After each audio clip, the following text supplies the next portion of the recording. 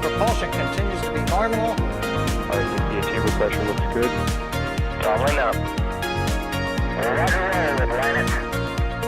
Water towers can fly! Yes! Tango down to nominal. Flight outside SC off. Say again, SC off. Yikes. You bet. Concur. We don't need any more of these.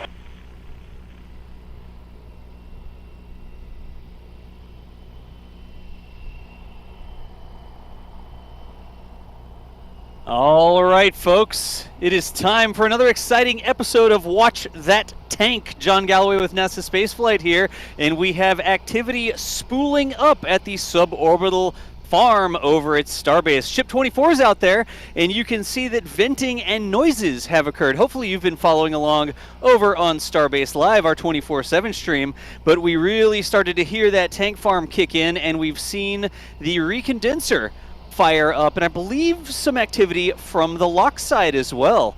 Give me some 5x5s in chat. Let me know that you can hear me just fine here today, and I'll go ahead and get to the rest of our hosts introduced for today's stream.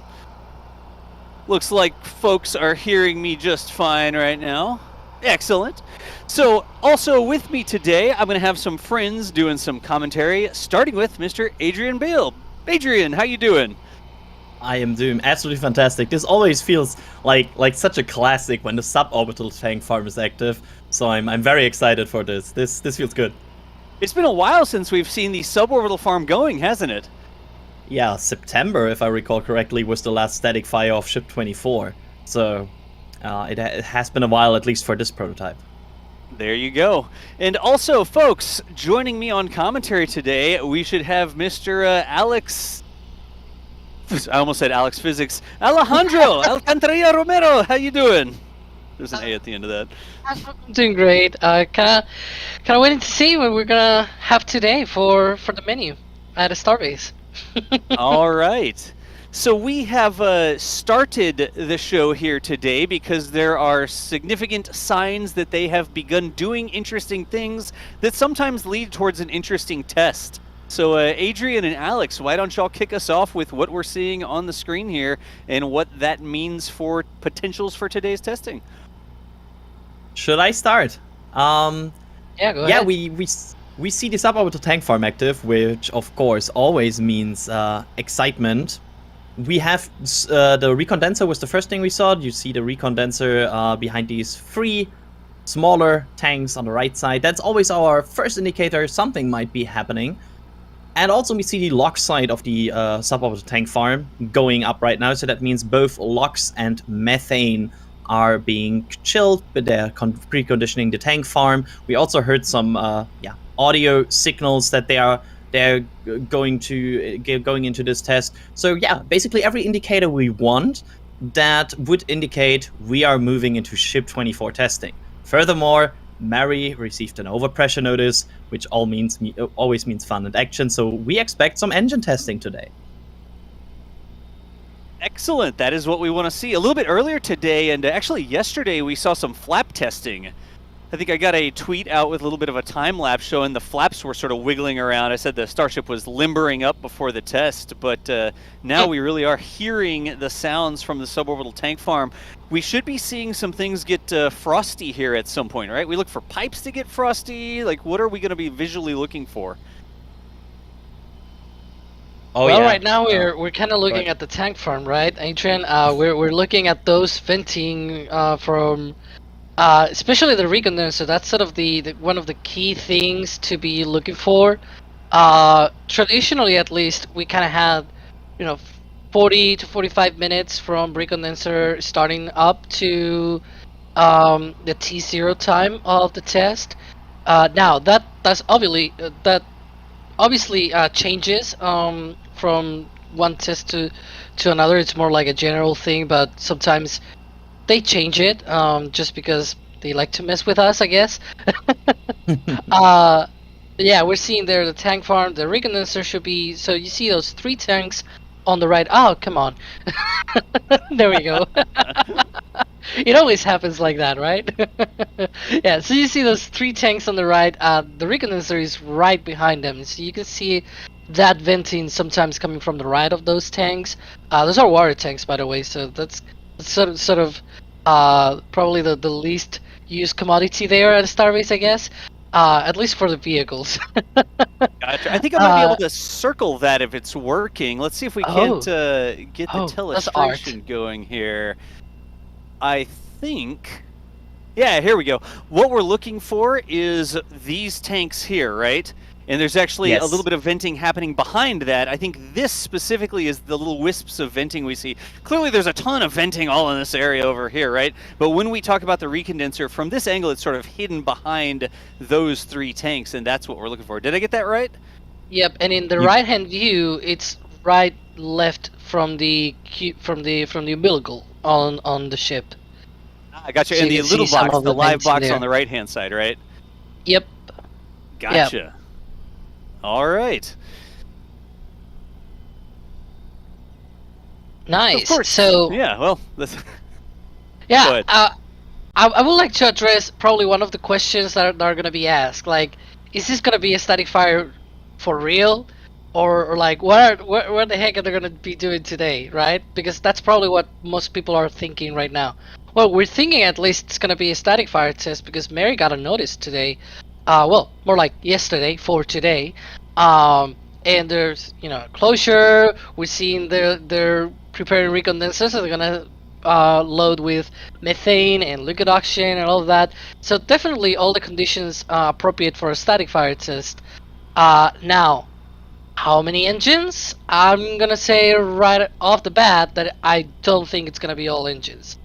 That test then is not even with all the concrete protections that they put for the 6 engine static fire test back in September. They had like all these concrete things on the stand, on the legs of the stand and everything.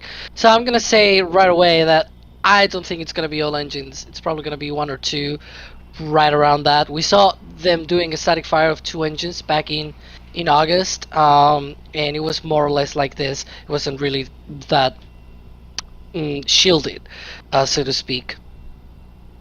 Yeah, not 33, Chris. Chris is in chat, by the way, and he's saying 33. I don't think they can even do that with this vehicle. It only has 6. It'd be 6 engines how many times? Like 33 divided by 6 would be like what, 5.5? Yeah, 5 Does and a that half. count? Like, can I just fire it like 5 times and say we got it? That's 30. Call it a day. I want to see them go off like one of those Christmas displays that are like to the music. So they fire off different engines to go with the beat of the music. That would be a flex. Like everybody else tries to fire rocket engines, and SpaceX does it in rhythm. It's like synchronizing it to Mannheim Steamroller or something. I want to see that now. Please make it happen. As usual, folks, we don't have an exact time frame from SpaceX. They don't publish the exact time of the test, and of course it's a test program, so what they do may vary in timing. That's why we wait until there's clear signs that they're starting to do something with the vehicle before we actually start the commentary. But over the entire course of the show, we're going to be answering questions. Tag us in chat at NASASpaceflight if you got questions for us. We've got some handy-dandy software here in the background where we can read your questions and answer what's going on, because it's not just Ship 24 that has things happening at Starbase, right? There's a couple boosters that have been shuffled around, if I'm not mistaken. Oh yeah. So we will start this summary with the obvious fact: Booster 7 is no longer on the orbital launch mount since a bit of time now. So it's back it's back at the production site, and apparently it will not be Booster 7 that goes back to the launch site now. But instead, it seems to be that it will be Booster 9. We saw them disconnecting the booster from the bridge crane above. So it seems like Booster 9 is about to roll out. And I would say, just to explain maybe, and go right ahead with why they might be doing that. Maybe they have some time left before Booster 7 is really ready for their final campaign and for getting ready to launch. So they decided, why not use that time to cryotest Booster 9 or get into testing of Booster 9 and get it ready for further assembly before they then roll back Booster 7 for the launch campaign. So it's not spelling doom for Booster 7 if Booster 9 rolls out, just to go ahead with that. It's one of those things, like, if you are going to work on things at the launch site, you can't be doing testing at the launch site, right? So it makes sense to maybe pull one booster and then send another booster out, and you can work on testing that booster. Like, maybe you send 9 out, you can cryo test it at the cryo stand while you continue to work on Booster 7 back in the bays, as opposed to having to evacuate all the crew, and you can't touch the other booster while the first one's getting tested. So shuffling things back and forth, I mean, clearly, we talk about this a lot of the time, but just because SpaceX has rolled something back doesn't mean that they've wasted their time. SpaceX has to get experience transporting ships back and forth, transporting boosters back and forth, getting boosters on and off the orbital launch mount. And every time they do that, they gain experience and they improve their process so that they can do this quickly and quickly, more easily and more easily. I don't know if that's the right way to say it, but you know what I mean, right?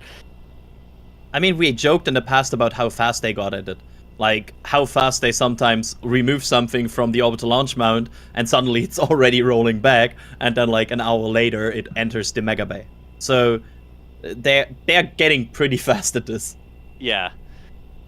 It's also worth mentioning, though, that Elon wants, SpaceX in general just wants these, the first 2 orbital vehicles be ready, more or less, right away. So they want to launch the first one, but that's not going to be the end of it.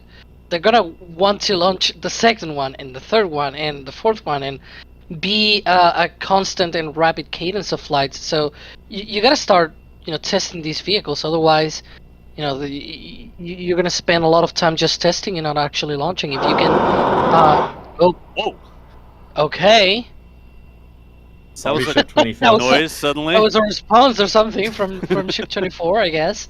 But like... The whole deal, if you're just gonna be doing this with the testing and everything, but you're not launching them, and while launching them you're not testing them, then you're not launching them. So it's a whole feedback loop here where you gotta test them in order to launch them, but if you wait for the launch of the previous one, you're gonna be spending a lot of time testing and not launching. So it's a whole feedback loop there. Parallel so you gotta flows, do exactly. You gotta do parallel flows. Exactly, parallel flows. You gotta do things at the same time here and there. Otherwise, because I've seen a lot of people complaining that, oh, where's the first launch? Right? It's like they're already testing the vehicles for the second launch. Why haven't launched the first set? Well, because the testing just goes on for a lot of time. So they're starting to test them already for. To get ready eventually for the launch, whenever that is, for the second flight, obviously. But yeah. Second flight. He's talking about the second flight. Okay, fine. Sorry. Ship 24 is like, forget about Booster 9, talk about me, please. Talk about me. Why are they talking about the second flight? I will be reused, right, guys? Right? Yeah, right? Wait when we tell it might not even fly if it doesn't behave properly. So should I? Oh, sorry. Oh no, go ahead, Adrian. I was wondering if I should point out what might be happening, like what people should have their eyes pointed to if they want to spot something happening. Because the ship. Oh, yes, like just but there is ship. There is one thing they can see before that, because there's ground lines going to this ship, because they need to transport the commodities from the tank farm to the ship, obviously. Right. So if you have the right wind and the right conditions, sometimes we can see the event like creeping up to the vehicle, like approaching it, and that is the ground lines freezing on their way to the ship. Just to point out here, sometimes that is hard to spot. Sometimes it even is not visible at all.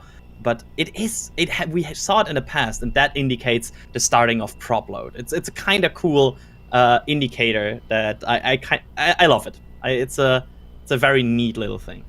Can we see those lines in this shot here? I think they are. Is that a apparently no or a yes? Uh, Vent once for yes and twice for no, ship. It's a loud vent, like very very powerful. It really is. I think they're part of the vent lines we can see here in the front left side right now, but we have also seen in the past that it almost was more visible in terms of it goes over this berm that we can see there. So it's venting is not localized sometimes, but everywhere.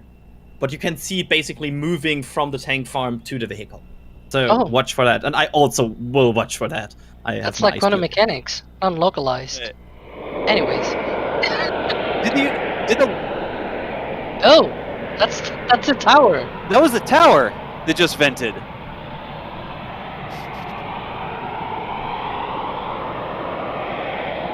So yes, it's not the ship. Well, actually, maybe something just started close. up at the bottom of the ship as well. Oh yeah. Oh. Maybe those are the engine chill vents. But That we were talking sorry, about? the German in shock. But engine chill? I mean, Okay, we haven't explained that yet, right? Talk about that real quick, because we see like a little vent Let's down go. at the bottom of the ship, and that's not a normal vent we've seen before, right? Question mark? yeah, I can if you want to. So Yeah, go for usually, if you look at all the tests, we had an engine chill vent that basically was kind of going to the flaps. So you could see them chilling the engine by a vent by the ship. Ooh, You can and see here in the shot. You can see in the shot that there are pipes connected to these vents. On the right side, you can see it very good next to the right flap. So right now they are. I'm pretty sure that's correct. Right now you can see that that pipe is connected to these vents, so we wouldn't see the engine. Yeah, perfect. Exactly that. Yeah, is that what we're talking about there? Yes, I think that's it. So that's the new engine chill vent. They are not venting out of the vehicle anymore. They are venting through this pipe. And also it's we like- can. Oh, sorry. Go ahead. Go ahead. I think we can also now see the venting going over the berm. So it's happening all at once right now. All at once, nice. The- So the- that's a new thing, because we used to see that sort of vent cascading off the side of the ship, and then they've installed these sort of like carryaway lines that now take that and move it to the base, like the concrete base of the launch mount, right? Test stand, Yeah. launch mount, whatever. I mean, Yeah, it's similar to the OLM kind of engine chill vent system that they put up in place. But yeah, on the close-up shot that we had there, we also could see the umbilicals on the ship getting frosty. Yeah, you can see they're with condensation and things like that. So frosty things are getting into the vehicle, it seems like. that's all good signs. There you go. Yes. Really quickly, I'll point out where people should be looking. If you look at the umbilicals, the quick disconnect on the back of the ship, you can start to see some vapors forming there. And that's what Yep. we're looking at. That means there's cryogenic liquids, in those lines, causing the atmosphere outside, the humid air in South Texas, to condense on the outside and sort of waft away like that, right? So that is another good sign that they're moving forward with doing something with the ship today. Yep. And we I kind of mean, knew about this is- these these new vent placement mostly because we publish the Starbase videos, by the way, and we had pictures and video of it for like the past week or two, so if you can just go back to our Starbase videos and check that out, that they have been doing that kind of work for a few weeks already. So yeah. I'm right now, now we are in the kind of dynamic phase of this countdown, because we are now in prop load, probably. Like, they are probably loading Probably. this vehicle right now. Yeah. Probably, there's a pun here. And the problem is we don't know how much, because, yeah, SpaceX doesn't tell us how much they want to fuel this vehicle before static firing, or before doing reburn or what. Yeah, agreeing. And that can make this countdown quite dynamic. They can go as quick as about 25 minutes from starting to load to T0, but we have seen way longer countdowns as well. That's always a bit iffy, because, yeah, I mean, more prop load takes more time to load, of course. So yeah, we will see how this countdown develops. Usually the best indicator we have is a sustained engine chill vent, which happens about 12 to 13 minutes before T0. So that's the big indicator we are hope for, and we want to watch. But today that would be coming out of the little carryaway vents or the lines or whatever, right? Yes. So we would expect to maybe see that coming off the bottom of the stand instead of off the side of the ship, like historically we've seen it come off, right? Yes, it would come out of the right side of the pad from the ship facing shot, and we would probably see it there, and probably also on the left side as well, because there should be 2 vents there, and maybe it will be on the right and left side of the pad, because there are 2 vents that connect all of the engines. However, that also might depend on how many engines they are firing. So there's a lot of variables here we have to consider. It's not that easy all the time. Makes sense. Again, folks, if you're just joining us, Ship 20 looks like it's getting 24. Thank you. Sorry, Ship. Jeez. Corrected me there. Ship 24 looks like it's getting a little bit of cryogenic propellants in it today. There is an overpressure notice that was delivered to Mary, and so we are expecting that they may be trying for a static fire here, but we do see positive signs that they're putting stuff into the ship so that hopefully we can see some Raptor flames coming up shortly. We'll see. The engine vent is active again. You can see it on the camera again, on the pad. It's almost like a little spurt vent where it goes, then it comes away, then it goes, and it comes away, right? Yeah, and I think that's comparable to some fake engine vents we have seen in the past. We were like, oh, it's starting, and then we're like, no, it's not starting yet. But so yeah, this is a very interesting sign, and I kind of like this indicator because it's a bit away from the action, and maybe it will help us to get a better visibility on the static fire itself, because especially these engine vents sometimes are almost like a waterfall. So they sometimes occupy the view to the engines. So that might help us, actually. It's interesting because if the ship was stacked on top of the booster, you wouldn't expect that they would have lines connected there. So I wonder, is this just for suborbital pad testing? Is it going to be some different solution whenever it's on the orbital launch mount on top of a booster? I wonder how that is. It seems like they're sort of testing it in a way that doesn't match the way it would need to operate on top of the booster, right?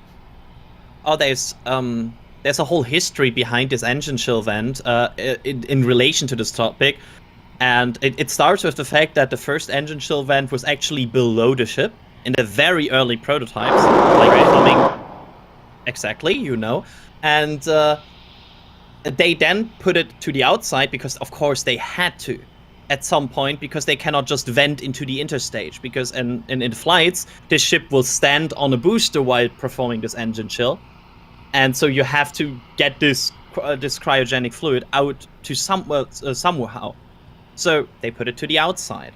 I'm not sure what this evolution now is in this, and if they connect these lines before launch.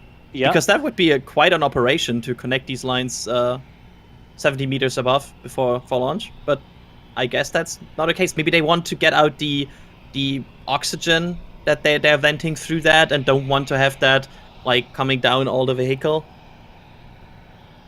Yeah, I'm not sure. I mean, it's sort of in the area of the quick disconnect arm on the orbital launch tower, right? It's not exactly there. You couldn't like stand on the arm and reach up and plug in that hose, the difference in altitude, but it's close to where that is. I wonder if there's, I don't know, like would there be something they could go up there in a lift and plug in that actually comes down onto the QD arm, and then it blows off, or I guess quickly disconnects if the ship needs to take off. I really wonder what that's going to look like when we see it happening on the OLM, OLT, booster, whatever. The question is also, will they disconnect today? That's also an interesting side note. Will they test a disconnect function for these in today's test? If they fly off at T-minus 10 seconds or something like that, that would be really interesting to see. Oh, that would be so funny. Like these small lines being thump. Boom. They should make that noise. Yep. I like that. I would like that. Like opening a bottle. Like a cork popping off of the Yes. ship before it goes. Nice. All right, so we're going to continue watching what's going on here. Let me say thanks to some super chats real quick. We are able to do what we do because, I mean, for some reason, y'all keep showing up watching our streams. We surely appreciate that. But the super chats help us pay the bills as well.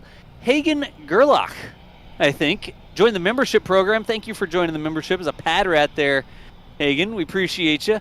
Ralph Chilton says, good day, Space Nerds. I feel like we need Chris Bergen on here to say good day, Space Nerds. But he's not on right now. Ralph, we appreciate the support there. Thank you so much for the $5 super chat. Moldy Space Industries, taking advantage of the gifting membership program with 5 Red Team memberships. If you are somebody who can support other people, afford to, you can actually gift memberships to other people. You can click on the little membership tab thing under the chat, and there's an option there if you're already a member to gift others with the same sort of thing. So Multispace, we see your name in chat all the time. Thank you so much for supporting not only us, but giving some other people some access to that behind-the-scenes member stuff you get with YouTube membership. Danny Lattishoe, that was another gifted membership as well, it says. Thanks, Danny. Appreciate you. Matthew Dahl says, I was hoping for an orbital launch all year on my birthday, but I'll take a spicy S-24 static fire. Thanks as always for the coverage, guys. Matthew, thank you so much for the $4.99. You're not supposed to be giving other people money on your birthday, but we appreciate the support. I guess I'm assuming that it's your birthday today. Stephen Gare, or Gare, don't know which one it was, but thanks for becoming a Red Team member. We've got Tech Controls up from Canada. The ship will thank you for that one, Tech Controls. Canadian Dollar says, hope we see a successful test today. Also, gotta say congratulations to Tim Dodd on the Dear Moon crew. Hey, Tech, what we're seeing here is critical to Tim being on the way to the moon on a Starship someday. These are the tests, and this is the progress that has to be made at Starbase so that one day Tim can be on a Starship safely on the way to the moon. Thank you so much for the support there. This name. I had to read it to make sure it was kosher, but I'd rather be flying an X-Wing. With $5 says, NASA has cameras on the launch tower behind quartz lenses to protect them. When NSF OLM tower cam? Elon, my DMs are open. If you'd like me to install one there, I would be happy to go and install whatever cameras you'd like, wherever you'd like me to put them. Falcon nests, orbital launch towers, looking up into an engine bell where the camera gets ablated as soon as it engines. I don't even care. Just let me know how I can help. I'm here. Let's see here. Stefan Baptiste. Some Euros says, shouldn't a flame diverter be under the OLM solve a lot of problems with the booster and concrete under the OLM? We've talked about that ad infinitum. No flame diverter underneath the ship here, but both of those places might be able to benefit from having a little bit of flame direction. Haven't seen it yet. Doesn't mean they won't do it one day. Thank you for the support, though, Stefan. We appreciate you. Thomas Huisler, hope that was close, but says, what a nice thing to watch during a blizzard. Keep up the good work. Hi from Minnesota. Thomas, I guarantee you that if you had a Raptor engine, it would make a really good way to get the snow out of your driveway. Probably kind of expensive. And everything else. And everything else. Like just a 50-foot radius around wherever you light this thing. I'm sure all the snow would immediately melt, probably go up as vapor, and then fall back down again and cause fall and slip hazards. But anyways, we appreciate you, Thomas. Thank you so much for the support. Average Joe Jesse says, thinking about the Orion heat shield, will this version of the Starship heat shield be sufficient for beyond LEO re-entries? That's a question, Average Joe. I think SpaceX should probably launch something to a beyond LEO trajectory and then re-enter it and see how it goes. Clearly that's part of the design of Starship, but they have not tested it in a real-world environment like Orion has been around the moon and back. One day Starship will be around the moon and back, we hope. I knocked on my head, like knock on wood mode, but we appreciate the support there. Y'all, the Super Chats keep coming in. I'm going to do a little bit of a break, so this isn't the DOS Read Super Chat show, but I will get you. I see Karen, Paul, and Mika Original. I'll get back to y'all in just a minute here, but across the board, thank y'all so much for all the support. Did I miss anything while I was reading Super Chats? Alex? Adrian? Well, we saw a little bit of engine vent, but apart from that, we still haven't seen frost on the vehicle, so yeah, anyone's guess. Anyone's guess. Have we seen? I don't think we've even seen like condensation on the vehicle. You know how sometimes it sort of looks like a little different color before it really starts to frost up, but I'm not even seeing that yet. Are you? I'm being like crazy. So just Me like too. for the people who were not here around when we did all the long, sometimes kind of long cryo stream with everything. You go back and forth in the stream sometimes because it makes it easier to see a difference in the tank color. Right now, you can see the tank. You can see the lower tank here, and I for a moment thought like, oh, is that it? Nope, that's normal. It's that was there the whole time. Yeah, that's some discoloration from the well line. It usually happens to me as well. I gotta just scroll back and kind of check if that's actually condensation from the frost about to come. Yeah, it's complicated sometimes, but so far not really a sign of frost coming up there. But that doesn't mean that there's not frosty stuff inside the ship, as we've talked about many times before. See, and Ship 24 might agree as well. There could be cryogenic fluids on the bulkhead, but not be above the weld line. So you don't see any frost on the ship itself, on the walls of the tank, but it can be on the bulkhead, so on the bottom of the tank. Now, obviously, we believe that there's frosty stuff for two reasons. First one, the umbilicals to the ship are frosty. They are with condensation and venting around them. But we also are seeing those engine vents. I just saw a puff there from the engine vents. So definitely there's chilly stuff, cold stuff inside the ship, just not visible, at least in frost form. In frost form, yeah. Not outwardly obvious, I guess, right? Exactly. Can I visually criticize Ship 24? I don't know. Do you want it to vent at you? We'll see. I think the numbers for the ships need to be bigger. Like, we have these S24 number at the top, Yeah. and I would love to have man. them like on the side and a bit bigger. I don't know. It would. I feel like it would fit the aesthetic. I gotta tell you, Adrian, as a lover of Falcon 9, those numbers are too big. What? Oh yeah, Falcon 9 has Falcon- like these. Falcon 9 Yeah. had like the tiny numbers, right? Falcon 9 numbers are like super tiny. You gotta use like a really high resolution photo to actually find those numbers. It's crazy. I'm I getting could just old, I say- guess, so I'm a fan of the bigger numbers. Like, I want to see, like, big Gundam carrier-style numbers on the side of the thing. Yeah. Maybe near They the used back to or be something. bigger on Yeah. the early Falcon 9s. They put like 29 or 31 or something like that, and it was on the Octaweb, and it was very big, probably the same size as this. But nowadays it's just like really tiny and underneath the grid fins. But yeah. So- I want Really? like a fully styled ship. Sorry, with like Like red a fully, stripes and like, it's got everything. vinyl all over it or something like that. Yeah. Maybe one of those pearlescent paint jobs. Yeah, like or like a red arrow that just indicates that something can go faster, like a red lightning. Well, hopefully they put flames on the back of the ship today. Yeah, that would be good. Dun-dun-ch. I think in this left-hand shot, can we see some of those pipes start to get frosty? Yeah, Yes. I had to go back because I was thinking, oh, maybe it's because, you know, they were in shadow and some moved in the sky, so they're getting illuminated. No, they're actually frosty. Is that like the vent, that carryaway, the engine vent chill line? Is that what you're talking about, Alex? Yeah, the pipe is getting frosty. Like this, the thing on the side that like goes down to the little vent on the bottom. That looks like it's white, but I'm wondering if that's what you're talking about. Yeah, that one. Yeah, that's what. I had to go back actually to confirm myself that it was not, you know, the lightning. Maybe it's, there we go. That's the circle. That, you know, it's not the sun that is now illuminating it because it was in shadow or something like that. No, it's actually white from being frosty. While we're on this, let me point out another thing that's maybe not that intuitive. Remember, the engines are tucked up under the skirt here. So the bottom of the tank is sort of here, but it actually is a little bit of a dome. Whoa. Okay. A little bit of a dome. is agreeing with you. Thank you.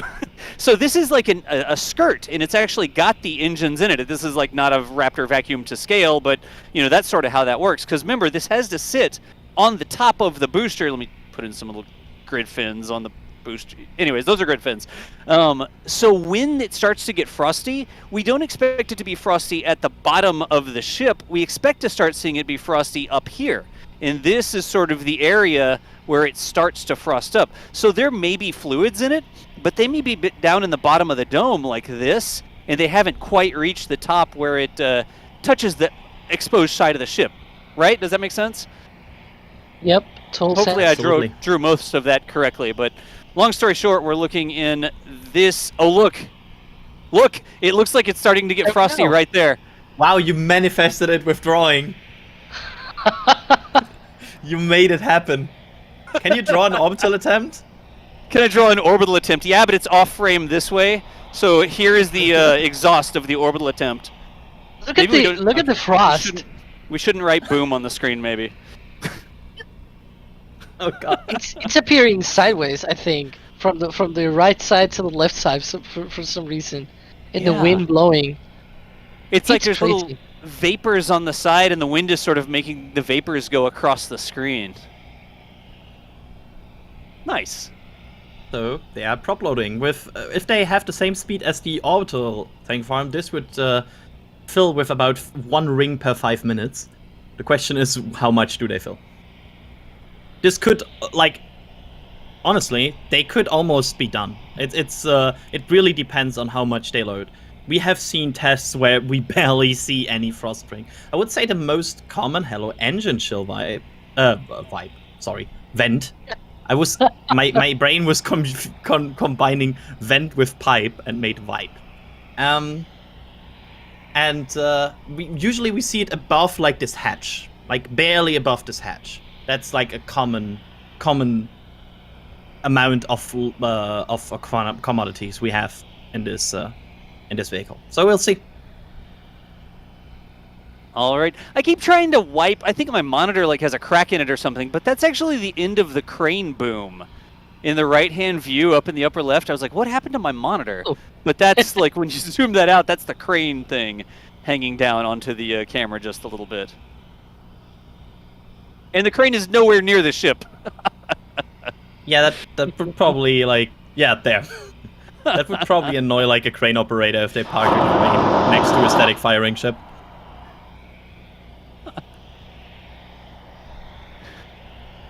All right, let me see if we don't have a couple questions. And Alex and Adrian, keep an eye. Feel free to jump in if there is a new thing on the screen. But I will see if we. I don't think we should make a boom command. What's good? See, Ship 24 agrees that we should not make a boom command. We won't be making a boom command. Oh hey. What do y'all think about that old 3 launch attempt tomorrow?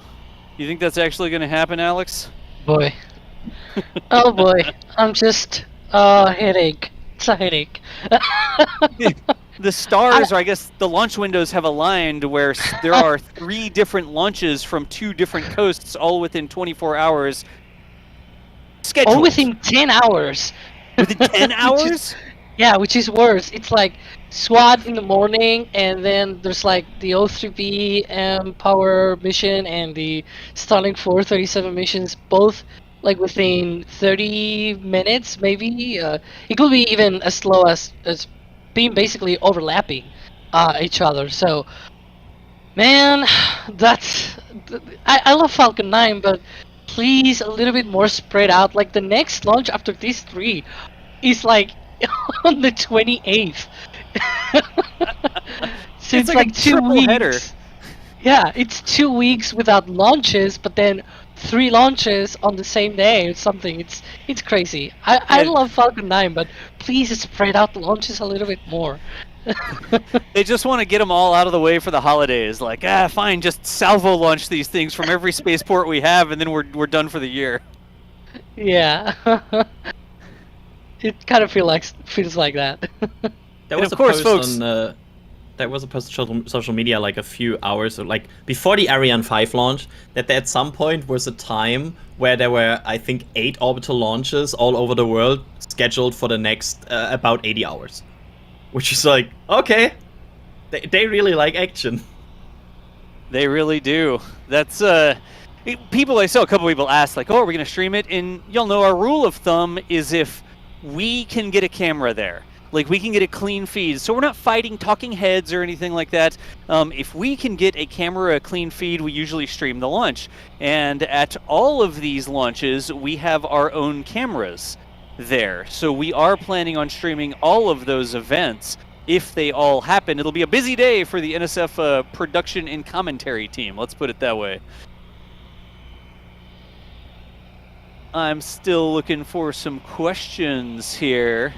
A couple of people talking about the static fires being a tile attachment test as well. From this angle, you can actually see up there about, 40%, 60% up the ship. There's a spot where the tiles have not fallen completely off, but they're sort of like scraped. The surface of the tiles, the black surface of the tiles is scraped off right there next to that hatch. So there was a vent. It'll be interesting to see if there are more, I guess you could say, holes in the thermal protection armor of the ship after they do a successful fire. There you can see that frost line increasing at the top of the skirt or the bottom of the tank.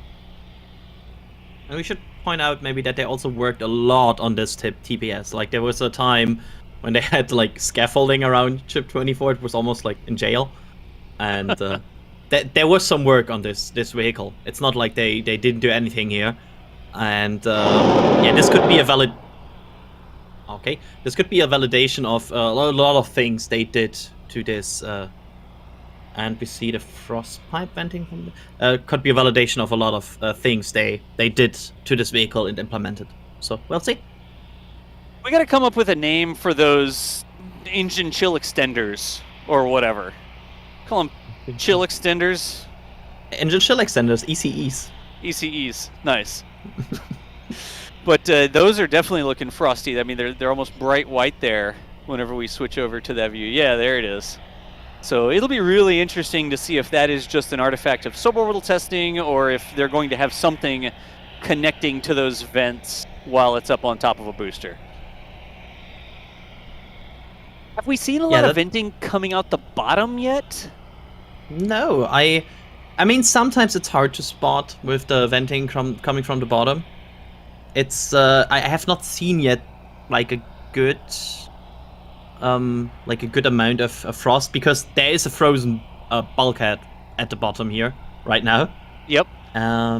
But it's not visible. But I would say in general this is a day where venting is not that visible compared to some other days. It always depends on wind, humidity, sometimes light. So how we can see it. So I would call this a low visible venting day compared to some other days. So that might be a reason. LVVD. Low visible venting day. We are making this stream so accessible for everyone with all of these. Put that on your spreadsheet. The LVVD column should be 1 or true or yes or something. Yeah, like a 1 to 10 scale. LVVD 1 to 10. There you go. Now you got to make it cool, like the LVVD factor or something. Oh yeah, LVVD today is like 3.5. It needs to be like some weird comma number, like not 1 to 10. It needs to be like 3.5, or makes it even more important. Switched over to show us some more venting, so we'll shut up about not being able to see the venting. Again, folks, if you're just joining us, I see more and more people. Thank you, Ship. Joining the stream, we have an alert notice for an overpressure event. That is what they put out before a potential static fire. We have a frost line that is formed on the bottom of the tank there for Ship 24 on the suborbital pad, and there is a good indication that SpaceX may be going for Raptor flames underneath Ship 24 today. But we are here to cover it, doing some live Q&A, reading some super chats and stuff like that, as we tend to do. My name is John Galloway for NASASpaceflight, and with me we've got Adrian and Alex doing some Q&A. Let's see here. Well, we've answered that. I'm looking at some questions here from chat. We talked about streaming all of the launches. Yes, we do plan to stream the triple header Launchapalooza, I think somebody called it, tomorrow, if all three of those things go. Weather around Wallops is not fantastic, so we'll see if Rocket Lab actually hits that window. But hopefully 2 out of 3 ain't bad, maybe tomorrow. And that's a question about the vent on the test stand. We've been talking about this sort of new vent that we see in some places down at the bottom of the concrete pillar at the bottom right of the test stand, and that seems to be the engine chill extension. There's like a hose that goes from the engine chill vent down to the ground, and so we've been watching that. That's sort of a new thing that we have seen here today. Let's see if I can't just point it out one more time really quickly so people can see what it is. Normally the engine chill vents are sort of up here. If I'm not mistaken, there's one on each side, right? And we used to see them sort of cascade right off the side of the ship. And that's how they used to vent. And now they've actually attached this line to it. You can see the hose sort of coming. I'm not drawing on the hose so you can still see it. But the hose sort of comes down and then goes, and then it comes down here. Thank you. Goes out right there. So now when the engine chill, we see it sort of issue forth from down here instead of up there right off the side of the ship. So that's the vent. When we talk about the engine chill vent and the differences in the engine chill vent, that's what we're referring to there.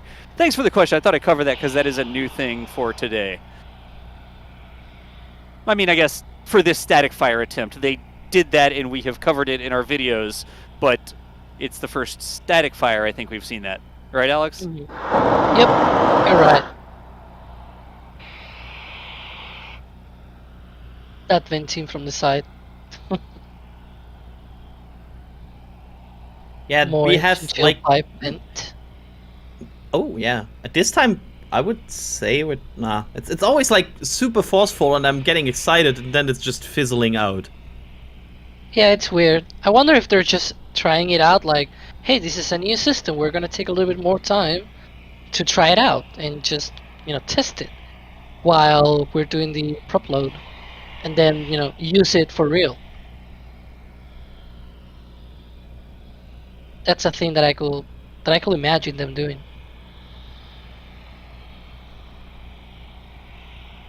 That tank farm is really going. Look at that. Yeah, I'll always love that. I'm sorry here at Orbital Tank Farm, but I love the Suborbital Tank Farm more.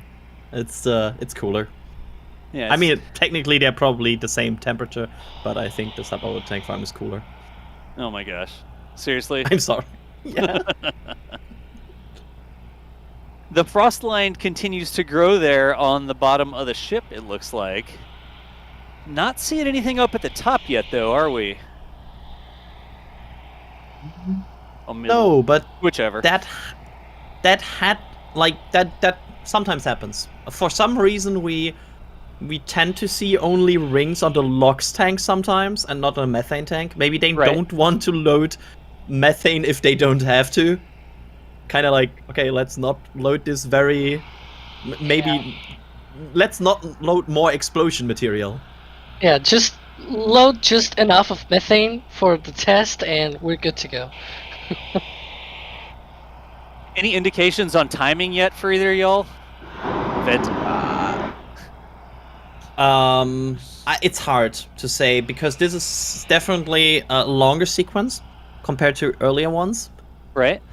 I would wait on the engine chill vent being sustained. From there on out, I would not leave my screen anymore. Then we are about less than 15, probably 12 to 13 minutes away, if that timing is still correct. I think another good indicator is that the frost, I think, has stopped, like going.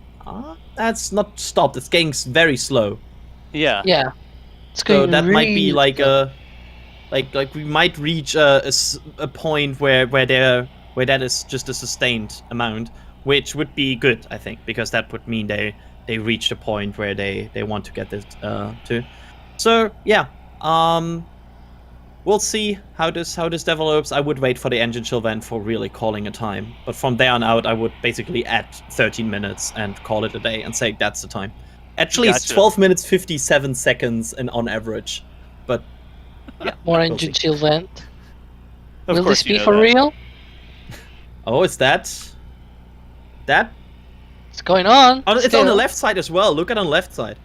Is Yeah, it just there's hidden behind the berm on the both left side? sides. Yeah. Yeah, it's being on the left side all the time. So we are probably talking about 12 minutes seconds. Let me do them. 12. Okay, well you do the math. 52-ish, like 12:52-ish. Okay. So we should be Yeah. hearing that siren real soon, I guess. Yeah, we Yes. would still expect a 10-minute siren if they're going for a static fire, right? Yes, for sure. I mean, that's the overpressure notice. The overpressure notice basically says, hey, if you hear a siren, don't be inside. Yeah, don't If I stand recall under a shelf filled with china or anything like that inside your house. Yeah. Not the giant glass chandelier. It's not the best place. I'm not sure there's any giant glass chandeliers in people's houses in Boca Chica Village, honestly. Okay. Then Luckily. I take... Yeah, it's good. I mean, a good place for not have giant glass chandeliers. Yeah, the suborbital farm's still going. Yeah, it's Everything's still still going. loading. Look at that. Yeah. That's a cool shot. I like the fog machine they now have below the vehicle. It gives this like a cinematic touch. Good job, SpaceX. Yeah, It's like instead of emerging being from the... Yeah, go ahead, Alex. instead of being a waterfall from the vents, it's just like some kind of fog machine. Now, I guess we used to see like a spurt in a waterfall. There were some other visual indicators that we could see when we thought we were getting really close. I wonder if that'll be a lot harder to see with the engine chill extensions installed. Yeah, Alex, correct me if I'm wrong. The last indicator we had for imminent firing was the vents going up, right? Like blowing up the vehicle. Yeah. So Yeah, but now go guess. yeah, what it is. that won't happen anymore. So yay. I think usually so what we are seeing here, we should explain what we actually see when these vents change, because what we gathered from SpaceX streaming the hops is that is the moment where they basically pressurize the tanks for flight and Right. kind of it's basically the QD, like they're disconnecting everything. It's the vehicle is internal at that point, and I hope that there's still some visual indication that is the case and they pressurize the tank for flight. But sometimes we don't see it the first time it happens. Like sometimes we need like 2-3 tests and then be like, oh, that was the indicator. That's another But indicator, though, we'll see. that is more evident. Well, I guess it depends, but the other indicator that I'm talking about is the water. Oh yeah. I'm not saying water with anything next to it. Like it's not a water deluge. It's not, because it's like just water. Not the spray underneath the test stand. So we might see that as well. The fire is it a fire suppression system below this? Is that I don't know, is that man. the right term? This one is There's more been fire akin- before with that Yeah, thing. this is like sort of like the one they have at McGregor, which is sort of a deluge system. It's not like a NASA deluge system, but it's like more water than just like a fine mist at a roller coaster line, you know? Yeah. We should be seeing No, that I from this point of view once it starts. Yeah. Yeah. But that indicator, just to point out as well, we have 30 seconds from there. Like it's not going for a long time. Once we see that, it's action time. Yep. But we have not heard that siren yet, so that might indicate longer time between engine chill and static fire. So we'll see. But also the siren could just be delayed. There were sirens that were 4 minutes before T0 in the past.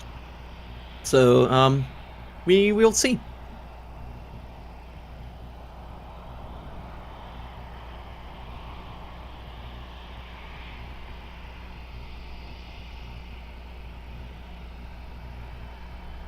Yeah, this is the really sustained engine chill. You can see the pipes.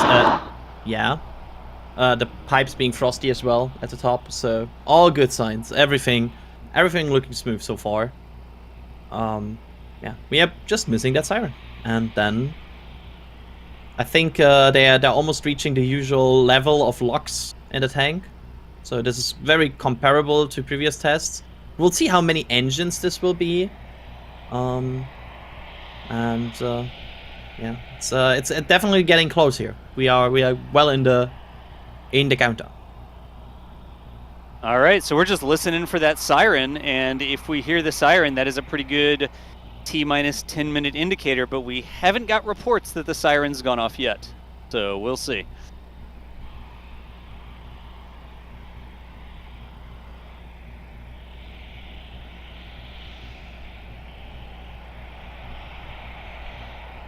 I'm kind of looking at that level of the reduction that Adrian mentioned before, because I'm, once you see that stopping, that's probably indication. Well, not probably, like that's obviously an indication that they stopped loading that liquid oxygen, and if they stopped loading it, that also means that we're close to that static fire test.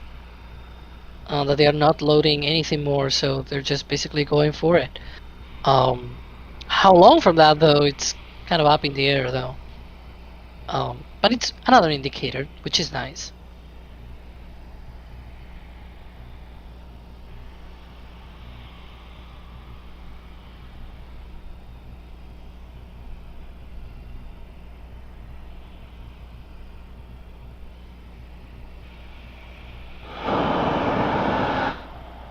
More venting. As for the question of how many engines, because I'm already seeing more questions about that. I mentioned sort of at the beginning of the live stream, more or less, that this test stand now for this test doesn't have all the protections that it used to have for the 6-engine static fire test back in September. They put a lot of concrete protection on the legs of the stand. Even the surface of the stand was also covered as well. So I don't see any of those protections. I don't think we're gonna see all engines. We might see maybe 1 or 2 at most. That's I would at be least my surprised thinking. if we see more than 3. Yeah. Yeah. Like anything beyond 3 would incredibly surprise me.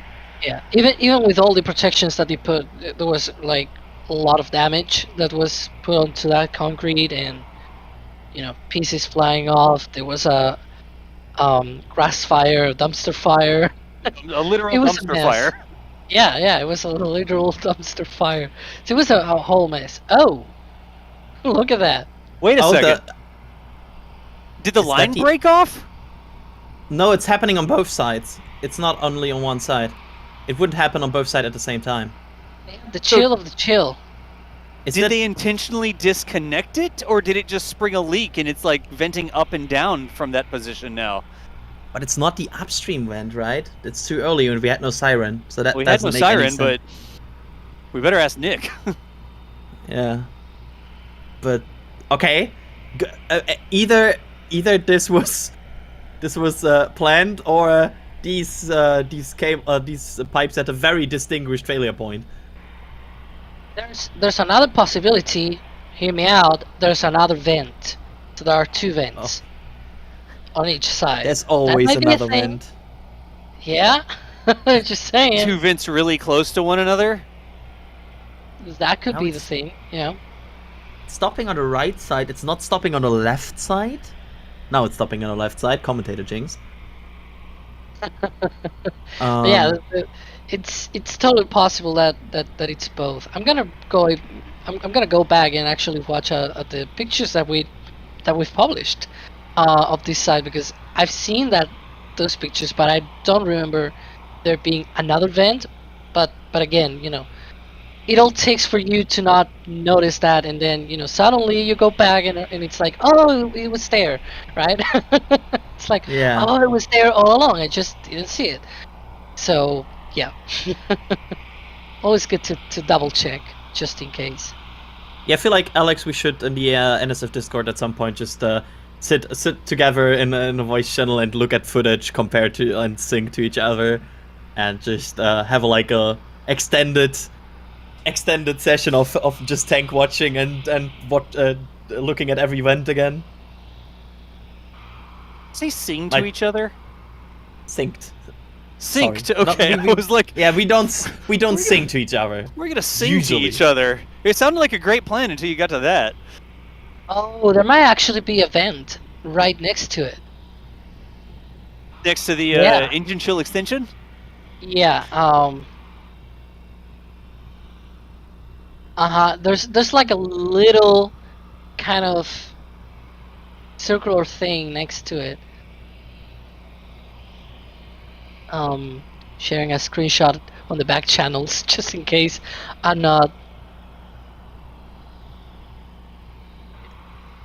Is that Oh. flap moving? I think the Yeah. flaps are moving. Was about to say, yeah. And also the is that the header tank? Yeah, header tank Oh, as yeah, well. look at that up at the It's top. venting. Wow, everything is happening at once. Just suddenly. So that seems like the header tank is pressurized. There's also a vent next to the right flap that is going now.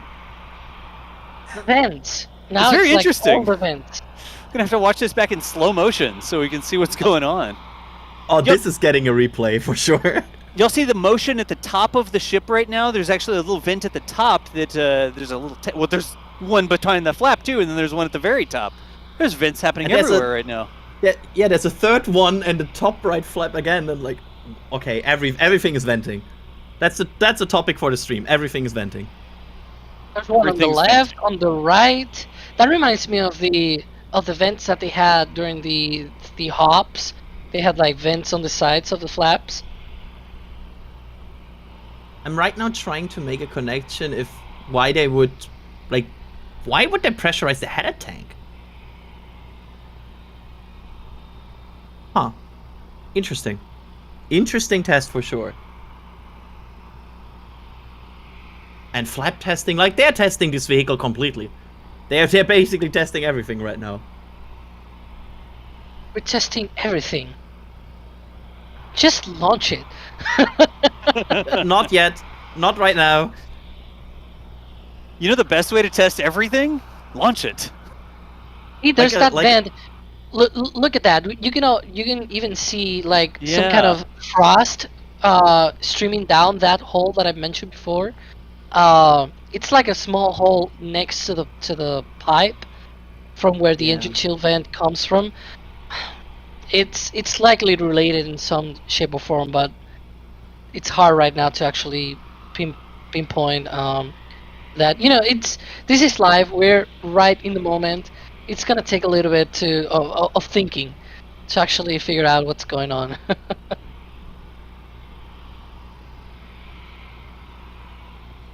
Don't mind me. Cool I'm test. just over here. I'm not talking because I'm over here making sure all the cameras are set. So I didn't disappear. I didn't start ignoring super chats or anything like that. I was just rushing to make sure that all the cameras were set if they sound the siren. Yeah, I'm staring at these flaps right now. I'm basically staring if they start moving again. But there's a lot of things to watch right now. I need more eyes. And I also need eyes that can move individually. The problem is always that they need to be focused on the same thing. It's a big problem.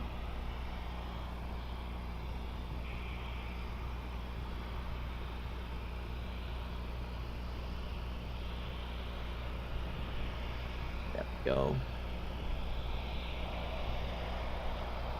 That's a beautiful shot, by the way. I love this. With the water in front of it. That's just It really cool to is. see. The reflecting pool in the front, Yeah. like it gives it some depth, you know? The reflecting pool. That's what I call it, the reflecting pool. Was that not what it's called? Is that I just it sounded like it was the only purpose was reflecting.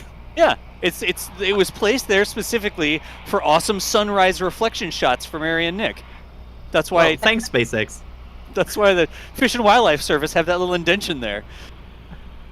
That's so cool of them. They always think about everything, right? Actually, that like 3 weeks of gale that blew in was what gave us the reflecting pool. Sometimes it's dry right there, and we had those cloudy, low-power days for almost 3 weeks straight around Thanksgiving.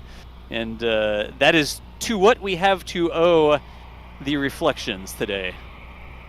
That still hadn't dried up. Yeah, and reflection dirt doesn't sound that as exciting if it's dry, right? It's reflection dirt. Yeah, it doesn't reflect very well. It's brown. It's just brown. Well.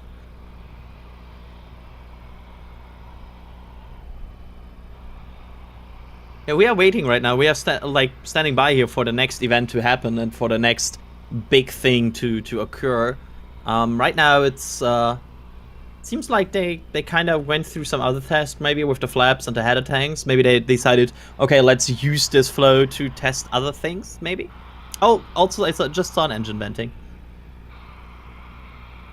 There is an engine on the, if you look at the left camera, Yep. the center pillar, and to the left of that center pillar, you can sometimes see engine venting.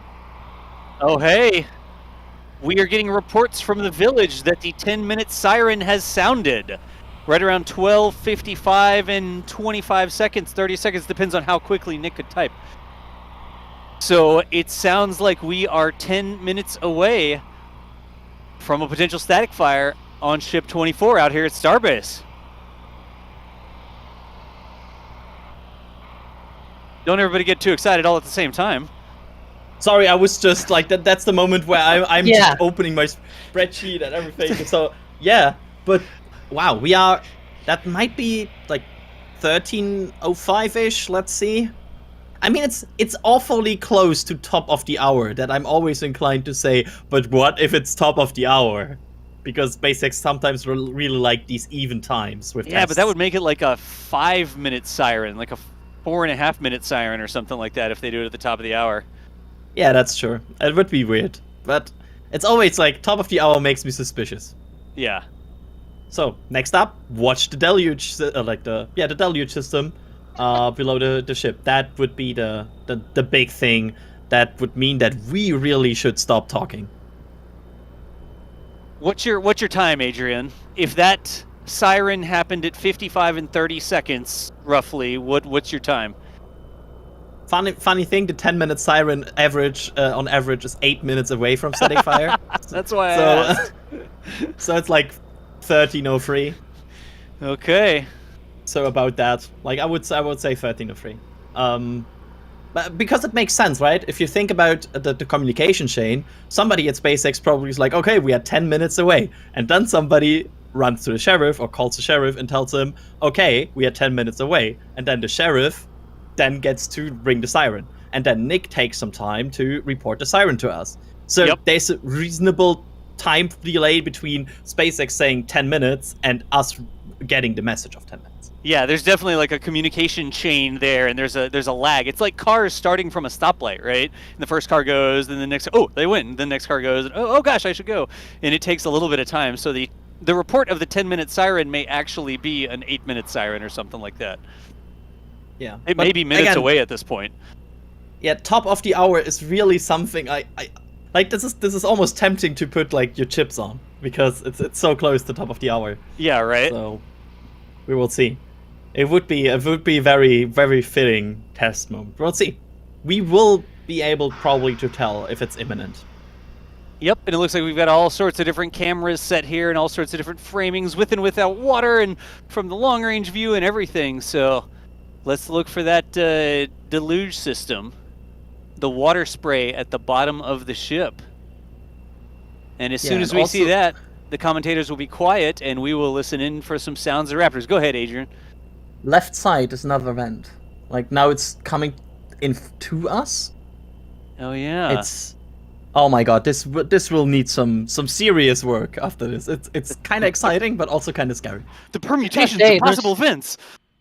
There's super cool pictures, by the way, for Nomad on our members' pictures and things like that. There's also on L2 as well, so check that out if you are a member or on L2. A little of a plug there. Look at it going They up. show that. Oh. Has it been going up Well- that much the whole time? 59. I mean, we are at 59, so this would kind of fit with the upstream. Like, I would watch the deluge right now if it comes up. I mean, there was a very distinctive upwards motion from the engine chill vent area on the side, and now it's going down again. It's gotten quieter. We've turned the microphones down so that the static fire doesn't blow out everybody's headsets. But headset wearers, be advised. Yeah. Engines are loud. They are, as it turns out. The deluge is not on yet.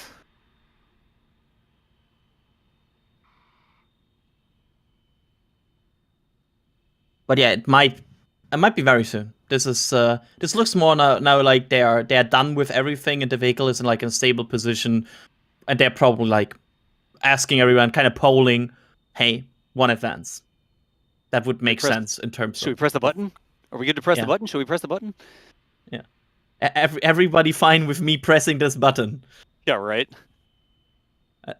Just that one person is not the one. Well, you press the button. If they needed somebody to press the button, I'll come press the button for them. Look, you see... I mean, That's a new vent direction near the engine chill extension, how it's sort of like that other little side hole or whatever goes up and down. Like it's hitting something and then spreading up and down instead of going straight out. Yeah, it's... at this point, we only need to not only track vents, but vent directions.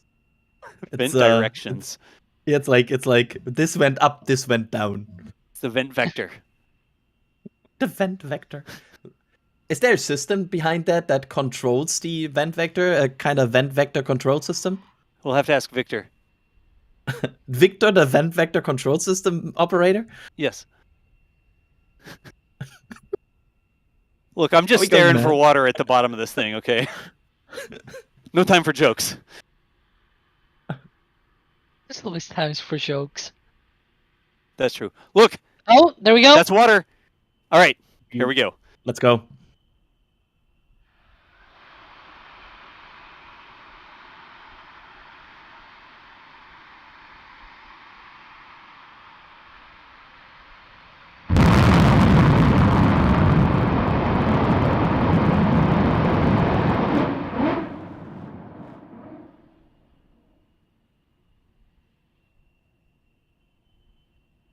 There you go.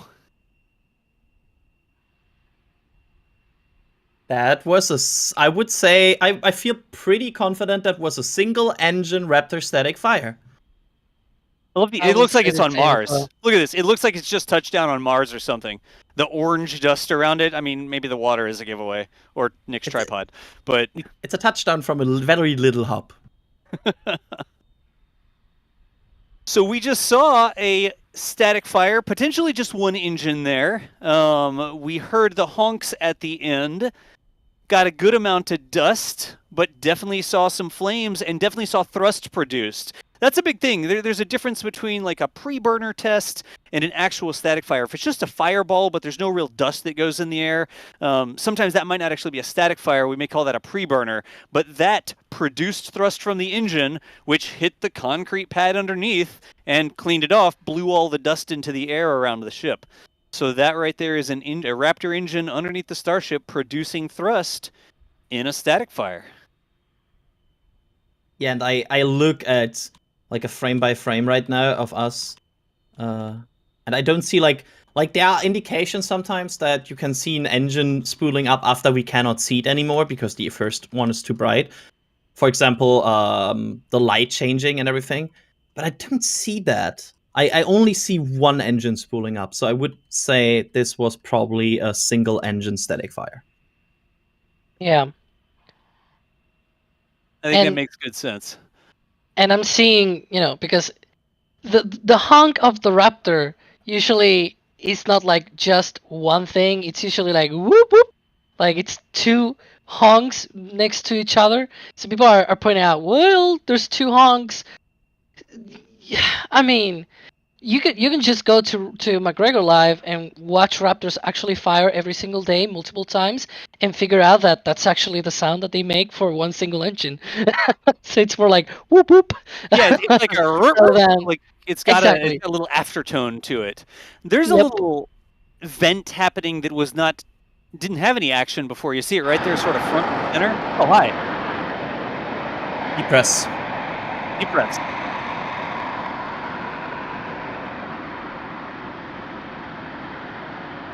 Have you look at that liquid oxygen tank? It went frosty right away. Yeah. Wow. Well, that That looks like is- it was on the bounce and by the numbers. I mean, static fire, depress, there you go. Yeah, that looked clean. Like, very clean in terms of operation. Just perform the countdown, static fire the engine, and depress. This looks very good, and I don't see any indication that something went flying, something went off. So yeah, might be very clean. Can we check the TPS side? I think we might have a couple cameras. That would be interesting. Oh, yeah. I think Look at the they bottom. went missing. We have Wow. flying tiles. Just near the root of the aft flap there's a couple white spots. And then down at the bottom, around, that almost looks like I don't think that's exactly where the skirt attaches. That's a little bit lower on the skirt. But there is definitely what seems to be a line of tiles missing down there, huh? It's interesting Yeah, that's sort of the place where they were working on Yep. to put the reinforcements in the past month or so. It's interesting. Maybe there's a Yeah, connection there. I mean, it looks like it's less than before, but on the other hand, some of these might be crucial tiles, so you don't want to lose any. Yeah. So, yeah, it's definitely interesting that they lost some good chunks of tiles again there. That was a few. Yeah, we'll see if we can get a before and after and stuff like that. Of course, we're going to work on all that. And we'll do a video of this as well. We show you one or two angles here on the stream, but we were recording on all of our different cameras at Starbase, that static fire from all sorts of different angles and zooms and wideness and that sort of thing. So we will see what we can get. Yeah, it will be interesting to watch this over and over and maybe see the tiles even go flying, because I think that sometimes you can spot them. And, yeah, I bet you one of the southern cameras will see them come off. We'll see if we can't get that video here in just a second, because we might be able to see the tiles come off in real time.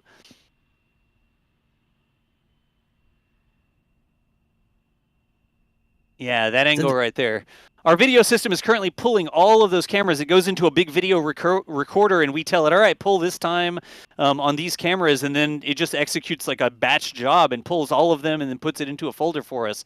So we are going to have that shortly, and we will see if we can't step through some replays.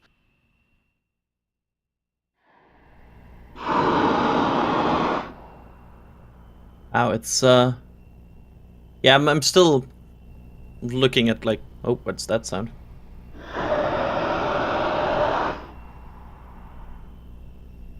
Of course, they are now in the process of saving this vehicle and basically detanking it, making sure that it's yeah, properly in a good state again. That's usually what they do now. So they lower the pressure step by step, pump out some of the LOX and methane again, cooling it down, you could say.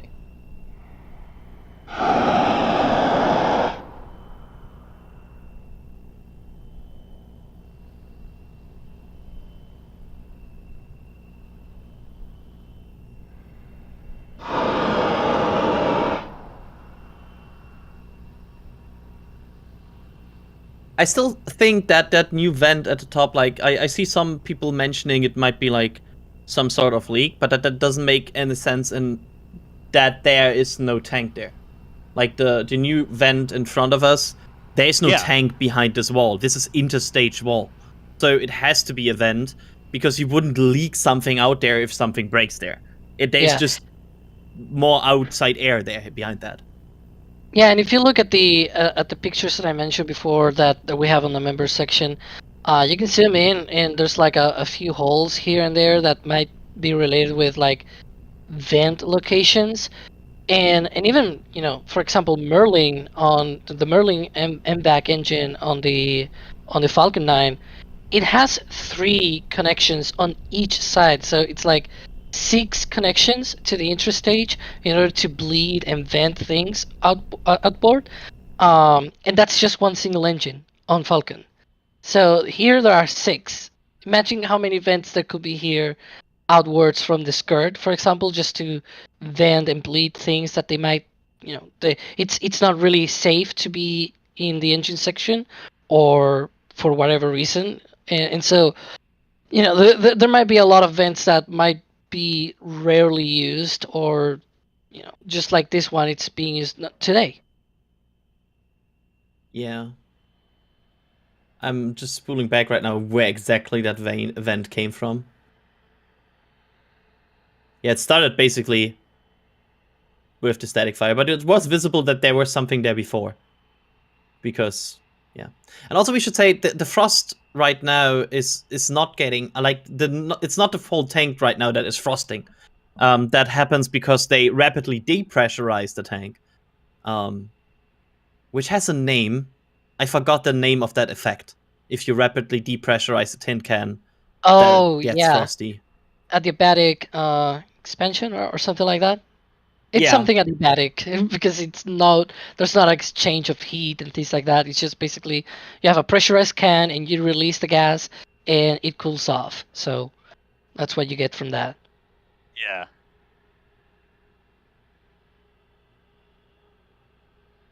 Adiabatic cooling, yeah, something like that. All right, I've got the replay from this angle here. Let's see if we can't get the split screen thing going, and I will do the replay. Here we go. Because it's pretty obvious the before and after with the tiles. I can do it with the video here.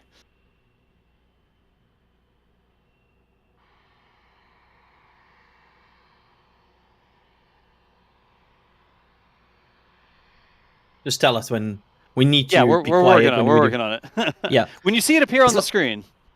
Okay. Yeah. Right now, this will, like, sometimes it's confused. Oh, here we go. Yeah, here we go. So the left-hand side is the replay.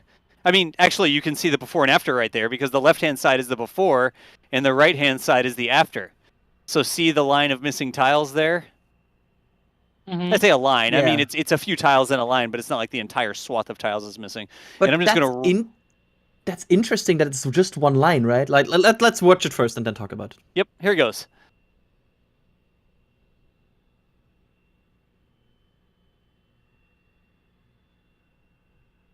Well, I thought I scrolled it to right where the static fire was happening. Maybe I didn't. Any second. Yeah, any second. You know, if I click it, it's like 1 second away from the static fire. The water's going, so we'll just let it go. You can see right there. Yeah, you could see them popping out. Can you go back to that moment again? Yeah, let's see here. Almost because you instant. can see the tiles right there. You can see them fall off. Boop. Does everybody see the area we're talking about? Watch. So then I would bet this is like some tension there that just relieves with them all, like some movement in the tanks or something. Because that makes sense why they would pop all at the same time at the same area, right? Yeah. Like some sort of movement in the tank below that, and then that with the static fire moves, and like some weld moves with that, and like pops all the tiles at once. I don't really see anything higher than that, though. Yeah, it's only that weld line. There's a weld line there, and that weld line loses tiles. Like up the ship, those ones at sort of the root of the flap, those were already gone. Like those white, I don't even know if they're missing tiles or just the tops got scraped or something like that. But you can obviously see those tiles falling off there down at the bottom. Yeah. Kind of cool to see it. Yeah, it is. And yeah, it's definitely like one like line. I wouldn't say this is from vibration itself, It looks more. It's like more like a tank moving issue, like It's not totally the vibration possible. of the static fire itself, but like the relieving pressure and everything. Yeah. It's only possible, just guessing here, that when they did that work on that well line with the reinforcement and everything, it's only possible that when they put back the tiles, they were like, you know what? We're gonna do a static fire test. They might fall off. We're not gonna do like a really great job at putting these tiles back in. And so, some of them have fallen. It's totally possible that that's the reason why they fell. Just guessing out loud here, but yeah. Or they were like me when I was a child and I was frustrated because the puzzle pieces didn't fit. They were like, these have to fit, and they put it in with, That with too. tension.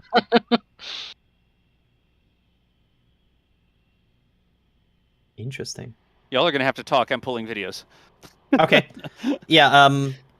But definitely, like, besides that, it looks clean. This is like the only issue we can spot so far, and I would still call this one of the most clean static fires that Starship 24 performs, in general Starship performed so far, because this still looked good. It looked like it went as expected.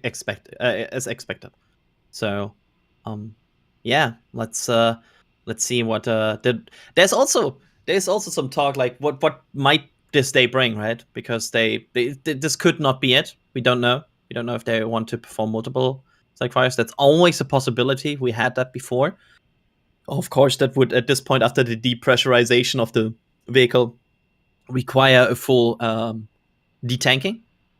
But they could also use the window, for example, to, as we know, they might want to move Booster 9 at some point, maybe move Booster 9 later today, because they still have the road closed.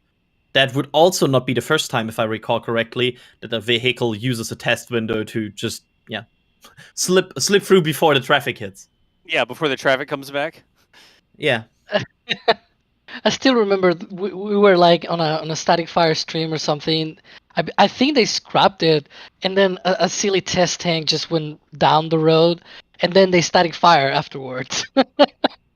We're like, okay, an 8-hour stream, and the kind of the height of the moment at that point was like the test tank rolling.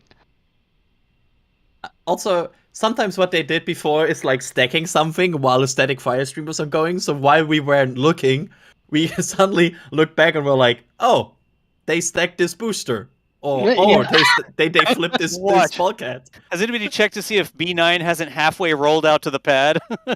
I just checked. My initial reaction after saying this was like, "Oh no, did they?"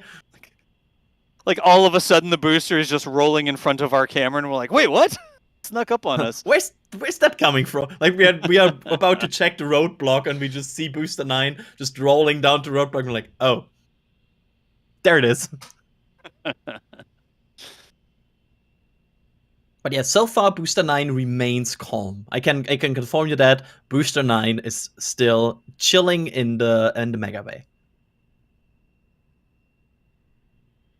So right, we're about to have one more replay here, and we got the audio on it, so we can try to see if we can determine how many engines there were with any degree of certainty. Let's see what we get. I'm almost set with it.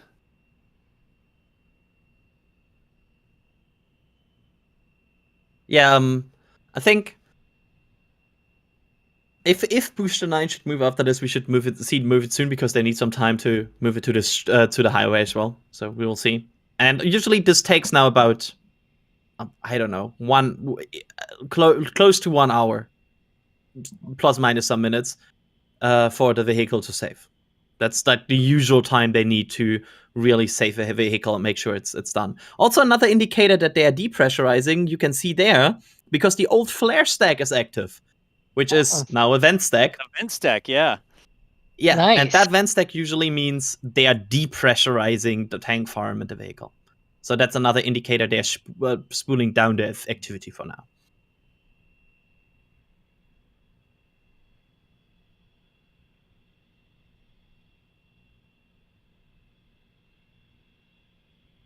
But we will have to wait and see.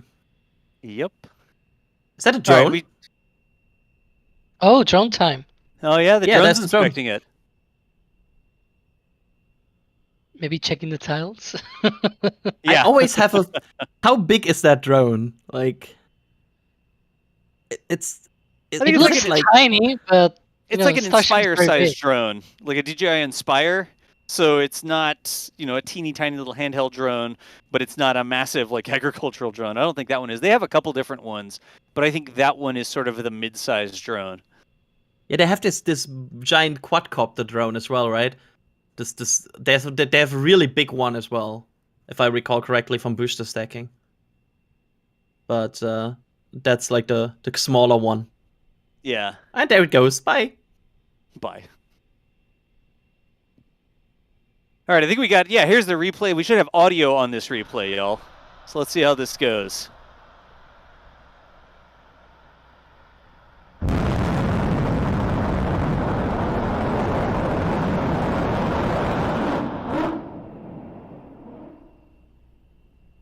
Is that an echo? I think there was an echo. The second honk, right? Yeah, it was like roop, Yeah. roop, and then a quieter roop, roop. Let's do it But again. it's one. I look like one engine to me, but let's go back here and let's watch it one more time. Watch to the left side of the center pillar. Yeah. It's one.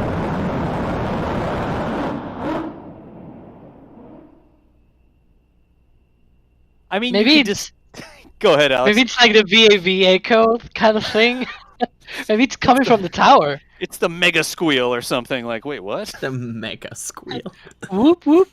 Whoop whoop. I mean, the VAB at Kennedy it's got a huge flat surface, right? I guess it's going to replay again. Let's watch it one more time. What the heck?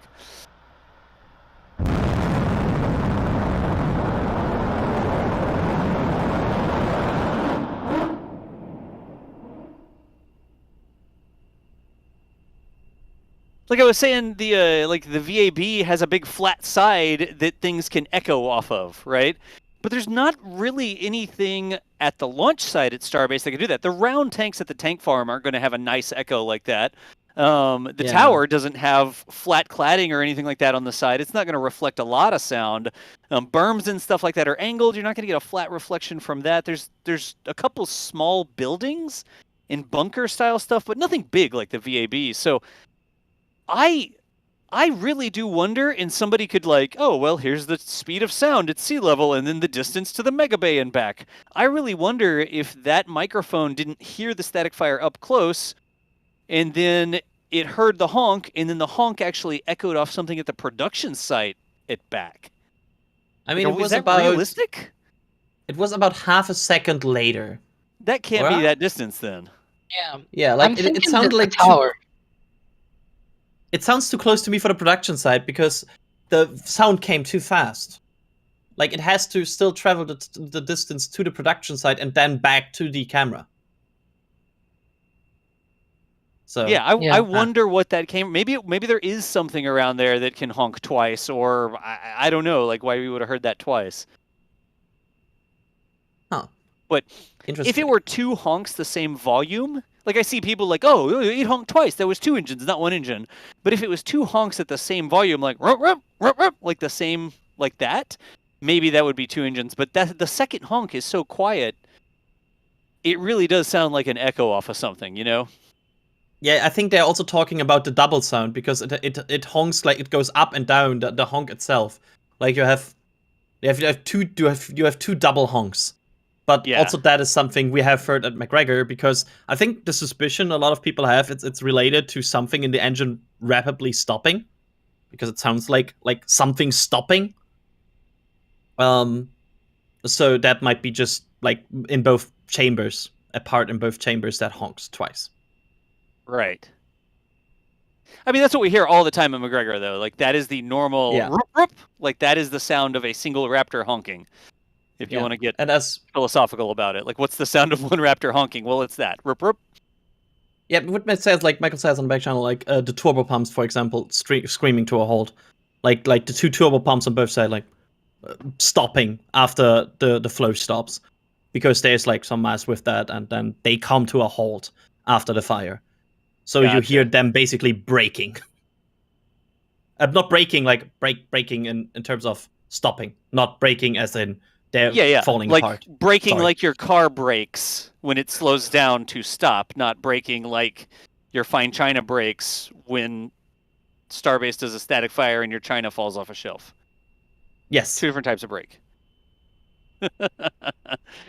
Anyways, folks, we got a little fast and furious there. We did a little bit of a super chat read at the beginning, and then I paused the super chats, and then all of a sudden there was a siren that was like the 7.5 minute siren today. So there are a ton of super chats in the queue, but also I want to talk a little bit about ways that you can support us. It's not just the membership program and the super chats and stuff like that.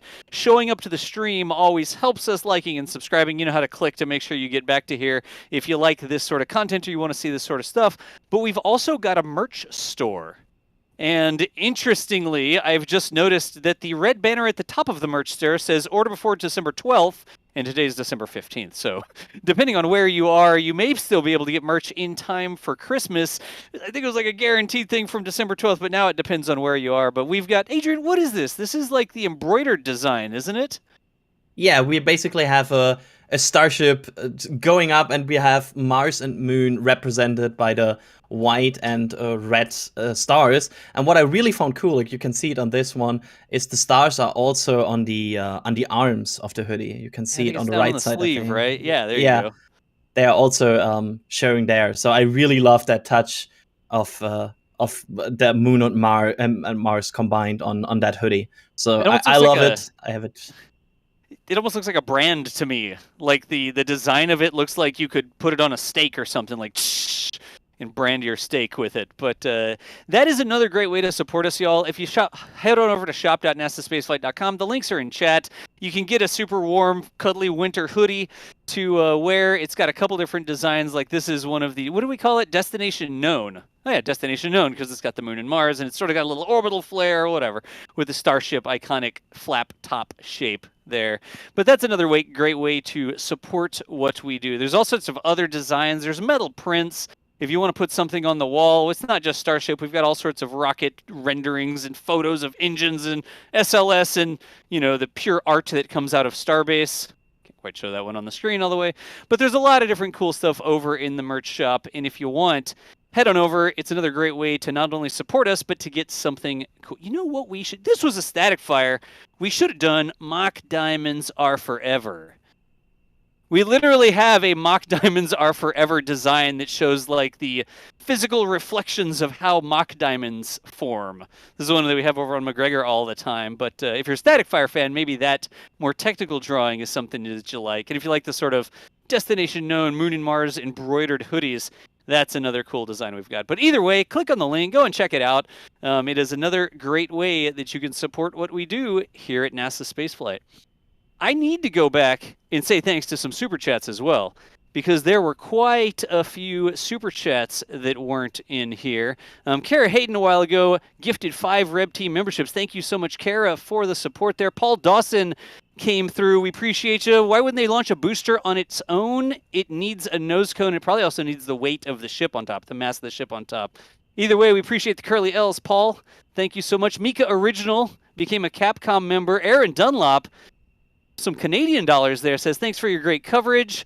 We've got Zyron was a member, becoming a pad rat. WB Hokey, hey Hokey, how you doing? I am late on this one. This was actually over an hour ago, but $50 from my buddy WB Hokey, saying, keep doing all y'all do. Happy holidays to all at NSF. Here's to a good 2023. David Moran, thank you as well for the support. Paul Moffitt had some Canadian dollars in there. Smooth Juice coming through with some curly L's, almost 18 curly L's, says, hilarious stream. I'll take that as a compliment. Alex, Adrian, y'all cool with being called hilarious? I'm fine with hilarious. Okay with it. It's a good hilarious, I think. Yeah, we're good. All right, cool. What number ship do you think will bear the name Enterprise? We haven't seen them name ships yet. They've all been numbers, and we're not sure. Elon has talked about naming ships that go to Mars, and I think he mentioned like Heart of Gold and stuff like that, but we haven't seen them actually put an actual name on an actual ship. So I think I'm going to reserve my judgment on that for when they actually start naming ships, and then we can guess that. Go ahead. Can I throw in the name Prometheus in the like just for the Stargate vibes. Like the bringer of fire. Yeah. As well. Oh, let's see here. I'll get a couple more of these, and then I think we've got another video here to talk about. Let's see. Carrie Yeen says, "Happy holidays to the team. Any thoughts on when B7 will roll out?" I think we all bet that B9 is going to come out first, and B9 is probably going to either be used to do some chopstick testing or roll over to the cryo test station and get some cryoproofing or something like that. I bet you B9 comes back and then B7 goes out again after B7's ready, and then B9 comes back to get engines while they test B7. If I had to guess, that's what I would say. What do you say, Adrian? I have to admit that I just looked at the road camera. Can you repeat that? Oh, do you think B7 and B9 will roll out at the same time? Will they just like shuffle back and forth? No. I think they would. I would think they would bring out B9, test B9, and bring back B9, and then bring out B7, because I don't see them having like one unsecured booster just standing there for I don't know weeks and just sitting at the launch site while it waits for another booster performing some probably dangerous test next to it, and then maybe damaging it. So I think it will be in the Mega Bay. Also, I think if B7 would be ready for roll out right now, they would roll it out to get ready for the orbital campaign. So I think they are still they still have to do some work on it. Makes sense. That makes sense. Pepsi Man, thank you so much for the support. Talking about Dear Moon there, I think we talked about this, but I won't get too far into it. Could they do Dear Moon with a pre-launch Starship and sending up astronauts on Dragons? If I was going, that's honestly probably what I would prefer right now. But I don't know. I think that might come down to time frames and how quickly do you launch and landing certify a Starship no time soon, versus the Dragons, which are already certified for launch and landing. But then you've got the number of people aboard, and you'd have to do multiple Dragon launches and rendezvous with the Starship in order to get all of the Dear Moon crew aboard. So I guess one way to find out on that, Pepsi Man, we appreciate the support, but it is very interesting to see what's going to happen with Dear Moon and how they actually get the humans up into space for that trip. Josh Schulten says, "Good luck to see SpaceX's giant weed burner back in action." I don't think we saw any ancillary unintended fires today, but maybe that's because they already got rid of all the weeds last time. So appreciate the support there, Josh. Musical Wolves said, "Has the sub pad been upgraded with more water or just the orbital pad?" That looked like the same amount of water, I think, right? Yeah, that was the normal amount of water, I would say. Yeah, nothing that looked like the ordinary. same amount. Yeah, okay. So let's see here. Dean Brillhart wanted to wish Joss DeLister, sorry if I mispronounced the name, a happy birthday. Here's to many more. Hey, Joss, happy birthday from the NASA Spaceflight team and Dean over here, who put in a super chat with your name on it. Mr. R. Bobs just says NSF. Nice. Zirin236 Curly L's with some money for DOS's new channel, Doodling with DOS. It'll be a special show Wednesdays after school, Doodling with DOS. Maybe not. We'll see. Here's Josh saying, "Is Raptor fried bacon better than oven bacon? The real problem with Raptor fried bacon is getting it the perfect amount of crispiness, because normally it just blows your bacon away and incinerates it completely, making it completely non-edible." So, anyways, appreciate the support there, Josh. Riven with some euros, 10 euros actually. Hey folks, not much on topic, but how are we doing today? I'm doing great. There was a static fire. Adrian?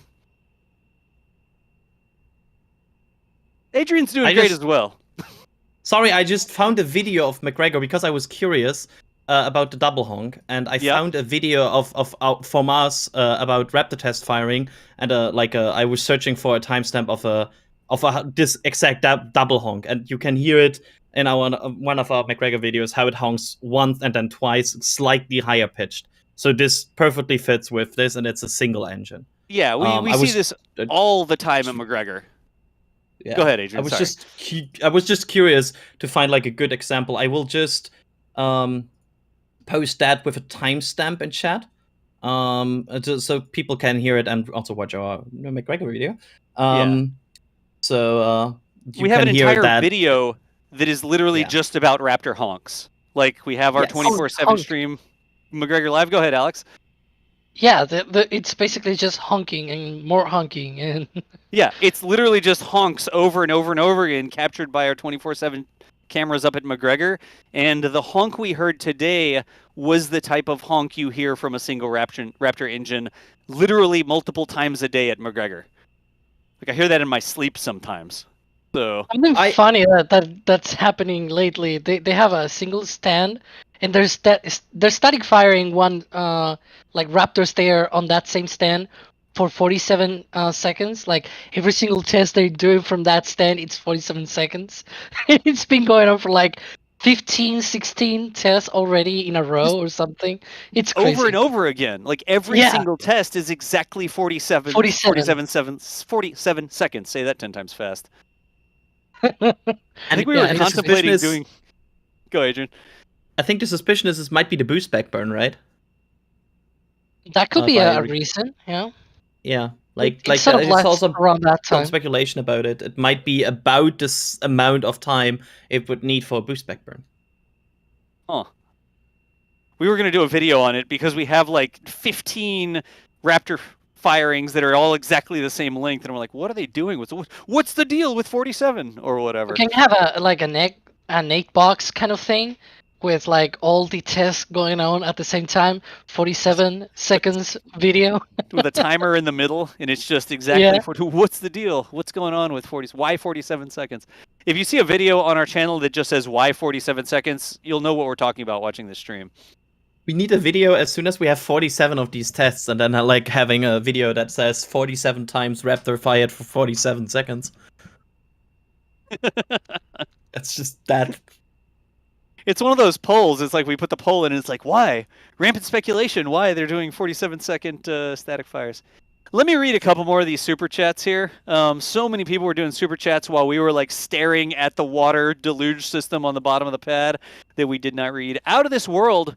With some curly L's here saying, just wanted to say thank you for keeping me company while I do nights. And hi to Das from another Galloway from Oxford, England. Nice. I guess there should be other people named Galloway around the world. I never really thought about it much. But cheers from this side of the pond, out of this world. Thank you so much for the pounds supporting what we do here. Out of this world. Oh, there's another one actually. Saying you do some videos of your own. Very cool. And you always watch all of our live streams and video. We appreciate you, out of this world. Thank you. Steven Schweitzberger for the caffeine fund, $10. Thank you, Steven, for the support. We've got Nikons in Space, a Siren mic fund. You know, we have a microphone that should be able to pick that up, but it's a directional microphone pointed at the launch site. And so we might want to put another directional microphone pointed back towards the village. Or something like that. Thank you, Also, Nikons in Space. Go ahead, Adrian. Also, I remember we had once a microphone directly in front of the sheriff while he was turning on that siren. And I remember I was not on stream there, but I was sitting kind of relaxed in my chair, and suddenly you hear this loud sound of the sheriff, and I almost fell out of my chair. Not how much I usually fell out of my chair if I forget to turn McGregor down before I go to sleep, because at 3 a.m. in the morning suddenly I have a Raptor firing. That is the beauty of the McGregor stream. If you leave the McGregor stream going, sometimes you suddenly get a surprise when it comes to that. Meanwhile, on the Space Coast Live, if you have it running, you can see a booster rolling. Yeah, Kevin, I think we might have missed it there. Yeah, there you go. We have another camera at KSC, and there was a SpaceX booster, a Falcon 9 booster rolling back on our other camera there at KSC. Damn, they are busy. We're very busy. SpaceX is busy. They keep us very busy covering what they do out here, that's for sure. Oh, boy. Wow. Okay. The rockets. Couple more super chats here. A lot of gifted memberships. Slippery actually, with an H in there. Gifted a membership. Thank you so much for sharing the love there, Slippery. The Raz11 is now a Red Team member. Thank you, Raz, for joining the membership program. Tracy gifted a Red Team membership. Jim Cavett. Actually, there's there's quite a few things there that say gifting 1 red team membership. Either way, Jim, Dean, thank you all for being a part of the team here. Ibana's guy, Musical Wolves has a tile repair fund super chat. I'm speed running a little bit here. Jacob Preston, actually, sorry. I think I figured it out. Starship is testing a new echolocation navigation technology. Yes, it's going to honk at the moon. And wait, that won't work. There's no air. Anyways. That's a slight design flaw. So we only need air on the moon, and then that works. So that the easy solvability would be to get air to the moon, right? We can use the echolocation as a rangefinder when we land on the moon with our parachutes, right? Oh yeah, that was a very disappointing moment in KSP when I didn't know that. I was like, parachutes. Wait. That's not a thing. A couple more real quick. Brett Newbert for DOS's virtual reality setup. I actually have 2 different headsets here. It's very cool to watch all the streams in virtual reality because it's like you're not in virtual reality, but you have all the streams on this 3D thing that you can look around and look at different streams. I've played around with that actually. Thank you for the support there. You know when you said that there's a lot of things going on, they just retracted the QD arm on the tower. Of course they did. Oh, that means that is actually significant news. Why would they retract the QD arm? No, it's going back. It's going back. This might not be significant news. They're just trolling us, I think. Thanks, SpaceX. It would be significant news because it could be. And Booster 9 is moving. It's moving out of the Mega Bay. I need all the things. SpaceX, let me finish one sentence. All the things. Want a fancy aesthetic fire before it arrives at the launch site just to make this more full? Oh my gosh. I mean, the roadblock is still in effect. Booster 9 in the Mega Bay, the big building in the middle of the screen there, is getting brighter, which is sort of rolling out of the Mega Bay. More light is getting on it. So is that going to exit the production site and come doopity-dooping up the road here over to the launch site? Probably. We've been expecting that to happen here. I don't actually know. Are we going to keep talking about it as it goes by, or are we going to, leave it to do its own thing? I'm not sure. I mean, usually we stay until the road opens, right? Oh my gosh. You won't open until the booster rolls, I guess. Rolls out there, yeah.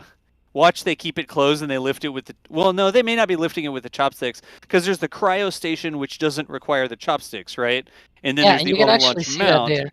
Yeah. Mm-hmm. Okay, so they may not be doing anything with the chopsticks for it if it just ends up at the cryo station. Anyways, thanks SpaceX for keeping our lives exciting.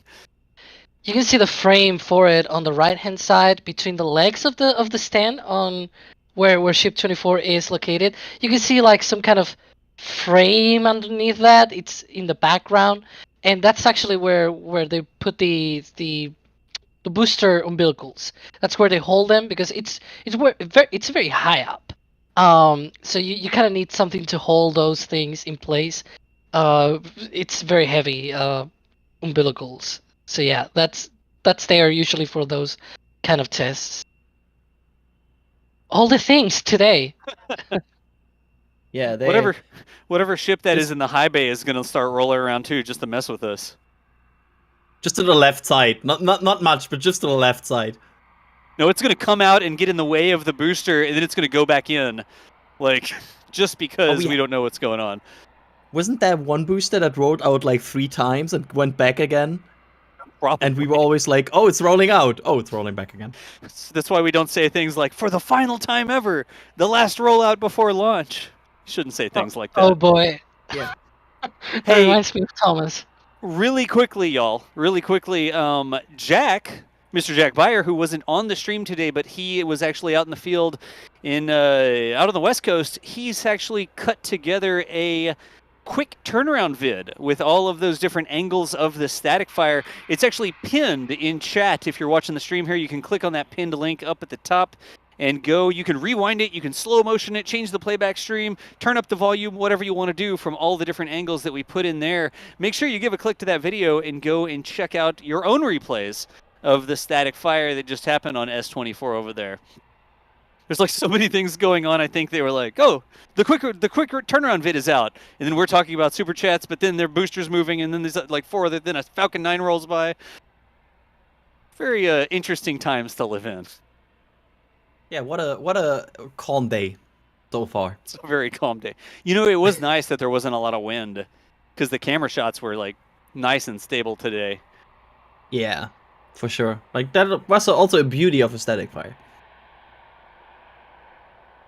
All right. You know something? I'm going to clear out the super chat queue real quick because I'm so close to having a clear queue, and then we'll have a moratorium on doing more super chats. Ron Smith, 13 minutes ago. Might the 2 honks be due to the Raptor using 2 pre-burners and they are shutting down at slightly different times? I would say I like that theory. I cannot confirm it. I don't have that insight, but I think it's a cool and fitting theory. So yeah. There are 2 physical processes happening. We know that they need to come to a stop. It's probably unlikely that they happen at exactly the same time. So that seems to fit the available evidence of the engine shutdown noise, that sort of double honk that we hear every time a single engine shuts down. Either way, Ron Smith, thank you so much for the support.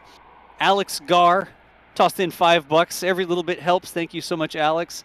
Tom V gifted 5 Red Team memberships. Appreciate you, Tom. Josh Schulten, a bigger spreadsheet fund. Is that like, that's not like an Excel thing where it's like, please spend 5 Excel tokens to get more rows in your spreadsheet. Hopefully it never comes to that. I have not reached a point yet where I need bigger Excel sheets because they can get very, very big without any issues. Which is nice. That's why I love Excel. Thanks, Excel. Nice. We appreciate you, Josh. Thank you for the super chat here. And last thing in the queue, Rich Baskin, becoming a Red Team member, joining the membership program. Rich, thank you so much for the support. And enjoy all the perks you get as a Red Team member here on YouTube. Whew. There are no more super chats in the queue, so I don't have to read any more. The end. Quick, stop the stream. Outro. But, yeah, it's, it looks like the frost is slowly decreasing on ship 24. You can see it melting from top to bottom. Slowly but surely. And they are detanking it still. So, yeah, we are getting there in terms of in terms of this vehicle being safe. And once that happens, they then can bring this brand new booster to the launch site. Because they wouldn't do that while this vehicle is still in danger of doing something you don't want people nearby. Yeah. Adrian, I have a feeling, do we think they're done with static fires here? Is there any activity that sort of indicates one way or the other whether they may go for another static fire? I think the biggest indicator we have right now that this is done for the day is the fact that they are rolling out Booster 9. Because they wouldn't start a rollout if they still would think about a long, like, multi-hour process to a static fire. If they would static fire again, that would take at least probably about 2 hours from starting the tank farm to spooling down and having the vehicle saved. So I'm not sure if they would roll out a booster with that. And also there could always be things going wrong during a static fire. So you suddenly have a booster on the road and they're like, well, we have to turn around. So yeah, I think Booster 9 rolling out is a safe indicator that there's no more static fire planned for today. The tank farm is showing no indication whatsoever that they will recycle this. Yeah, I think we are done in terms of static fires for today. In terms of static fires, gotcha. So it doesn't look like, is the booster actually out of the high bay yet? You know something, I'm going to turn a camera to look at it real quick. It's moving, but it's not completely out yet. But it's moving. I think I know which one you're gonna move. Wait, what do you think they're gonna do? Haha. You can't just tell us that and then not tell us what they're gonna move, Alex. No, you said I'm gonna move a camera, Oh. and I said I know which camera you. Mean. Yes. I'm seeing it already. Yeah, we actually have a camera that can show it emerging from the side of the mega bay there. There's another one as well that can show the other side. The moment of this camera. It's currently busy looking at ship 24, so I guess don't move it. Oh yeah, it's emerging. It Yep, is. You there can we see go. it. It's almost all, if not all the way out already. It looks like it's most of the way out on our channel cam. This camera is like 6 miles away, so it's a significant amount of zoom in the ship channel in between there. But that is definitely, it's Booster 9, right? Yeah. They didn't do an old switcheroo, and they took one that they had tucked in the back corner over there and brought it out instead. You can even see the reflection of Booster 10 on the corner, like to the right. You can see the chine on the right of Booster 9. Right next to it, you can see the reflection of Booster 10. That's a liquid tank that is being welded inside. So they have 3 boosters right there right now. Booster 7, Booster 9, Yep. and Booster 10.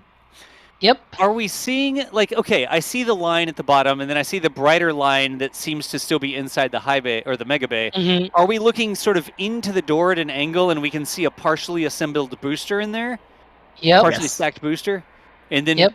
9 is coming out, and the bright line down at the bottom of that is the chine that supports all the tankage and stuff down at the bottom of the booster, right? Yes. Uh-huh. Yeah. And Booster 7, I think, is on the right side from here, if I recall correctly. So it's not visible. It will be visible, I think, again once Booster 9 is out of the way. Right? Can't they fit, like, 6 boosters inside the mega bay? I think that's the thinking from them, that they could probably fit 5-6 vehicles inside there. Which, again, puts in perspective how big this mega bay is, right? Yeah. Like, it's enormous. And Let's you see could if I probably can't get us fit 1 another. in each corner and then 2 on the middle. Yeah, then it's like 1 in the center, like right in front of the exit. Yeah. So I could see that. Yeah. Wow. At some point, it gets a little bit ridiculous. Like, who needs that many boosters, really? I mean, Well, and get then you slowly 22. look. Yeah, you'll slowly look over to the Falcon 9 fleet and we're like, oh well, Yeah. this company. There's 22 boosters right now, so just saying. They're gonna need the same kind of capacity for ships as well, because, you know, Starship, the second stage is reusable.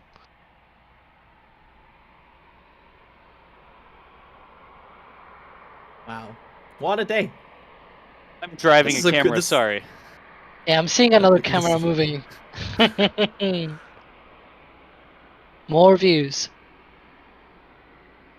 Go booster 9. And now just to point it out, this booster we expected to have no engines, and it will perform a cryo test. So don't expect any Raptors below it, most likely. Yeah, I'm seeing a lot of conversations in the chat about almost. I'm seeing the You're camera watching moving. something they can't see. You can't commentate on something the rest of them can't see, Alex. She's Yeah. working on it. Hang on. I'm seeing a lot of conversations about, you know, if Booster 9 rolls out, Booster 7 is done for. Booster 7 is not done for. Otherwise, they wouldn't be testing Ship 24 in the first place. The same reason the same thing could be said about Ship 24 and Ship 25. They rolled out Ship 25 a while back to do cryo-proof testing, and yet they're testing Ship 24. They've been working on it for a couple of months, putting those reinforcements, and now they've done a static fire test, and it's gonna fly. It's obviously gonna fly. They're testing it now. It might still not fly. There's still chances that, you know, it breaks, something goes off wrong, or something. There's still a long time until they actually fly it for things to break. But, you know, so far it definitely looks like they're gonna fly it. So the same thing could be said about this. Booster 9 is going out for cryogenic proof testing, and Booster 7 will be back as well for more static fire testing. I we will get go. excited. I will get excited for Booster 7 once it survives 33 engines, and I think is that. Wait, which booster do we see there in the Mega Bay? Oh, that's the methane tank of Booster 10. Oh, So they we have see both the logs parts of. tank. Exactly. Yeah. They have the logs tank on one side, the the methane tank on the other side. You can see on the high bay ship 25 there, like, hi, in the corner. But it's Oh, definitely our fully station. outside now. Yep. Just to point that out, they have enough space in there to fully hide Booster 7 from us that we cannot see it with any angle right now. Yeah, that's true. It's such a big mega bay. But look at the amount of Starship prototypes that are in this picture right now. 2 boosters, 2 ships to the left, and then like a ship in the high bay, a booster outside of the mega bay, and a methane tank, and multiple ring sections in front of that. And also a test tank on the left side. Don't forget about the test tank. So kind of crazy view.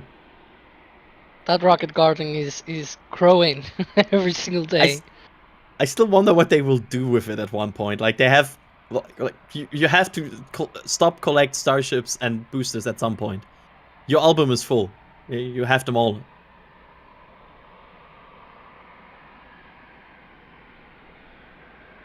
But on the other hand, you can have them like at monuments when you drive to Boca. Like every other half a mile, it's like, oh, there's another starship.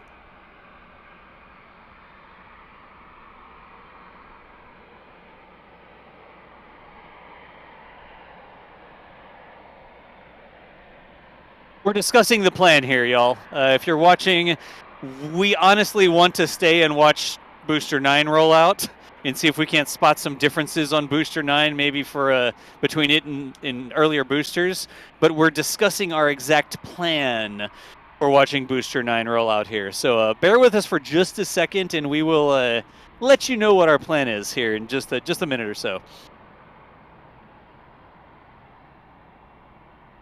But yeah, it's we have grid fins installed on Booster 9.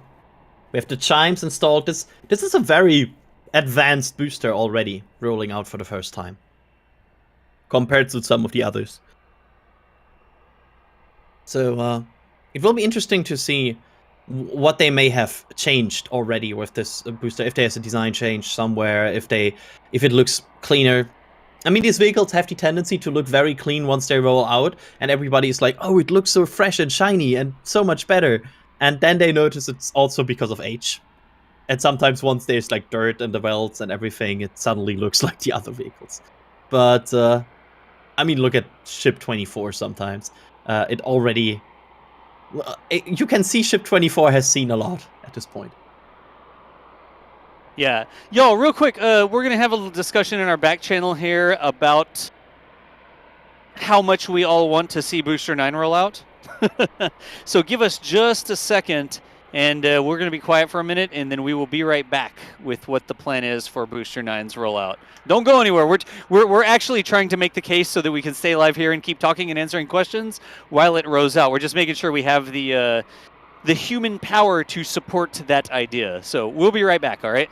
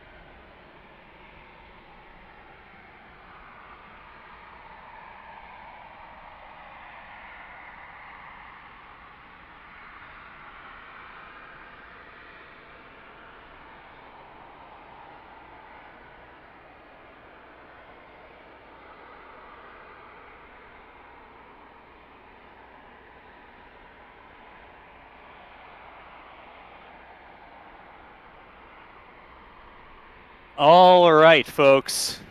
So it looks like Booster 9 took the old left at Albuquerque there while we were discussing, and it's like halfway to the exit already. So we are going to go ahead and stay here on this commentary stream and continue to answer questions and read super chats and do all sorts of wacky stuff like we do here on this stream. We were discussing whether or not we would push it over to Starbase Live, where you could continue to watch all the different camera angles and stuff, but we just wouldn't have commentary on. But you know something? We're all on. The booster turned the corner, and of course now they're probably going to stop at the entrance for 3 hours because we said that we would wait till they rolled it out.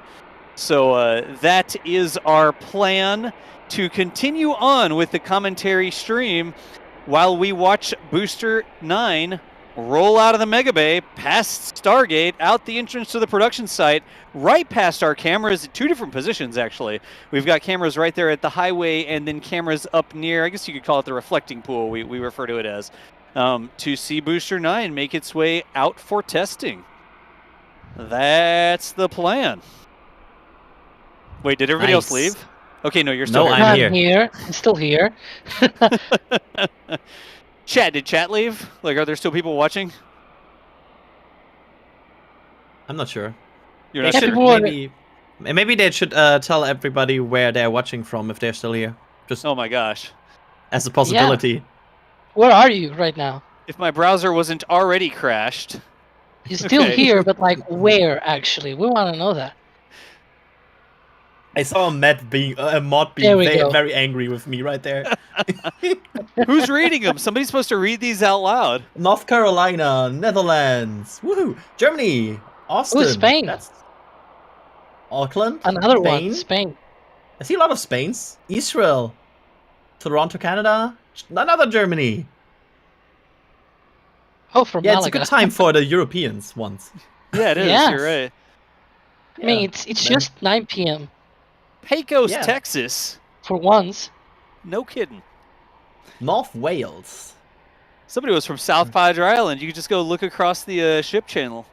The People's Republic of Yorkshire. Who's that? Jeez, I wonder. I have no idea.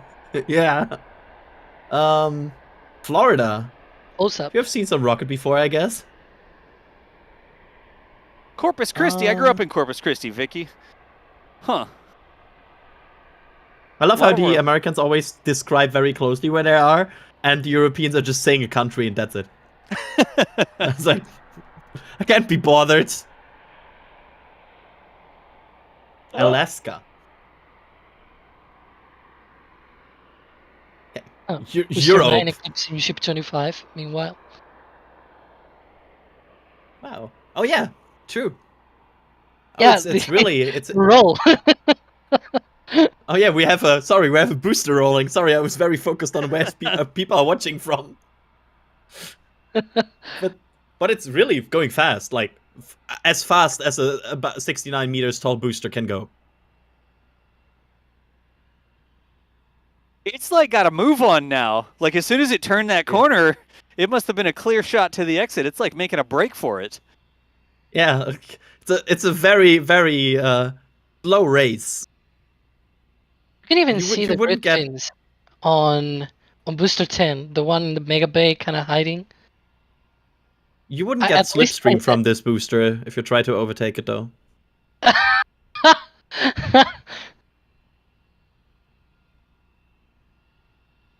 You can see how it barely fits in the high bay, in theory.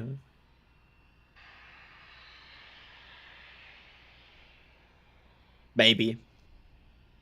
It's always crazy to me seeing these boosters roll. They're so big. Like it's almost 70 meters tall, and with the chimes, the and everything. You can see the landing pins at the top now. Yep. The connections for the ship as well. It's interesting to see, you know, when they rolled Booster 7 the first time, it was very janky, very uncompleted. Then they rolled the Booster 8. It was a little bit more complete, but again, it was obviously not for fly that one. But this one is way more completed. The grid fins, the chimes are already there. Minus the vents and everything. Yep. Like everything is installed, except Raptors. Raptors are not installed. Exactly. Yeah, and we've at least I've seen some pictures from Nick that he uploaded on Twitter, so be sure to check that out. I'm gonna throw the link to his tweet of Booster 9 rolling out. It shows clearly the lack of engines on the booster. Also, another lack of more things as well. We might talk about that later when it approaches our other cameras. There you can see it leaving the production side. Looks like it's in a silo now. The mid-base silo. Ship 24 like, hey, hi, I'm here. I'm still here. I want those cameras on top of the mid-bay. Yeah, it still looks like somebody is having like their laundry on there. What, on top of the mid-bay? Yeah, it looks like laundry lines. That'd be a great spot. I honestly, I don't know how good of a spot for the camera that would be, because you can't look down into the production area really well. You would just see like the side of the top of the booster going by. Probably some great grid fin shots, I guess. I'll put a camera there if Elon wants me to, though. I mean, if Gwen wants me to. I guess we ask different people now. Yeah, we have to. It's a new direction for our cameras. Again, y'all, if you were watching just a little bit ago, we saw a static fire test of Ship 24. We've actually got a quick turnaround video that is pinned if you want to see those replays of that test that happened just a little while ago. And with the old double header here, SpaceX is treating us to a rollout. That is Booster 9. It has exited the Mega Bay. It's about to be on Highway 4, and it's going to go right on up towards the test site, towards the launch site, for the beginning of its test campaign. We think it might start with some cryo testing as the first step for a new booster, so maybe no chopsticks actions, but we're going to see this thing roll by. We don't think it doesn't have any engines in it right now, does it, Alex? No, it doesn't have any engines. Gotcha. So as it goes by, we do not expect to see any close-up Raptor engines, because they're not even installed yet. You can kind of see in that view like a lack of things at the bottom, but all the bushes there in the middle is just not good for visibility right now. But it'll go right next to us in a second. Yep. Yeah. Now I'm wondering again, like, can we go to Mars for a second? If you ask nicely. Please, can we go to Mars? There you go. Wait, that's Mars. No, that's a ban. The one that has the booster from the other side. Sorry, where we could see the booster going past the mid bay. With all the mesquite in the foreground. There we go. There you go. What's the is that one of the connector pins, Alex, at the top? Yeah. That we see? You mean the right at the top at the top? Yeah, that's like one of the connector pins, right? Yeah, for the ship on top. It's also interesting, well, not interesting, more like funny, that it passed in front of Ship 25, which is supposed to be on top of that booster. Yeah, it's so funny that this little pin, like a few of these will hold this. Yeah, hopefully. just 3 of those. So that's gonna be interesting. I'm really looking forward to the orbital test. It will be such an event, not only from watching it from a technological standpoint and just watching it because you like rockets, but it will also be so cool of the excitement around that and the community watching together and everybody probably going to Boca to set up their tent there. And I think it will be a very cool event to cover. I'm looking forward to it.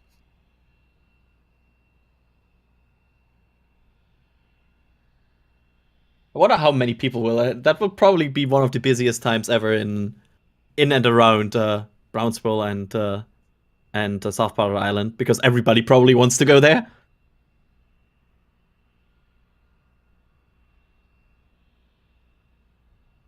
So, yeah.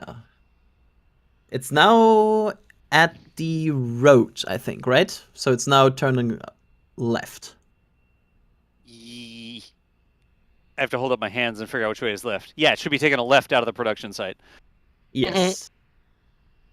So now after that turn, it will speed down the Highway 4 to the launch site. Yes, to you. Ship 24 is not done yet. It's like, hey, It's like I'm still over here. We like- need it's like- a human Starship dictionary or something. It's like a translator guide. Mm-hmm. Earlier, we It's were like- just using the noises, whatever we needed it to be. It's like, oh, fine. I won't do that. Okay, whatever. Oh, see, it's agreeing with me. Like we were just sort of making it up as if we was saying whatever we wanted it to say. I love how this is like the prime example of one vehicle stealing the shine moment of the other. It's like, hey, I static fired, and then Booster 9 is like, watch this. It's a funny day. And of course, the question is also, when will they start testing this booster? They, in theory, have a road closure to tomorrow and Monday. So we will see how fast they can get this thing ready for testing. But in theory, they have testing windows available to test this vehicle. Of course, we don't know if there's also maybe more tests for Ship 24 in the books. We don't know if they want to do like maybe one more 6-engine static fire, for example, before they get ready to stack it. Maybe that will be closer to launch. Whatever. Like I do not think we know what the exact ship plan is going forward. Like this thing is still like a half-mile up the road, and we're doing tours of it. Like, oh yes, slowly tilt up the length of the booster to show it off. Oh. It's like, wait, still a mile away. The progress bar kind of view. Yeah, this camera gets dirty so quickly. I think it's like the shape of the dunes and the prevailing direction of the wind makes like a salt spray sand ramp that sprays directly on the glass of the camera, because you clean this camera and the next day you can see the little spots on it, but can't go out there and wipe it off now. We'll do what we can with it. Sounds also like a funny place to get to and wipe it off. Like it sounds like it's in the middle of nowhere. It really is, though. The weather that came through, that big gale out in the Gulf of Mexico, eroded significant portions of the beach, and it actually affected our access to get to two of our sites, the North and South Beach sites. Oh, because the beach is no longer accessible because of that? In that area? I'm going to wait till it stops venting. Oh, Ship yeah, look at 24 that. is a diva. Such an attention seeker. They're testing the directions of them. They just you just saw one of them move. I think.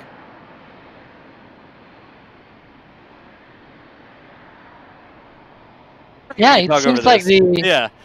the cowbell vents kind of They can wiggled a move. bit. Yeah, it's interesting. It was first on the left side of the right cowbell went, and then it went to the right side. Like Uh-huh. it So it's saying- moved a bit. So it was not just me being crazy. That's good to know.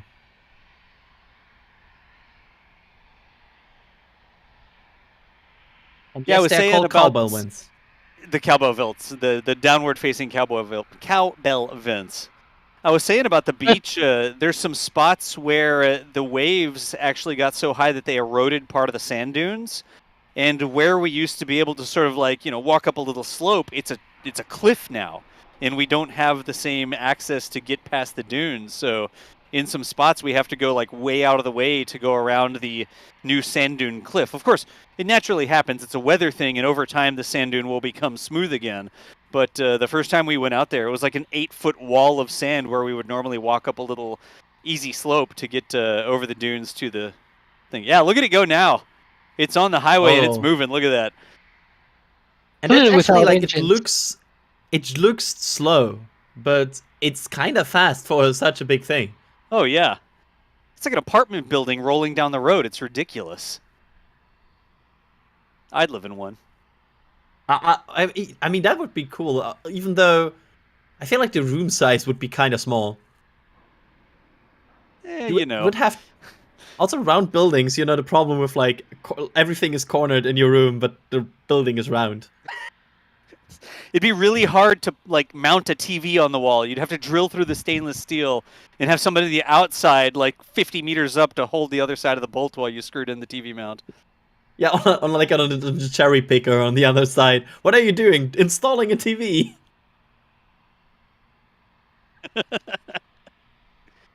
You could put the elevator or something on the outside, like you could add a little elevator shaft. Maybe a walkway, like imagine like a garden of 6 of these with a little elevated walkway between each floor. And then your interior unit would be like 2 floors with a little spiral staircase, the bedroom upstairs, and like a kitchen, a little living area and bathroom on the main floor, I guess. I want to design this, like... Yeah, like, I mean, now we know what they are doing with the rocket garden. It's engineering apartments in the future. The Airstream trailers are just too small, and so they decided to make their own, I guess not aluminum, stainless steel accommodations for the SpaceX workers. Yeah, like, do you want to live in a booster or a ship? Which is, like, nicer. Like, the booster sort of has a rooftop terrace garden. You could put a hot tub up there or something. The ship, I don't know, you, like, lose a lot of space if you live in the top of the ship.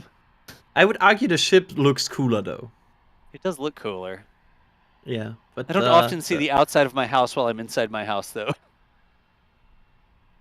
Yeah, that's true. Also, we saw we saw the hot tub already on top of boosters when it rains. Oh yeah, it fills with water up there, and then the sun heats it up. I don't know if it's a hot tub or like a mosquito habitat, though. I mean, it's Boca Chica and it involves water, so it's probably a mosquito habitat. Yeah, right. If there's remotely something that might be water in it, it has mosquitoes, I learned. Yep. Oh, you could see them like emerging from the standing water at some of the sites. There's just pools of water and like clouds of mosquitoes just coming up out of it. It's ridiculous. Do you wear long or short clothes in the summer? Oh man, like I always it doesn't matter how hot it is. I always have on long sleeves and long pants because you don't want to deal with like 500 mosquito bites. Yeah, I mean, there's a ton of stuff out there that tries to like stab you too. Like there's this like needle grass, and the end of the grass is actually really sharp, and when you walk through it, it's like stabbing you in the leg. It hurts actually. So you wear long pants for that. There's cactus and stuff like that. You don't want to rub your leg against a prickly pear cactus pad or anything. Plus, I mean, when we're doing work, we're carrying things around, we're moving things. Like I always wear long pants when I'm doing work, and I've got these like long sleeve sun shirts because I don't like slathering down with like sunscreen, right? And so I wear long sleeve shirts to minimize the amount of sunscreen I have to put on. Yeah, that sounds like very reasonable. I will note all of these things when I one day come over there and visit Boca Chica. That's what I wanted. I actually next time I go down there and I'm hanging out with Nick, I want to make like Dawson Nick's practical guide to visiting Boca Chica, and it's like not just it's amazing, you can see cool stuff. It's like, did you just pass this? If you need to go to the bathroom, turn around now because there's no bathrooms out here. Like that sort of advice for people that want to visit Starbase. Yeah, I heard that, like, people talk about that. Basically, there's no public bathroom in Boca, right? So, once you leave Brownsville, that's it. Yep. There's like a point of no return, and if you need to go to the bathroom anytime in the future, you better do it at this like little last gas station. There's actually like an auto parts store there as well. Before you like go out onto Highway 4. So I really do want to make like a practical guide to visiting Starbase. Like, you see this side of the road? Don't go over here. SpaceX will get onto you. That's the SpaceX side of the road. But you can stand over here and take pictures if you want. Just little things like that. Because I saw a couple guides, and it's always like, oh, it's so amazing. Oh, it's beautiful. And, like, no practical information for actually visiting there. I would love such a guide. I think that is a great idea. I'm looking forward if you do that with Nick. Nice. We'll run around, like, in selfie mode with the camera, not, like, professionally filmed. We'll just, like, hold our cell phone up and record ourselves saying things.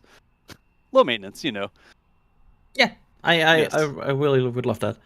But I think my current plan is to first visit Florida, probably. I would really want to see Florida and the Cape.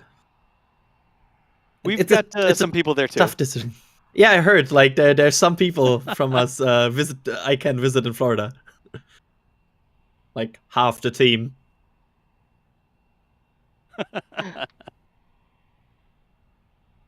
Speaking of, there's apparently a booster rolling down this road. Yeah, if you're wondering why we're still hanging out, the booster is across the stream here, or across the screen. Out to begin its test campaign. Looking forward to that. We will. So just to point out, right now it's far away, but we will be able to get closer shots once it approaches our cameras. So, yeah, look forward to that. And ship 24, I would say about to be done, but then started venting again. Yeah, but it is about noise to be over done. there.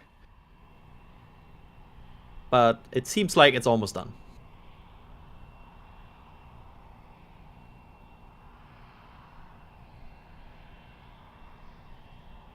I'm kind of paranoid right now because I'm looking at other things in the rocket garden and everything. I'm like, please nothing moves, please. I'm like, I want action focused on one thing. Yeah, sometimes when you think it's just one single thing that they're doing, they're doing many other things at the same time. You know, point right now at this and ship 24. We thought we were gonna be here only for the ship 24 static fire, and there we go. Mr. 9 is rolling. So who knows? Maybe more things will roll. We had that Or, once, or right? move Where or something. I think one test tank rolled behind the ship prototype. Yeah, I'm not there's sure been times. which one. There's been times where they rolled something, and then something else came in, and it was like, "Hey, I want to roll too." Yeah, it's like, I mean, it makes sense from an operational standpoint. Closing these pads is what? Did it stop there? Or is it Apparently really they stopped there. so slowly that Maybe It- they're it waiting for the stopped roadblock to move out of the way. We'll see. From an operational standpoint, being in a position where you have to close your pad is kind of expensive in terms of what work you can do there. So you want to limit that time. Basically, you want to test as much as you need, but close the pad as little as you need. Oh, it moves again. That's a nice close-up. Oh, haha. I love this shot because you can see the missing things that I was gonna say before. It's missing engines, but it is also missing something, but it is on purpose. It's actually part of the design of this booster, which is the hydraulic power units. Oh, yeah. Those are the sort of, well, it's the units that control the hydraulic power on the booster.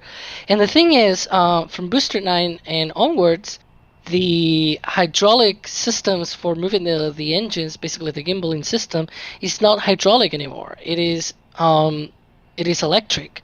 So those hydraulic power units are not needed.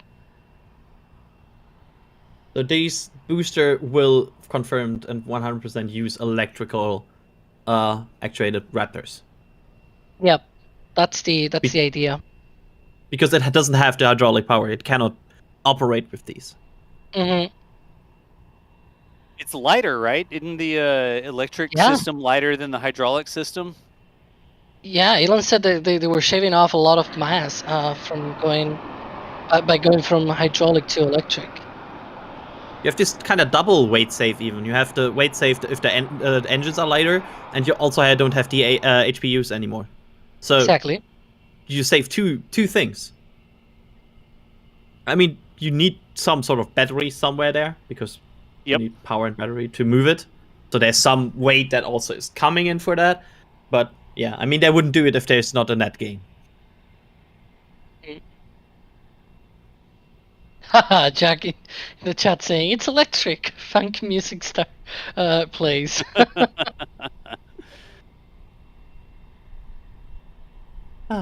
Beautiful. I love the time when we looked at this production site, and I remember like when we saw the windbreak and the mid bay, and we're like, wow, this mid bay is so big. Yeah, well, it's not. I mean, it is, but there are bigger things.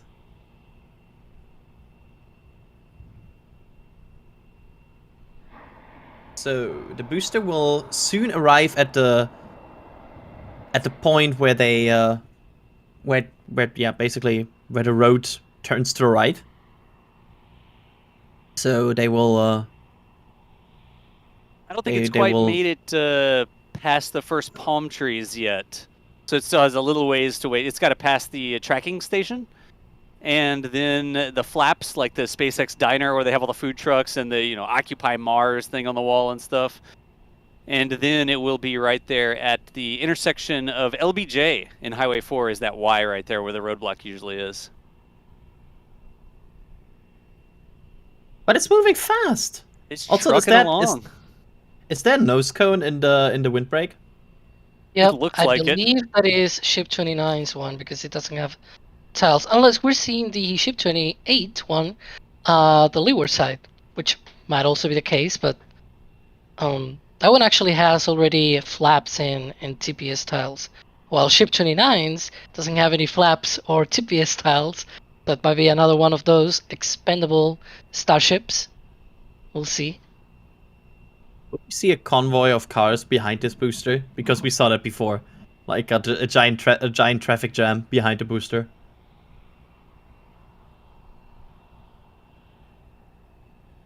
Like this excuse nobody believes you. There was a giant rocket in front of me, I swear. Yeah.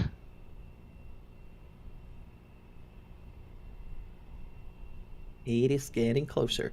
They soon have to move the roadblock cars, though. Someone saying in chat, it can go faster without all the Raptors. Well, I don't know, man. I think it can go faster with the Raptors, but with the Raptors light up. Just not on the road. Nice. Fine.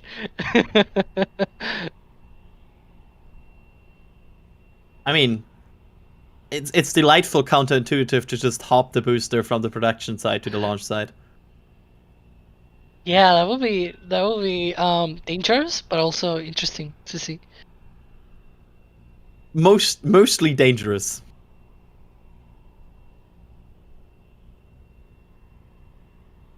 Yeah, in this shot you can actually see the SpaceX security Tesla in the very right-hand side, and the truck with the blinking lights right there at the roadblock. And I guess they're just gonna. I mean, the booster's doing a pretty good job of blocking the road itself right now, so I'm surprised they haven't gotten out of the way already. Yeah, they have to do they know they have a decision point at some point to move. It's coming up rapidly. Imagine if nobody told them and they're like sitting there and like, the booster's moving. The what?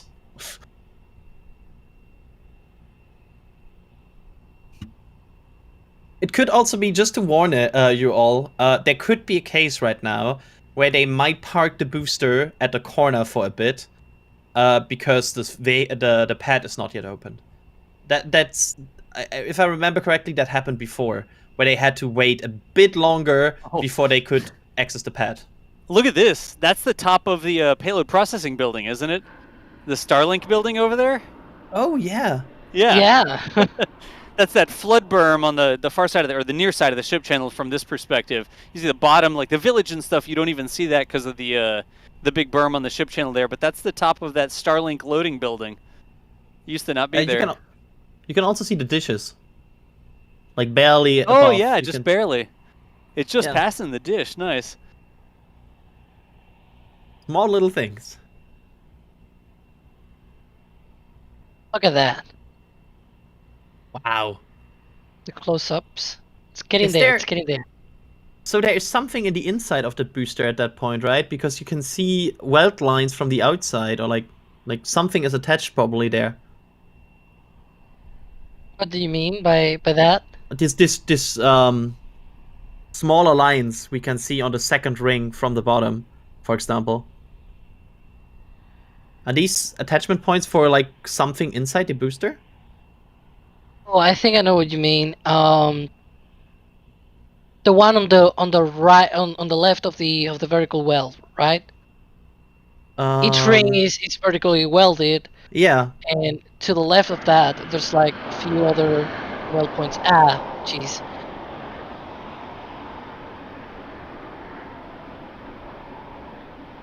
Yeah, we can see there the ship venting a little bit more.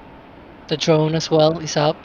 Oh, I'm sure yeah. they're probably waiting on the ship to fully vent, to fully depress, Yeah. and be safe before they actually go out there. With not just the booster, it's also the all the people nearby. There's a whole set of vehicles and folks going right next to it.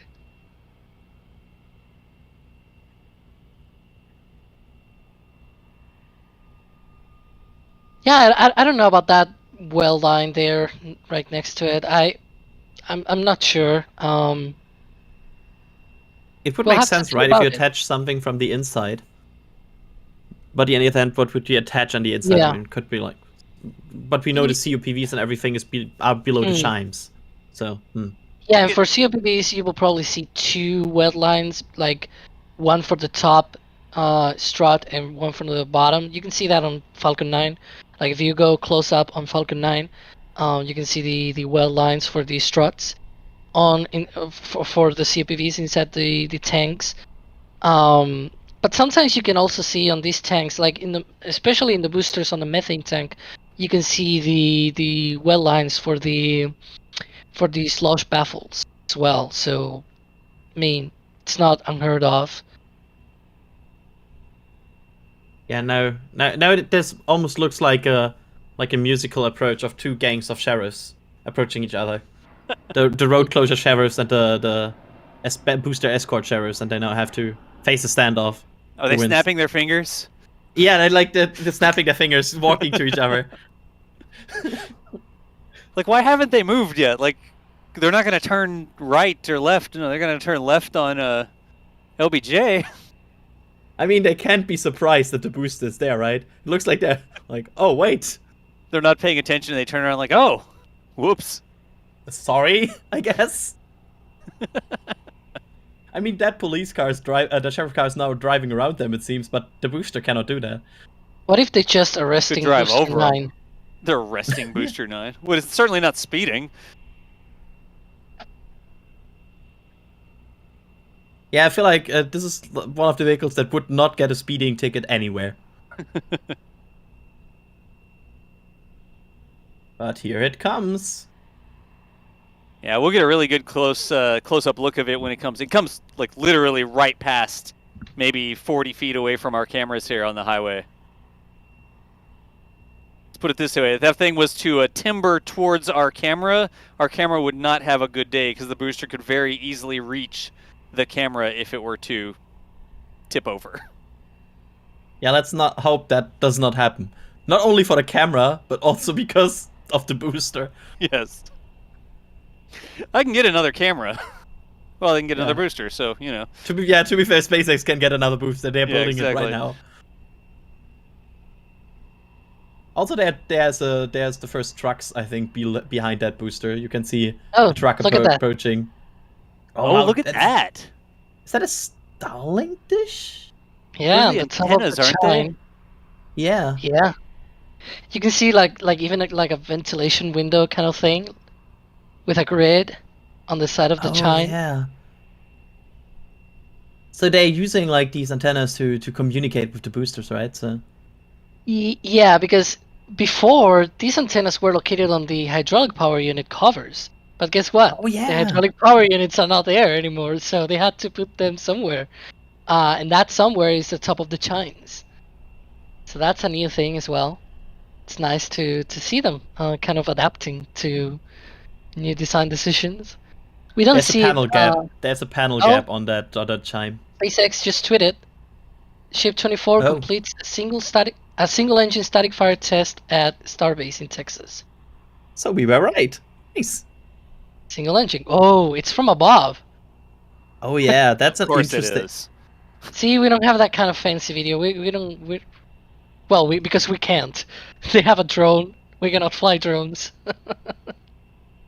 I know, right? We could get that shot if we were allowed to fly drones over the ship. Exactly. Yeah, we could, but we can't.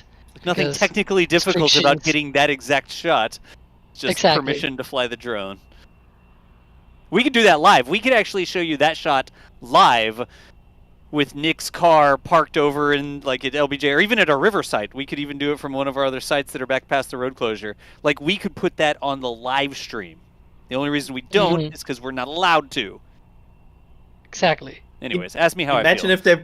imagine if imagine if they permitted multiple drone operators at once, and was just like a fight of drones getting this one shot where there's no drone in the shot.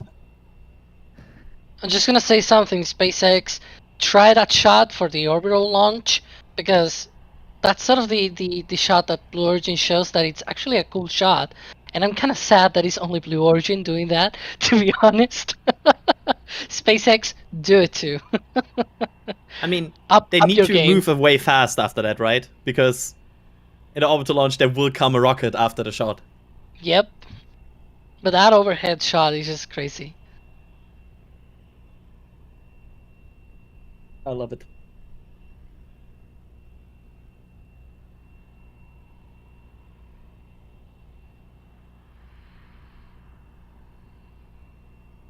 So they're still having their snapping standoff at the roadblock. Why haven't they moved the roadblock yet? I feel like the sheriffs of the booster escort are asking the same questions. Like, why have you not opened the road yet? It's like the worst game of chicken. You're not So- going to win against the booster. You know when I said, they had to move the Starlink dish because it was prior to this, it was on the HPU, on the hydraulic power units, and they are not there anymore, right? Well, there's another thing that used to be on the hydraulic power units, and we can see there that it is there, and that's the socket for the pins. So we've talked about this many times before. I even wrote an article about how the stacking of boosters happens, and they use pins and guides and things like that, and one of them is actually at the bottom of the booster, and that allows them not to hit the bells with the transport stand when they lift the boosters. And those things, basically there's like a pin on the bottom of the stand, not on this one, but on booster 7's one that there was, and those goes into sockets. And the sockets used to be on the hydraulic power units, but those are not here anymore on Booster 9. So what they did was like, well, okay, we can still put it on the thrust section here, like in the same position, just, without the actual enclosure of the HPU, of the hydraulic power unit. So it's still there. They'll eventually use the pins. This also means it's probably another indication that they're not going to go to the orbital launch mount today. First of all, the stand doesn't have the pins. It'll probably get the pins eventually. That's my thinking, at least. And yeah, it doesn't have the pins, so even if it went to the OLM, it will have been a crane assisted takeoff instead of a chopstick assisted takeoff. And the thing is, the crane is not ready. We haven't seen it pick up any sort of load spreader or things like that. And it's not in the position for lifting a booster. So all in all, taking all of that information into account, it does seem that this booster is not going to go to the OLM. That makes sense. Yeah, I feel like we have confirmation here based on their behavior right now that the pad is not open yet. That's why they are not proceeding right now. They cannot. The pad is not yet in a status where they are like, okay, it's safe for people to go there, because they need to make sure that that is the case before people go there, because safety reasons. This is not just a casual place where you can just easily hang out after a static fire. There's still methane loaded, there's logs loaded. You need to make sure that it's safe before people go there. Yeah. Is that the ship road? Is it what? Is that the road? We're gonna see the booster then. Yeah, the booster is going to go right past here at like wheel level. This is one of the fixed camera we have over there. This one leaves some leveling to be desired. Oh no! This is going to be a cool shot. It was nice and level looking at the static fire, right? And then when we turned it this way, it had gotten bumped or something, and it was too late. We didn't want to try and mess with it. So, This To one be is fair, leveled. we didn't expect Booster 9 to be rolling. Yeah, who could have guessed? If you look at this progress graph, it looks like it didn't move at all, but it actually did move quite a bit so far. But you can see it actually. Like, just to point it out, if people don't see it, you can see Booster 7 there on the right side. Look, it's magic. Looks way better now. Oh, is that software corrected? I think Okay. wait, isn't it better than it was before? I'm pretty sure it's better than it was before. I think it's better. Or is it still It's a bit better. still a little? That's why the booster's on that side. You can see how the booster is so heavy that it's tilting the entire frame of the world over to. Anyways, That's I mean, maybe that's the reason.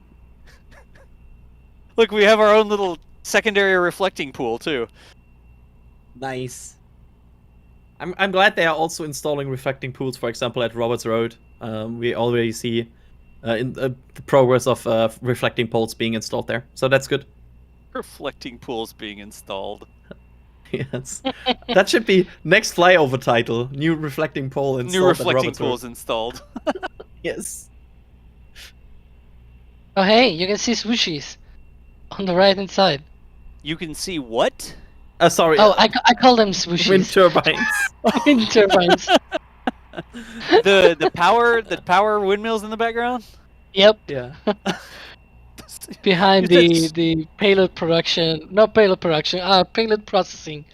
Payload production will be at Washington, I guess. You said swooshies, and I was like, did we rename the chines, or is that like a new part of the booster? What is the swooshy on a booster? Oh no.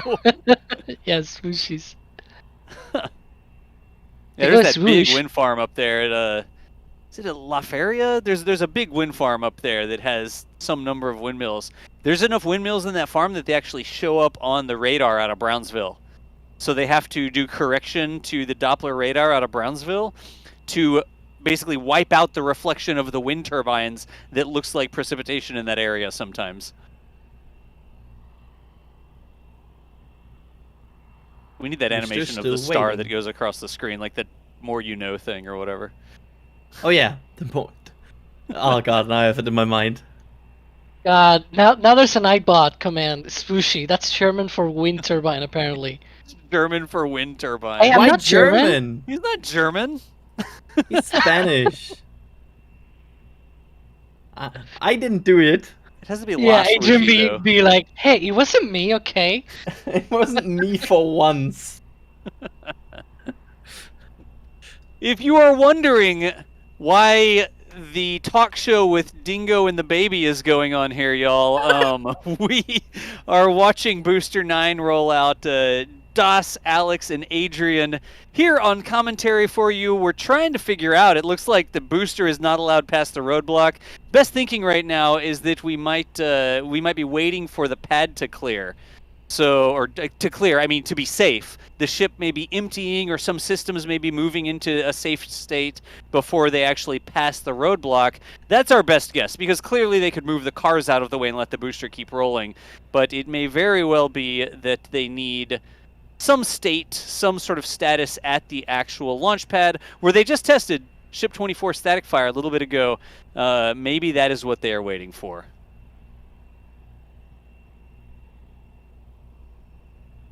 Or they're just explaining like, sorry, car has like a flat tire. I know, and now they cannot get like a vehicle that can move it, and it's just standing there. Like the sheriff's car like won't start or something.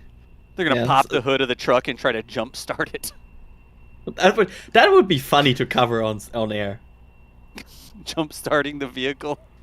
Yeah, I would have like the checklist in the top left, like jumpstart cable attached. Jump start sheriff's vehicle blocking road. Check. To be clear, y'all, it is not a stalled vehicle. We're joking about that. We don't think that it's a stalled vehicle blocking the road. It's likely they're waiting for the pad to be safer than it was. Yeah. These nerds are just hanging out at the roadblock. Like, they don't have anywhere to be. I mean, it's kind of their job to be there, right? I think so, yeah. Yeah, like a cool spot to be during your work. Like, you have a good view. You could open like the NSF stream on that Tesla. Then maybe they're watching it. They're watching the stream on the monitor in the middle of the security Tesla.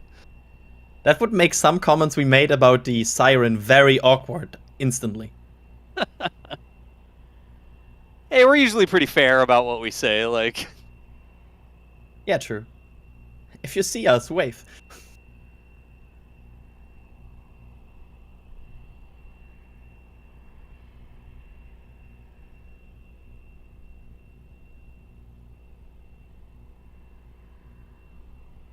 But yeah, they're probably...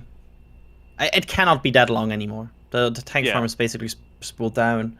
They're probably waiting like for some person in the launch control center being like, "Yep, it's safe. You can go."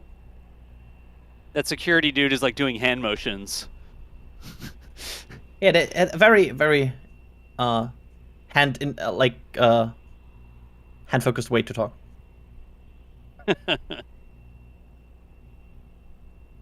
At least at day you can still see all of this, because at night, if some of these vehicles have their warning lights on, you only see like flashing lights and colors. Oh my gosh. It's rougher. I mean, it's rough around Starbase sometimes because they have heavy equipment moving up and down the road, and it's a public road. Like Highway 4 is a public road, and a lot of the times the road's not closed, but they still have big machinery moving around. So if it's dark or, you know, it's super humid and there's like condensation on the glass of your vehicle and so your windshield wipers are on, and you turn around a corner and all of a sudden there's an SPMT, like, wait, what? Okay. You got to really look out even when the road is not closed around there.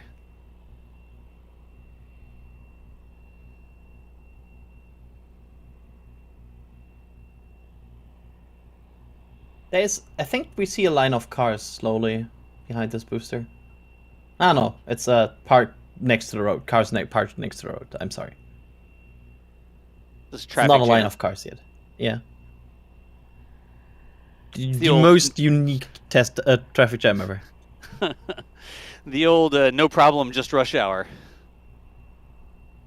This is... wow. This is a good example, by the way, how big these boosters are.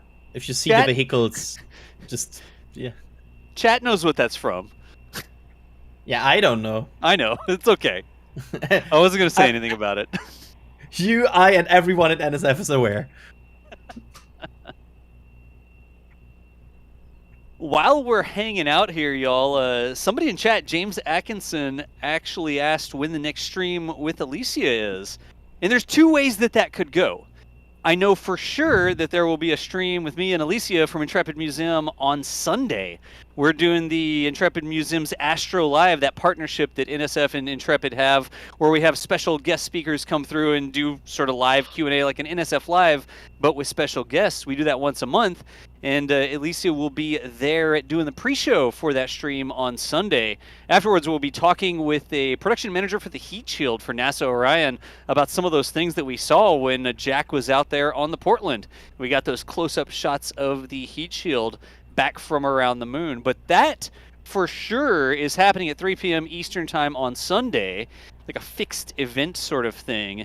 And it's possible that Elisa may also join us for the launch of SWAT, the water test satellite, water observation satellite, I guess, that's supposed to be launching if that launch actually goes. Like right now, that launch is scheduled before Sunday.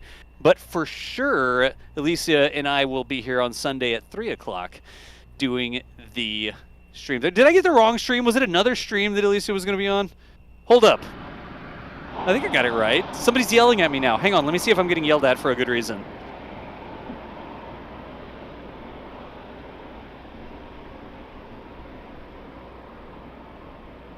Okay, it's okay. Alicia is the one yelling at me in all caps, so we're cool. It's okay. Surface, water, and ocean topography. Thank you, Alex. You could just say that out loud. This at least sounds like some sort of name where they didn't pick the name first and then filled the letters. Like with some of the other missions where I'm like, okay, they picked the name first and then they picked what to fit into that. Yes, if SWAT goes, Alicia would like you to know that she'll be on the stream tomorrow morning. And then if it doesn't go, maybe it gets rescheduled, but for sure we'll be here on Sunday talking with Lockheed Martin folks about Orion Heat Shield production is a thing. You can see those big vents that are still happening on the ship here. You hear them occasionally. We can see them too. So that may very well be what they're waiting for. Old event.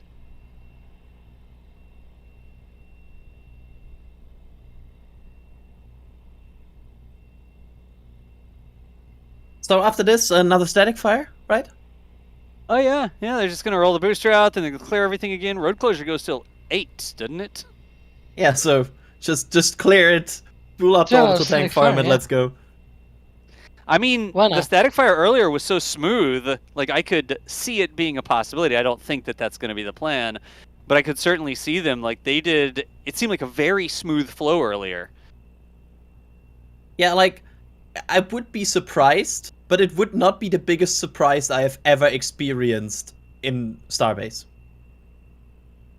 Let's put it that way.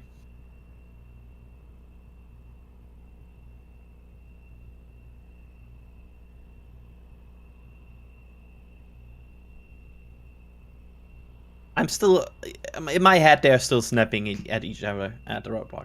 It's not stopping. It's a very intense stare down right now. Is there a limit how long these SPMTs can run? I mean, probably there's a limit because they have not infinite fuel, but like probably they turned it off at this point. Yeah, I mean, you still, like, there's an active payload management to the SPMT, right? So as it moves across the road, it can sort of keep the payload level. And it extends one side, like if one side of the road's lower, the road's curved or something like that, like the independent legs that go down to the wheels can move, right, to keep everything leveled. So I don't know if you would ever completely turn it off.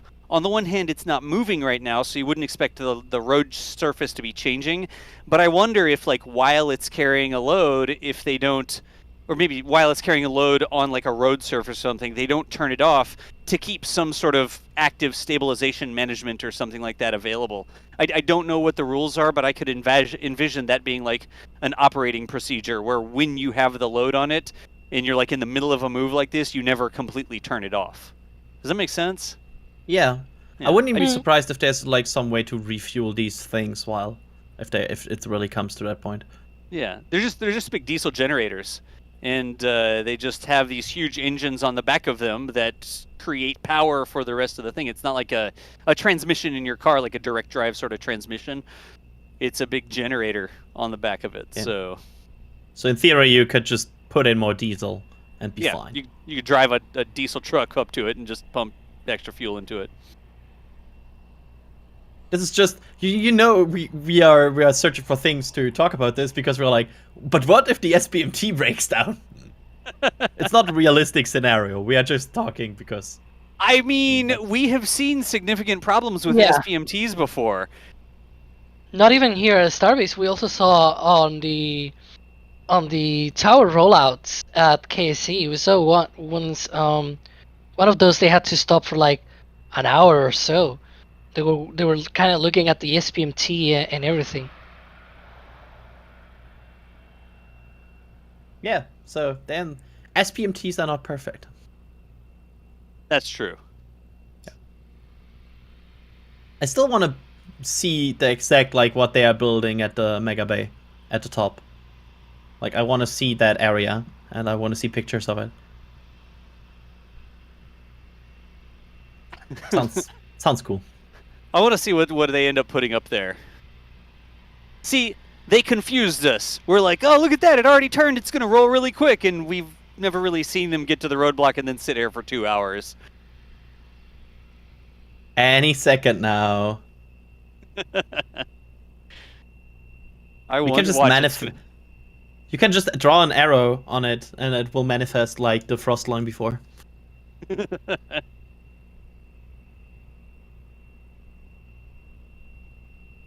The more we talk about, we're burning. What's going on? Wait, what? Hi. Hi. Who let Alicia in? I don't know. Hey, friends. Yeah, thanks for the love, you guys. It's my first day of vacation, and I'm just at home, and I, got some lunch, and I just turn on, the stream here, and the next thing I know, you're like, hey, when is she coming on? I'm like, what? I'm like, what? So thank you for the love. I appreciate it. Just thought I'd come in and say hi. You know, we've been talking about you for 3 hours straight. I mean, someone should have pinged me. I literally have been around. I'm just putting up Christmas decorations right now. I love how it's And it your was- first day of vacation, and yet you opt to hop in here and hang out with us nerds. Would I be? Oh, but yeah, the question was when the next stream with you was going to be. The whole fan club is always like stalking you. Hopefully you don't have a personal jet because now they can't tweet about the location of your personal jet. But they'll just stalk you on the streams here. And you're going to do the SWAT stream if that That's happens, I think right. tomorrow, right? Yeah, so was all set to go this morning, but of course, we had our little delay. So tomorrow morning, bright and early, if anyone, wants to listen to that and watch that. So yeah, be there tomorrow for SWAT. And then, of course, we've got Astro Live coming up on Sunday with Barry Bonzak from Lockheed Martin. Excellent. That guy was a hoot. Oh my gosh, he's the best. I actually met him when I was down at the Cape for the first Artemis launch attempt. And he showed us, some of actually the tiles. I got to actually touch them and look at them. It was so, so cool. And yeah, so that's what he does actually. He's in charge of the thermal protection system on Orion. So it was a big, very, very exciting past couple of weeks for him and his team, obviously. And then of course, Sunday with the return, everyone was holding their breath, and he was hosting a return party, I guess, an arrival of his capsule party. He's amazing. He's got Artemis themed clothing. He is just so enthusiastic, and it is going to be a really, really fun show. So definitely tune in, everyone. It's NSF Live slot, 3 p.m. We're going to have Barry Bonzak on. It's going to be great. Yeah. We do we do technical checks where the guest dials into the call a few days in advance, and we make sure the lighting and mics are good, and all this sort of stuff for all the museum shows, the Astro Live shows with Intrepid. And I threatened him. I was like, we're just going to turn the stream on right now, because he was giving us all these cool facts, and he was holding up tiles in front of the camera, and we're just doing a technical check, right? And I'm like, if you keep this up, we're just going to start the stream right now. Unfortunately, the PIO wouldn't let us do that, so... Yeah, it was a lot of fun though. He's great, and he's just a wealth of knowledge too about the whole program, really, but especially now with the Orion capsule. So if anyone's got questions, I know Jack was on board the Portland there, bringing that amazing stream. We were watching it, and literally Dawson and I had to bounce off to meet with Barry, as it was happening, which was bizarre because he was watching it too. Which He was really also great. watching And the stream, yeah. The whole team was watching your stream, guys. So if you have any questions, any questions that weren't able to be answered, I can't guarantee he can answer them either necessarily, but bring them because you never know, he might be able to.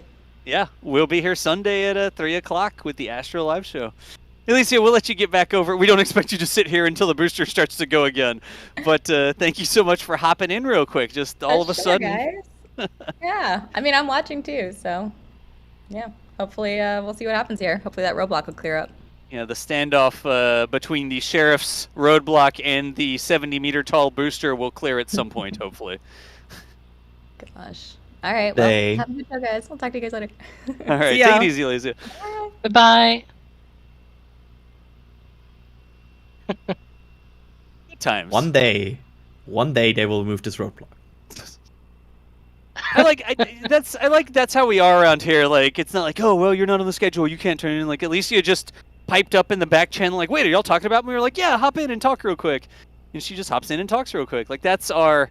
We like having good camera views, and we want our views to be stable and our audio to be good and stuff like that. But we really don't take our production too terribly seriously. We spend way too much time staring at stainless steel tanks, not doing very much to take ourselves too seriously. So. Always want the production quality to be up there, but we also have a lot of fun. Wait, you mean we don't have, scripts and look at teleprompters and things like that? Not so much reading off teleprompters, no. Who wrote that sentence on a teleprompter though? That's weird. Emphasize this line. You say that out loud when you're reading the script or whatever. Oh, that would be funny. Don't we? We said script. Speaking of scripts, don't we have another flyover coming out soon? Yeah, soon. This secret. maybe weekend. It's coming. There's We'll see. stuff coming. Yeah. Soon. Soon. Leaks. He's leaking. Nah, it's a joke. It's an in-joke.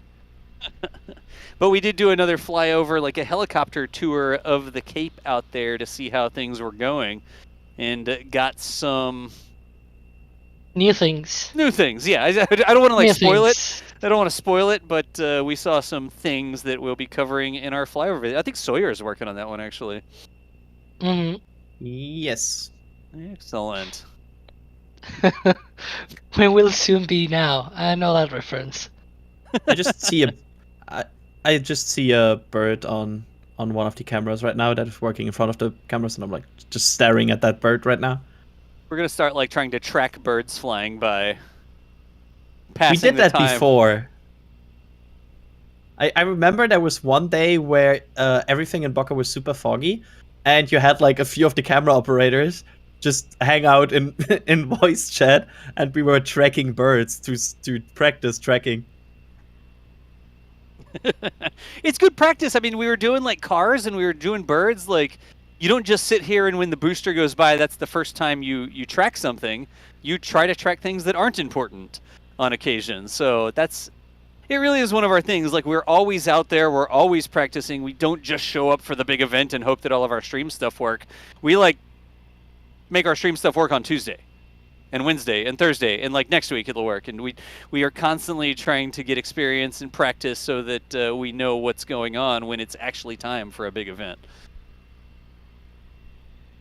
Yeah, it helps because tracking these, like, sometimes it looks easy, but like tracking these while they go past the camera can be quite tricky because sometimes you have a little bit lag in the camera, sometimes the connection gets a bit iffy when the booster's next to it. So tracking things is a challenge, and it can be quite fun.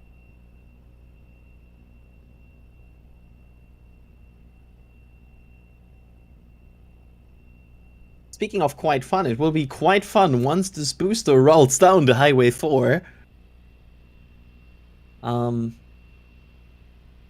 But so far that has not been the case. They're still outside their cars. We have the car outside of car indicator being in full force here right now.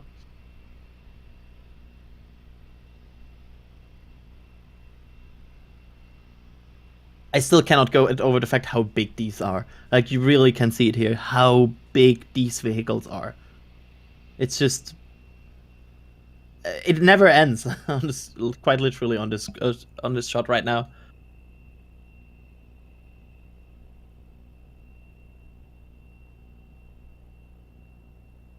Like, we're seriously like, okay, what should we talk about now? We haven't read super chats in a while. Do we have any questions in the queue? Are you looking at the question queue, Adrian, or?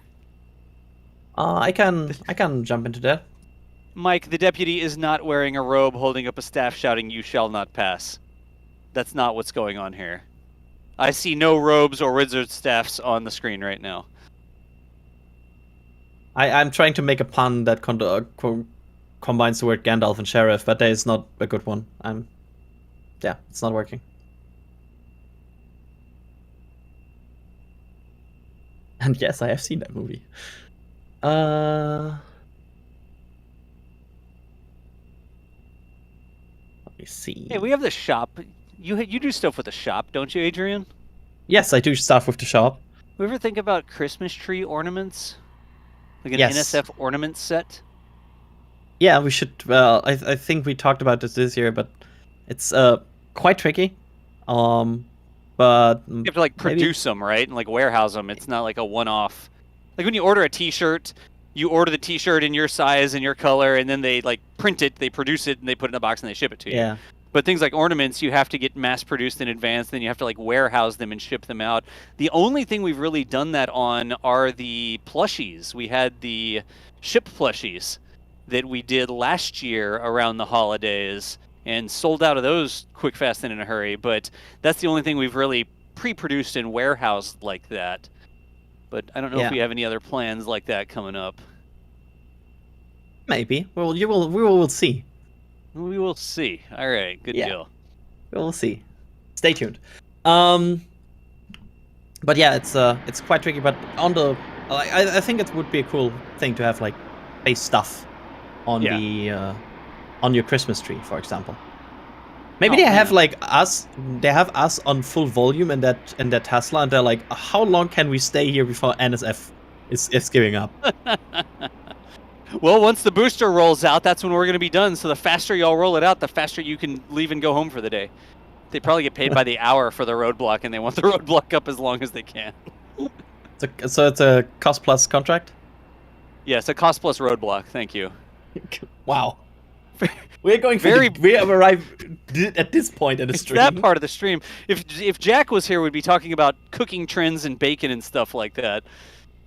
Yeah. We're trying Like- to like- divine the thoughts and feelings of the sheriff at the roadblock right now. Yeah, it's a good commentator practice. I see a comment in chat from Willem Shoot. Thank you. I think you guys are the reason I got into all this. I appreciate the coverage you guys bring us. Tag NASA Spaceflight. Not really a question, but just saying thanks for the coverage. It really is cool that we're able to share this with people. Like, it's Thursday at whatever time on Thursday it is in your local time zone. What the heck else do you have to do? You're stuck at work.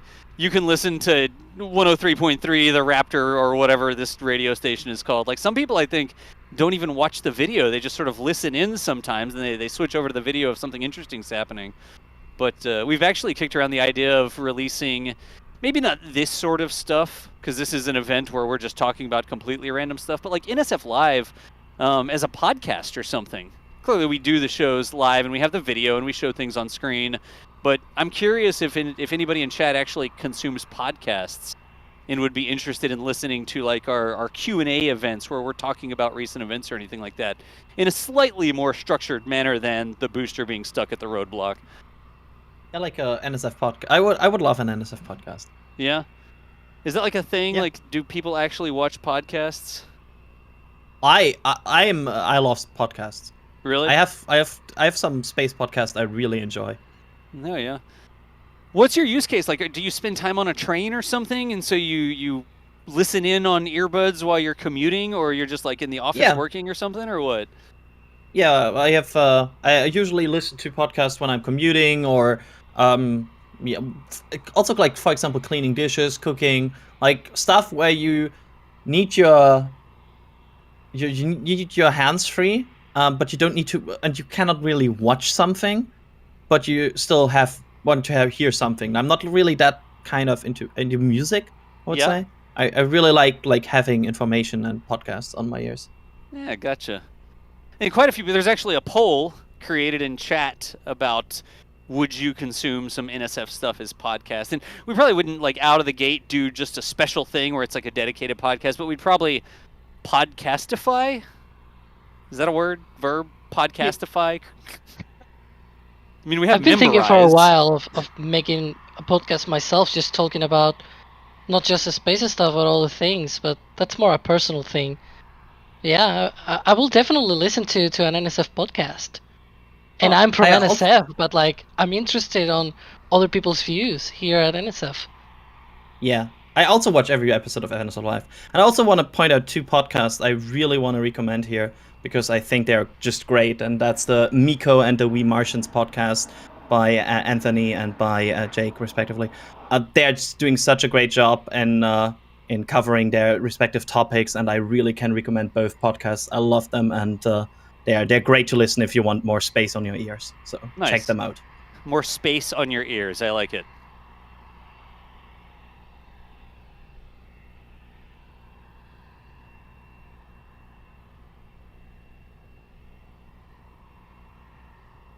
So we still have a standoff. It's like, what are we supposed to say? Yup, they're still there. They haven't gone anywhere. I mean, that's always, if we commit to do something, they find a way to make it kind of awkward. So it's amazing. I was thinking podcasts are only like listening kind of format, but you know, raptors make noise. you can still kind of hear them, right? Should we just make McGregor Live a podcast, and it's like 12 hours of silence punctuated by 47 seconds of raptor fire? Radio McGregor. I think also like some Raptor side episodes, depending on how visual they are, would maybe work as a podcast format. Like Yeah, I could because see we're just that. sort of talking, you know.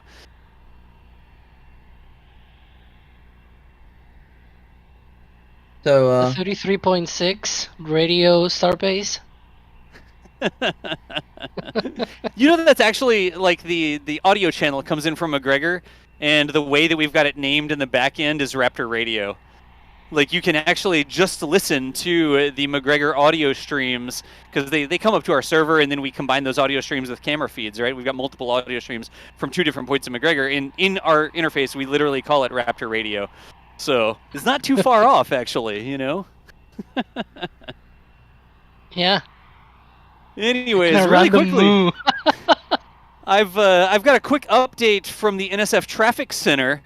Traffic on Highway 4 is completely blocked up. Earlier today, we had a booster that exited the Mega Bay up at the production site, and it actually turned out onto Highway 4. It proceeded along all the production tents, past San Martin Boulevard, past the tracking station, but it made it up to the Y at LBJ, where a sheriff roadblock has things at a standstill.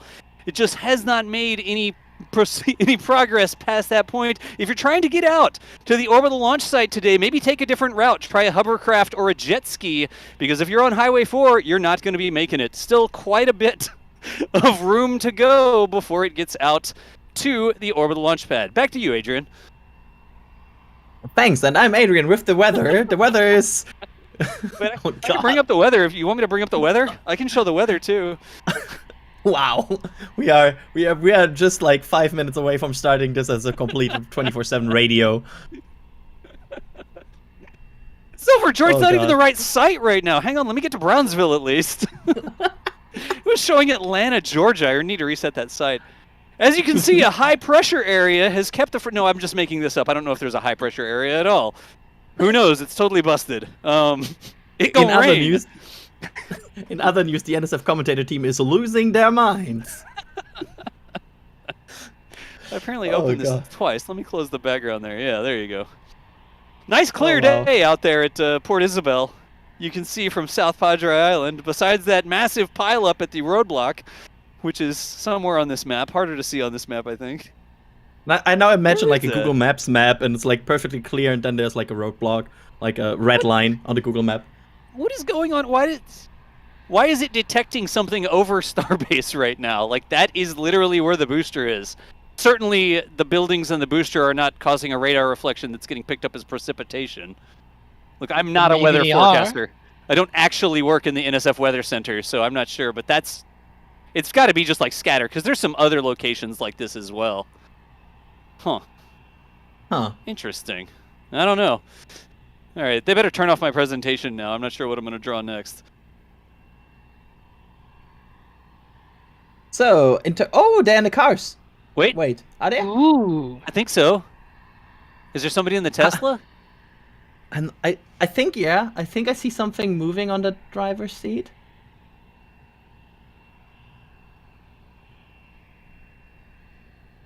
Interesting. This is where we've gotten to, viewers. Yeah, like we are like 5 minutes away from having a progress bar in the top left, like people in cars, cars claiming roadblock. We have a progress bar. It's camera 4, beach. True. It's just not at a very good angle because, yeah. Yeah. It's like these, Still looks these like it's old the production installings of.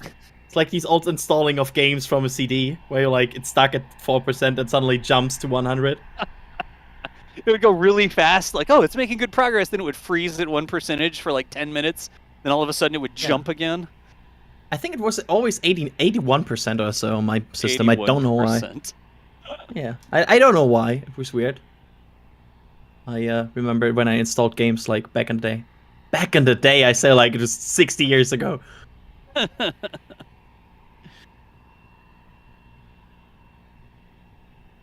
So, but there are still people to the right side of the booster. Game installation put in the next disc. Yeah, back in Put the, in the when next you had disc. like multiple discs for a game. you'd get to the level and it's like insert disc, like even CD-ROMs. Like if you had 2 CD-ROMs in your game, you're like, wow, so much content in this game. You'd get halfway through Monkey Island and insert CD-ROM number 2. Like, wait, what? And the worst thing is if it's damaged, and you had like you couldn't finish it anymore. Oh, that I was think the one of worst. those folks had like a coffee cup on the hand, so That's they're not probably a sign I want to hear. yeah. That's a sign of they're getting comfortable there. As long as they don't bring out the tent again, so we have to watch the tent. Oh, and the trunk.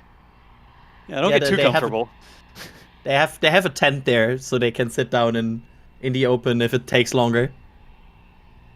Maybe we'll get a coyote running across this view. The flats over there in the bay, like you'll see packs of wild coyotes running around out there. And every now and then, Nick or me are out at this site. Like this camera is at our most remote site, and you'll be out there working, and you'll just hear like a pack of coyotes like 100 yards away yipping. Like, I'm pretty sure I could take 1 coyote. I don't know if I could take like 10 coyotes at once. I don't want to find out. Yeah, I have never put brain into my thinking of how many coyotes I could take. Not yet. Not yet. Is that the most dangerous animal in Boca Chica? No, I mean, coyotes I don't think are particularly dangerous. I wouldn't be too worried about them. They're kind of scrawny out there. I'm not sure that they would even try to come up and do anything to a human with a bunch of equipment around them for sure, like unless there was some sort of desperate trying times. There's so much junk and trash and stuff out there for them to dig into. I don't think that they really pose that much of a threat. Now I'm thinking like what the most dangerous animal at Boca would be.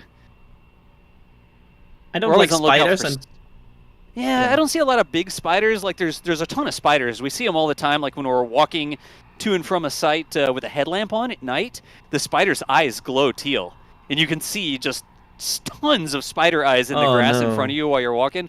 But they're all really small. It's just the eyes sort of reflecting. Not a lot of sharks. I don't spend a lot of time in the water out there, as it turns out. So I'm not too worried about sharks. Mosquitoes. I don't know if like mosquitoes are immediately dangerous, but they can carry diseases, and you don't want to get bit by too many mosquitoes. So we're always on the lookout for mosquitoes. Snakes, we're always on the lookout for snakes. You don't want to walk up on a rattler or something like that. I haven't personally seen any big snakes while I've been out in the field, but I definitely know they're in the area. What about humans? Yeah, humans driving SPMTs you got to really look out for. Yeah, especially if there's like a 69-meter high booster on top of the Yeah. SPMT. Exactly. I think at some point I mentioned to Jack that I don't like the amount of spiders that are in Boca, and then he posted me a picture of like a huge spider nest, like somewhere. Yeah, I we remember that. had a garden spider on our container that I think they named Fred, but then it had babies and they realized that it was probably Fredette or Fredita or something. And Jack was posting up. Yeah, Jack was posting up pictures of like 18 billion baby spiders pouring out of the little spider nest on the side of the container. Oh god. Oh god. Hey, I'm remembering everything now. they eat mosquitoes. Like anything that eats mosquitoes, I don't care. Birds that eat mosquitoes, spiders that eat mosquitoes, I don't care if an SPMT runs over a mosquito. Anything that stops mosquitoes, I am happy with. I mean, some static fires probably killed some mosquitoes. Hey, I'm good with it. Yeah. That's like... That's very likely, actually. We're not really selling the place right now. Believe me, No. Boca Chica is a magical place to visit. That's Oh, like... there that's are- Like... Good. Oh, go ahead. I forgot what I wanted to say. I haven't run into too many ticks. I'm always on the lookout for ticks, but I always spray up my... Like, I wear long pants, and I spray my ankles and stuff like that up. So I've never had an issue with ticks out there. Dragonflies aren't terrible. There are bats that fly around. I'm reading chat live now. There are definitely bats that fly around. Like right around dusk, you'll see things swooping, not like birds. And there are definitely bats in the area.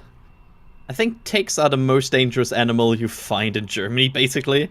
Yeah. Because there's not a lot of dangerous animals here.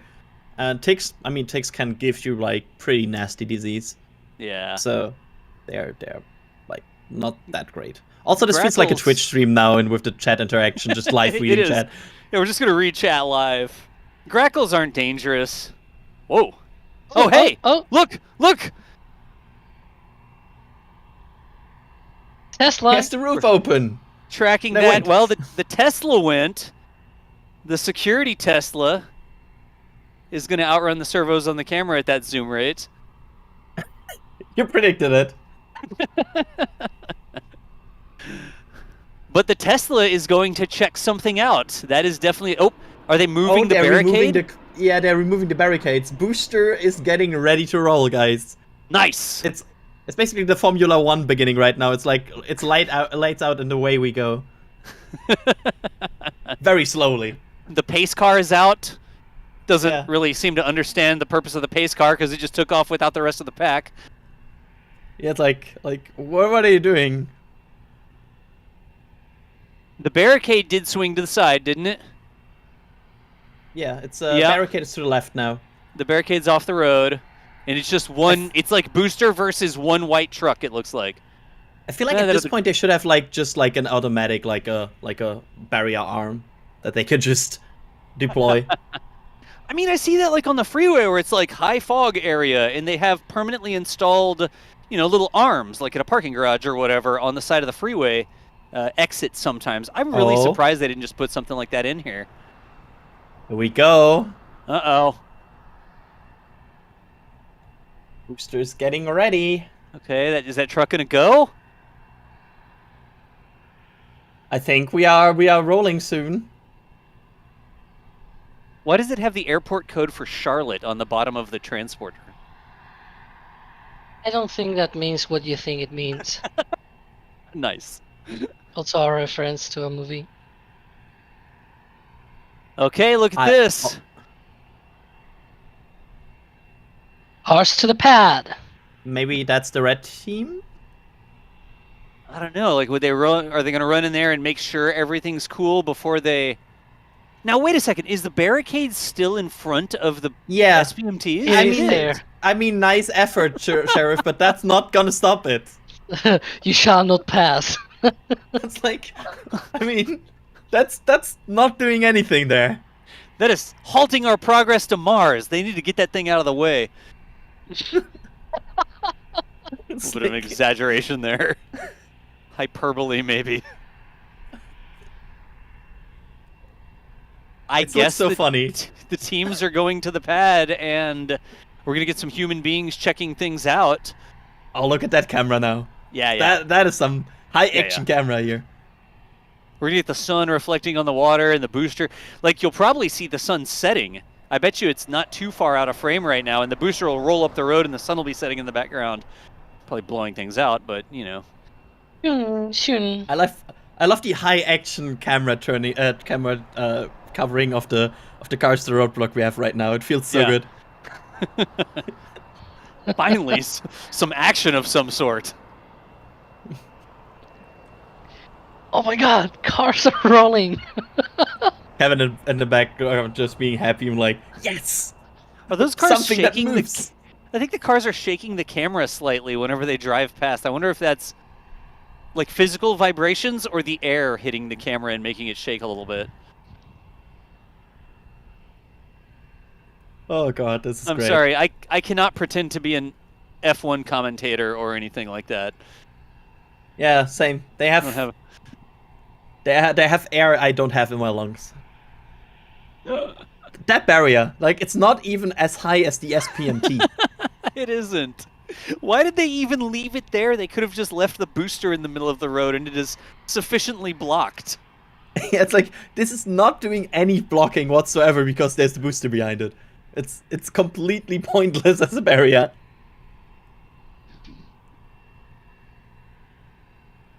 It's the concept of the road being closed. Like, that's not going to stop anything, but it lets the SPMT know that conceptually the road is currently closed to its progress.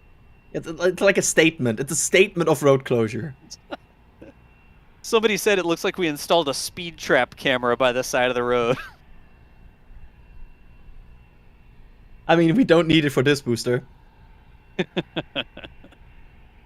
it would read 0 miles per hour for the past... How long has it been stuck there? Anybody know? I don't want to look back how long we are doing this at this point. I'll go look. Hang on, let me see. Oh no. All right, it's not been an hour yet. Yay. 1 hour ago, it hadn't passed the dishes yet. And there, I still see it moving 40 minutes ago. Yeah, the red team is at the pad. I will call it the red team now. Yeah, that sounds good.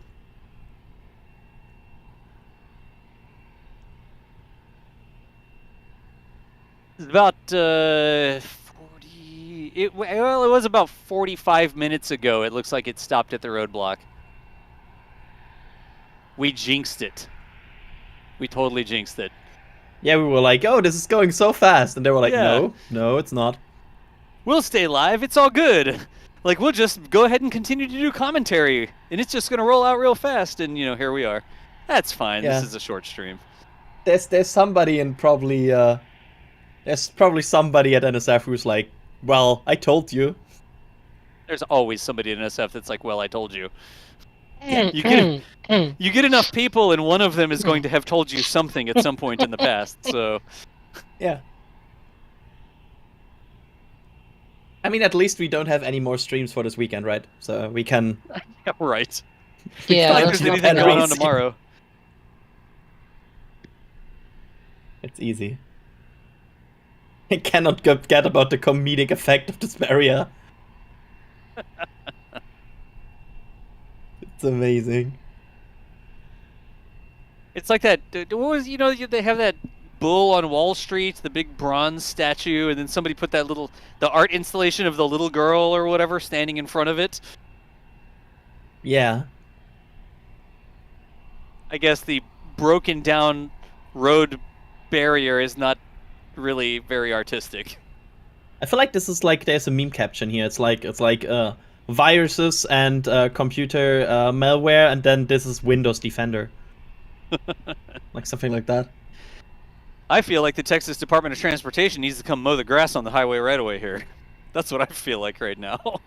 How come? What did tell you that?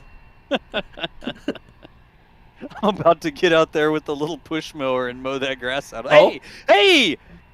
Barrier moving! There we go. Yes! Yes! Finally! Booster 9 can proceed upon its way. Because they have officially cleared the barrier which was halting its progress. The path to Mars is clear. The path to Mars is clear. Chad, how y'all feeling Let's about go. that?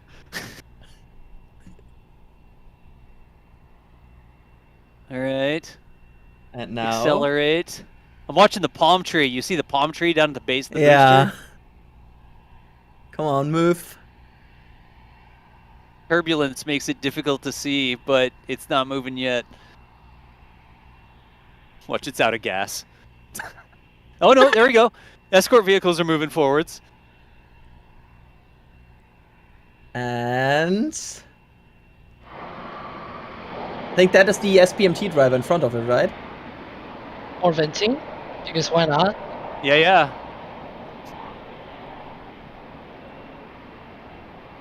Is that like are they doing like a FOD walk or something with those 3 vehicles abreast? I mean, that would make sense, right? You want to make sure... Yeah, I mean, there are 5 vehicles up there, but there's one on the extreme right-hand side. Booster 9 is moving. Booster It's 9 moving, is nice. There we go. I really wonder if that's not like... You think it'd be more effective if they actually walked it, but, it's a FOD drive. Can you do a FOD drive? And now we get to the point where we all waited for, because we now will get close-ups of this booster. Yep. FOD drive sounds like over at the side of the hangar you're collecting FOD for an object debris for somebody. Join us for the Holiday 2022 FOD drive. God. Oh no, don't jinx it, Chris. Chris in the chat saying Booster 7 rolling out, now screaming, wait for me. I cannot stand any more rollouts today. There's somebody walking in the front. The sheriff has significantly pulled off the side of the road over there. And there's sort of 4 vehicles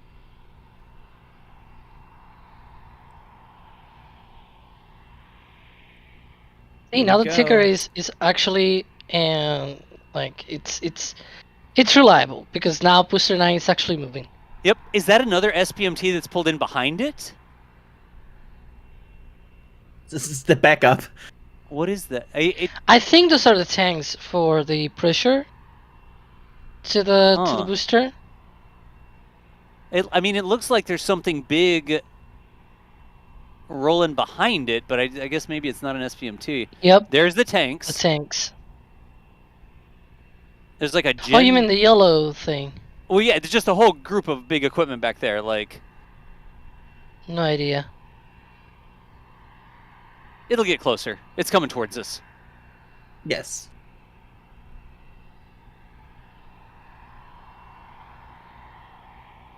Huh.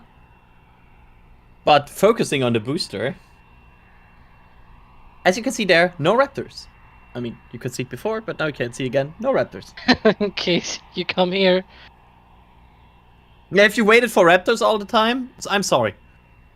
Yeah. No raptors. And hey, booster bits and missing parts because these aren't upgraded. Yeah, you can see better that socket that I was talking about before for the pins. Yeah, on the left side, right? Yep. It's like a little bump thing. Mm-hmm. Yeah. Should be 90 degrees from the QD on the right hand side. Looks like that part in case P that you can attach to things and then you can move like these. This yellow part that you can move all the parts. I'm not sure how it's called. Yeah, the call controller, something like that. Yeah. Al controller. I think it's called call or something like that. I don't know. It looks like a strut endpoint is what it looks like, which is That's actually kind of what it is. Oh yeah. True. Yeah, in some shape or form. Yeah. Yeah. Oh boy. Yeah, there you can see the attachment point of the Raptors. Yep. It's the Raptors to be. Oh, Because wow. if there was a Raptor under here, it like hangs well down into the stand, right? Yeah, it hangs basically in this cage. Yeah. That's actually So- mini raptors.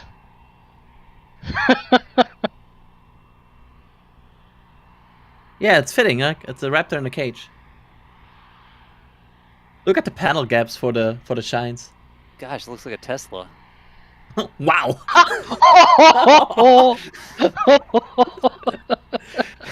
Sorry. Okay, all right. I couldn't resist on that one. Sorry. That's the QD, right? Yeah, that's the QD for the booster. C+, it has. That's the coordinate frame of the Yeah. booster. We got some. That indicates the C plus axis. Oh, Tape and tarp and stuff in there. Look at that. yeah, gotta cover all those bits, otherwise you get FOD on the tanks. You don't want FOD on the tanks, otherwise that might be nasty stuff. Yep.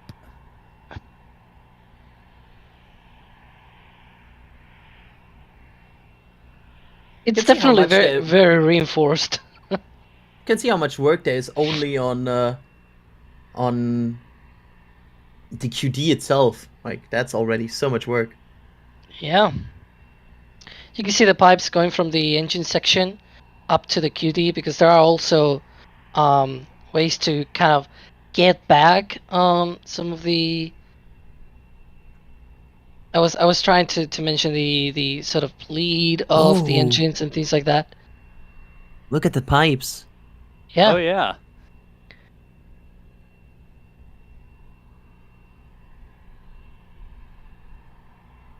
Wow. Just gotta hook up some Raptors and ready to go.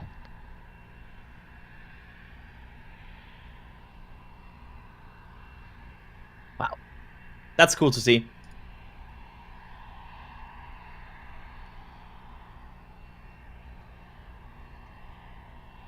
See? It was worth to stay here for the close-ups. Oh yeah. And here they see the enforcement. Oh, look, the. Yeah, that's the. What I said the- before, the socket. Point, right? Yeah, the socket. Yeah. Wow. You can see also two, what appears to be like two vents. instead of there. Oh yeah, up from that, up and Mhm. left. Pretty much like all the vents on the bottom of the ship.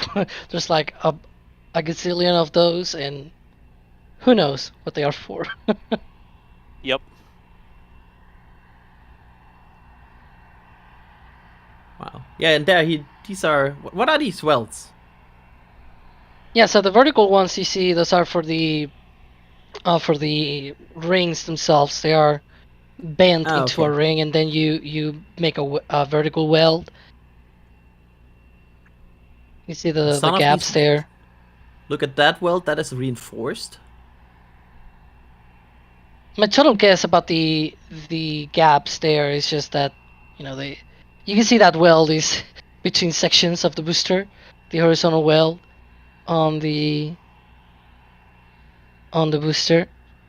Yeah, I guess for the gaps and the chines are just that, you know, they're still not welded together, or they might not need to be totally airtight or something. I don't know, but They could also actually be a negative to making them airtight, so this way they are exposed to like cooling and everything. So maybe they want air there. Well, on the other side there's CUPVs there, so they don't need cooling probably. Because there's a lot of cold stuff in there, usually. yeah, my thinking is that I can imagine them just because it seems like the panels of the shines are like bolted on, while they might be welded between them. So you could probably unbolt those from the booster if you need to replace something like a COPV or something, and don't need to weld them together just yet until you fly. Sort of like the way of the crane points on the ship. They're probably not going to be removed until they actually go for launch and put the ship on the top of the booster for a final time. Nice. The progress bar is actually working now, because the first part of the road, it comes sort of straight at the camera from this perspective, and now it's actually, you can see it still has a pretty significant distance to go. They debugged the progress bar. Nice. There it comes.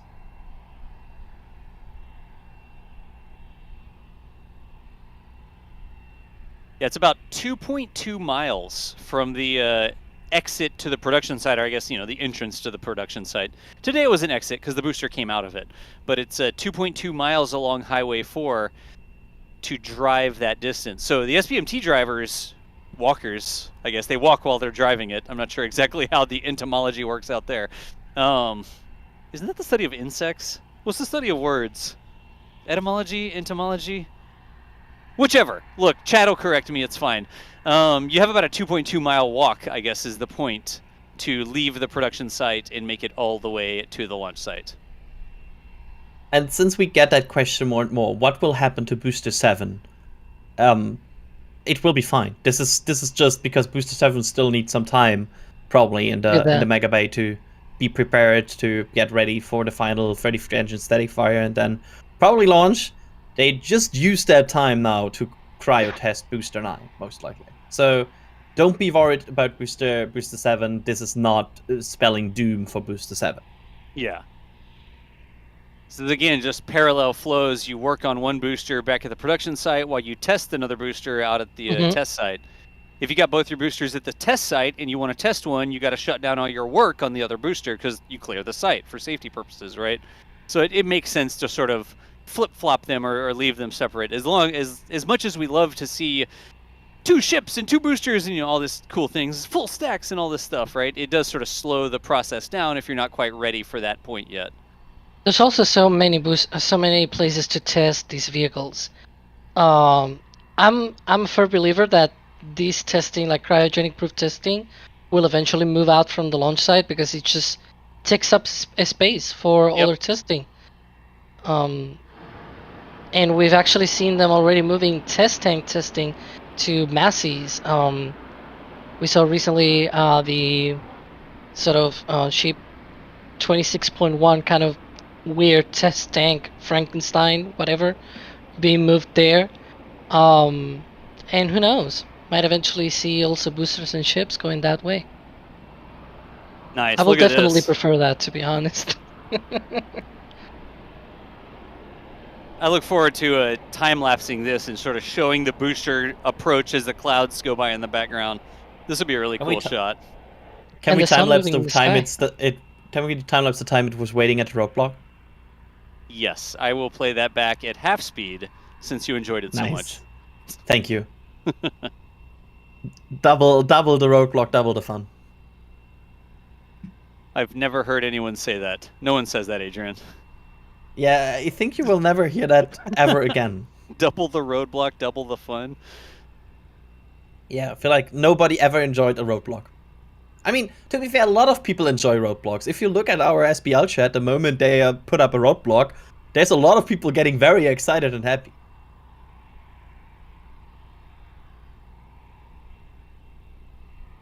Are we the only situation in the world where somebody is excited because a road is blocked?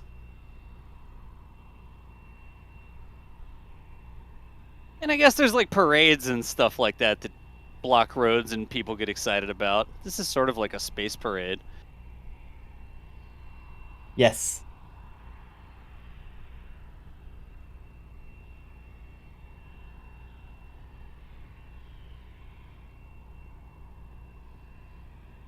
The vehicles that got in there first were lucky.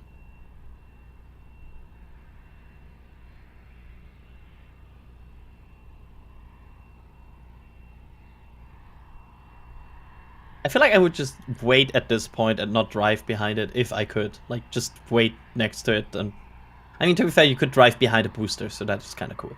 It is kind of cool. I think they did a rollout. I forget if it was a ship or a booster. I think it might have been a ship. Where there were cars, like public cars, just following it in a long chain.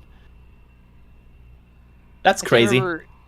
Like, was that a ship or was that? I wonder if I'm not remembering one of the tower segments when they were rolling out the tower segments. No, I remember a booster. I booster? remember what you. I think it was a booster. Huh. I think booster 4.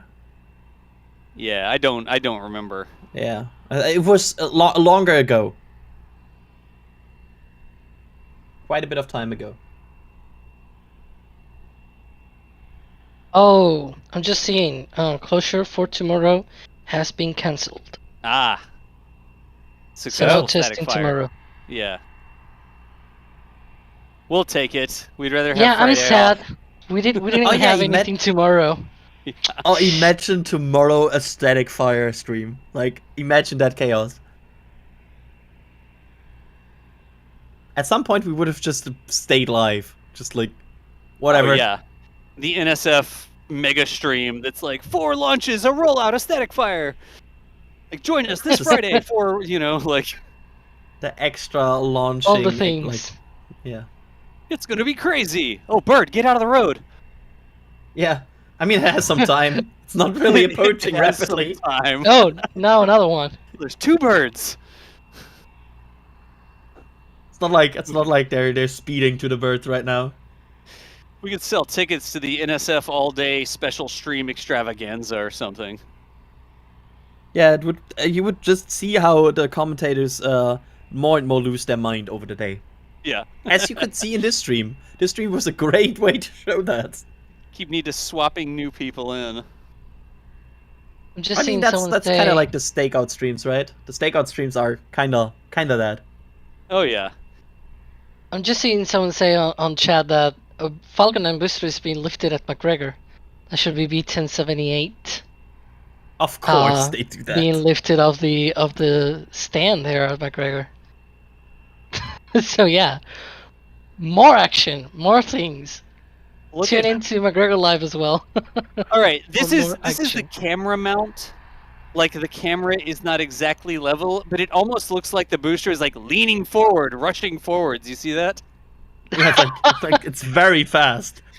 It's just very Naruto eager to run. go. It's just that we need to level that camera mount out there in the middle of the beach. It's very difficult to keep things perfectly level long term on sand. Let's put it that way. Also with birds hopping on cameras. Yeah. The beach, the wind is gusting to 36 miles an hour, and then birds are jumping on top of them, and it's sand underneath, and you got to hike a quarter mile to get out there. Like, we can't even drive the vehicle up to it, so it's tough. But here it gives an action shot for the booster leaning forwards. You can see all the equipment going behind it as well, the trucks, and there's like a generator back there or something. Those big tanks are back there as well. It's like a Naruto run. Thank you. Yeah, I saw that as well, Alex. Oh So god. you just make it with the headband like flapping behind the top of the grid fins up at the top. Take notes, Daily Hopper. Looks like it's trying to break into Area 51 or something. Oh god. I kind of want to finally see a Starship launch, because fun fact, I joined the commentator team of NSF, as Alex as well, after SN15. So we both never commentated on a launch. That's true.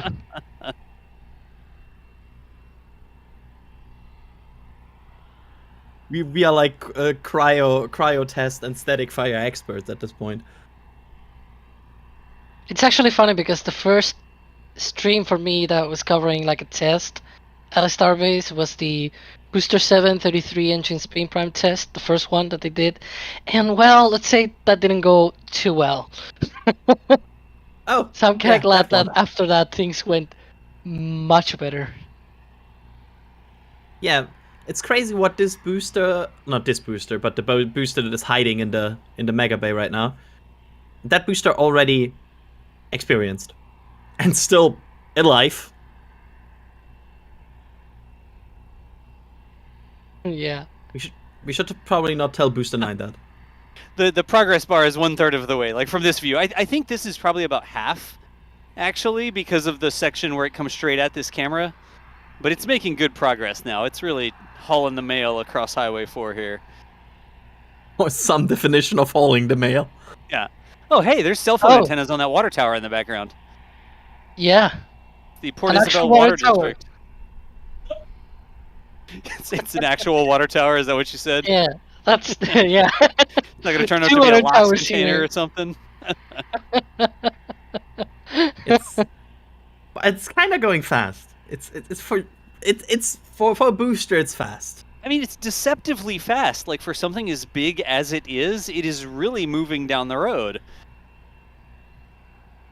Is this faster than SLS rolling out? I'm not sure. I don't have any comparison.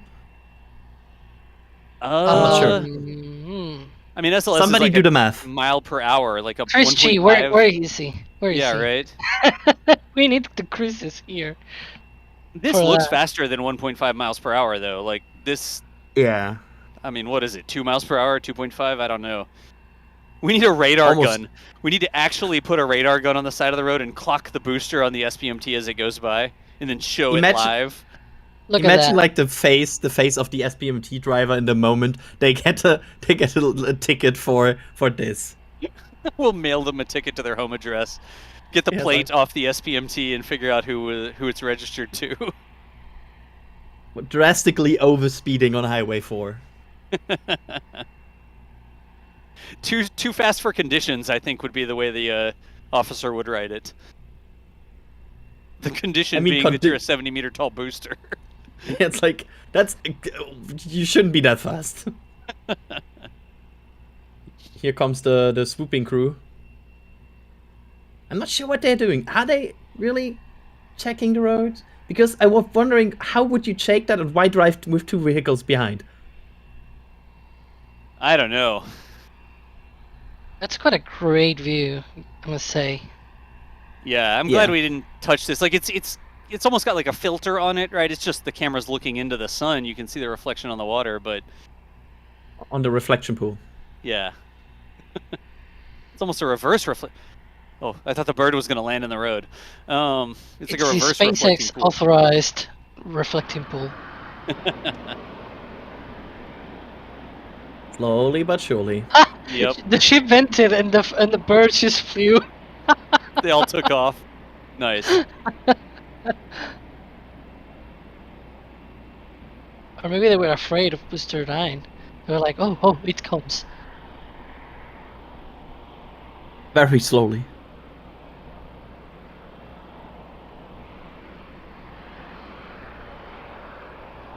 It's a nice shot.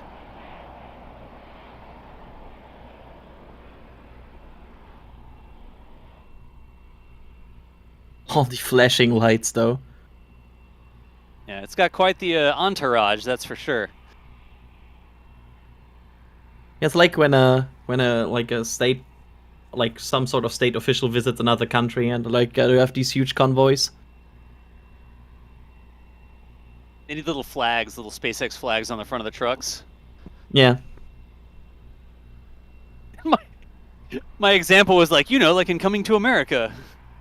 His dad's driving around in the state escorted vehicle and it's got the little flags and stuff on it, but that's a movie, so I probably shouldn't have used that as the example. Yeah, it's it's not the audience for that joke.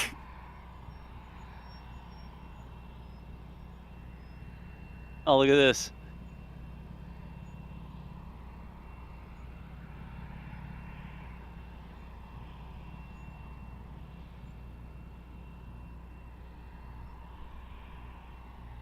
See, I think the person walking is the one looking at the road. Because it doesn't look like he's driving it, I don't think. I didn't see him with the controller, did y'all?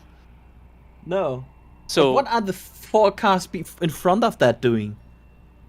Security? I don't know. Security for an empty pad ahead?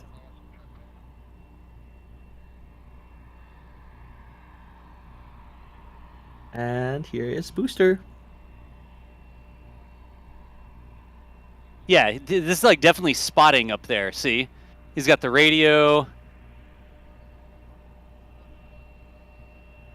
He's like crossing the road to one side and the other, sort of like looking at it from this angle, looking at it from that angle.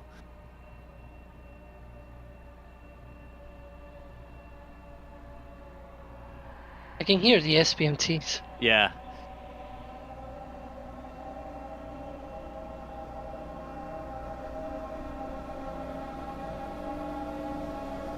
Oh my god. That's cool.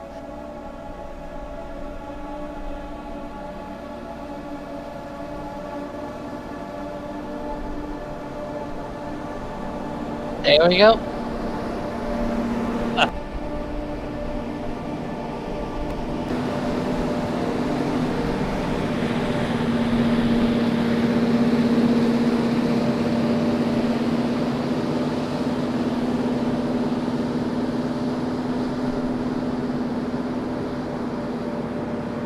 Bye, Booster 7, Booster 9. I was about to say Booster 7. 7, Booster 9. Too many boosters. But That's yeah. cool. Goodbye.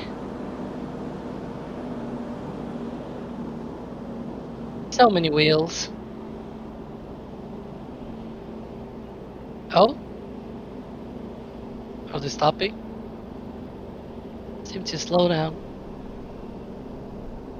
Yeah, I think there's a there's the controller. See, he's got the wireless controller on like the neck strap in the background, the big box in front of him. Seems so relaxed. Please don't kick over Nick's camera. I second that motion. Okay, bye. Hey, Nick. Oh, hi, Nick. Your camera looked fine. It didn't get run over by the SPMTs. Good. Oh, that would be crushing. Oh, come on. My gosh. Seriously? Wow. How many hours into a stream are we to get that kind of a joke out of you? Whoa. We are at 4 hours. Oh. Well, I am sitting here frantically uploading things and figured I'd say hello. So hello and goodbye. Excellent. Take it easy, Nick. Look, we've got Tank A and Tank B on that support truck. I don't know what to call it, but you know. Yeah, some sort of truck. Yeah. I would imagine maybe it's really pressurized, like pressurization, if the booster suddenly loses pressure for some reason, because they pressurize these boosters for travel. Yeah, but they like, maybe they fill them up like with a balloon and like tie off the end, right? They don't have something actively pressurizing it like a pump on it, do they? I mean, there is a cable attached to it, Yeah. right? To the QD. That so there goes could be down, something yeah. below that. Yep. Huh. The poll right now, best tank, which one? Tank A or B? The A and B tanks are not hooked up to it right now. Like, they're definitely not on it, right? Like, that truck is completely separate from it. Yeah, I think it's just an emergency in case of pressure lost. That would make sense to me. Yeah. Huh. The other one looks like a big generator, that yellow box. Maybe the backup generator? Maybe, yeah. Did I seriously? I looked at the wrong thing when I set this up, and I did not pan it to the left enough, so it'll go off, but I don't think I'm going to touch it. We'll just let it come back into frame again. It's just barely going to go out of frame. Shucks.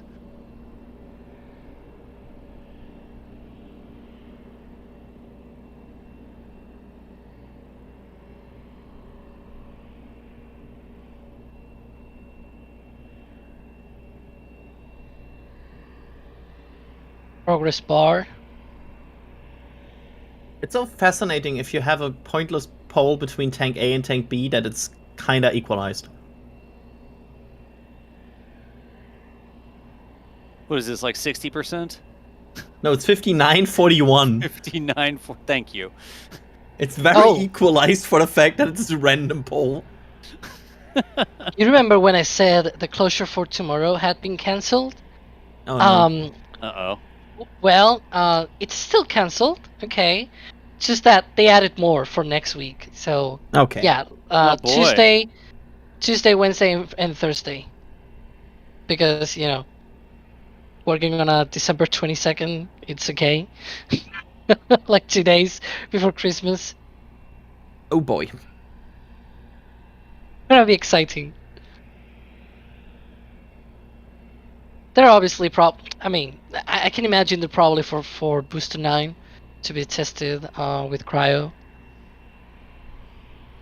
Tank A is winning by 52 to 48. So tank A is in the lead.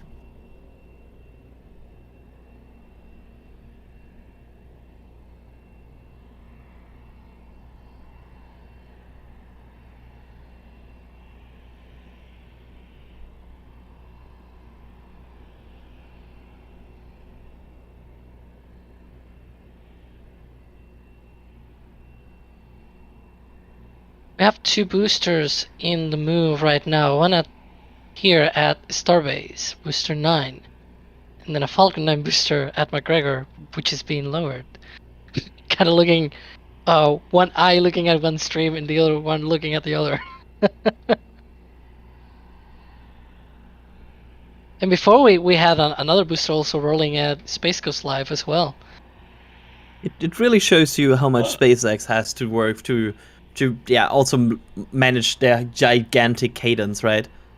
Because they have to, especially in Falcon 9 operations, they have to basically constantly produce second stages, static fire them, produce new boosters, refurbish the current ones. And it's such a like logistic work behind that. I remember we were doing a launch live stream and then they were stacking Ship 24 on top of Booster 7, but they were also lifting Ship 25 onto Suborbital Pad A, but they were also lifting a booster from a drone ship at McGregor, and then they were doing a Raptor static fire test at McGregor as well. It's crazy. It's good to be busy. Instead of McGregor, the drone ship stuff. No, that was fleet camp, but it's just too many things at the same time. That was,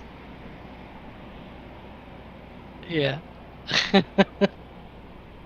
Those big vents. We've been hearing the vents on the ship occasionally. And it continues on. Tank A is pulling in front of Tank B with 54 to 46%. For some reason. I wonder though, is the road still closed? Like, it's obviously blocked by a big metal tube, but it is behind it, is it closed or not? Yeah, Oh, there the we sheriff go. is sitting up It's there, still yeah. Closed.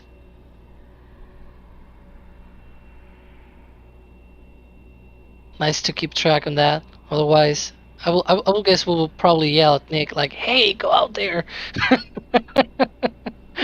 Oh no, And he'd be out there running. retrieving his cameras like ASAP. Yeah. That's true. We were Well, probably. I'll be scraping as much bird droppings as I can off my cameras. we had a few visitors to some of my remote stills cameras today. Little birds. A little bird. that good or bad?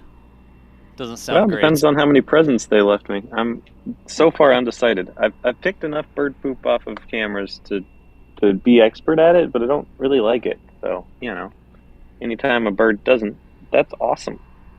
Yeah. And also, you can see the drone. Look. Because I've seen a comment talking about lifting the booster during disclosure. We actually don't think they're gonna lift anything today, or the booster altogether. Currently, our thinking is that it's just not gonna be going to the orbital launch mount. Here we see it going in front of ship 24. Yeah, so far indications kind of point to Booster 9 being tested at the cryo station, where they put up a frame for the umbilicals to be held on and everything, so we'll see. Oh, Jared! I didn't expect you to be here. I'm seeing someone familiar in the chat.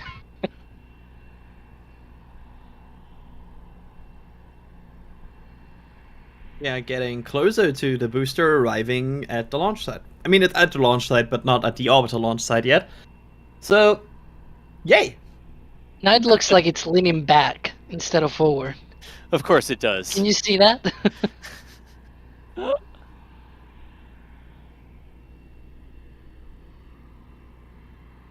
And Tank A won. 55%. Yeah, congrats to Tank A.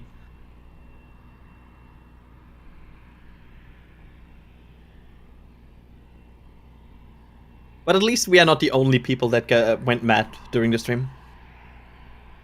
Tank B, We're B for fine. bummer, because they lost. So yeah.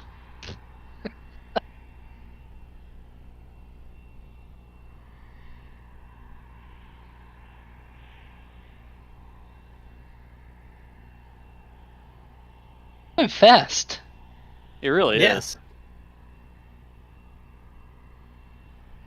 It probably helps the whole pad is clear from the static fire test that they did.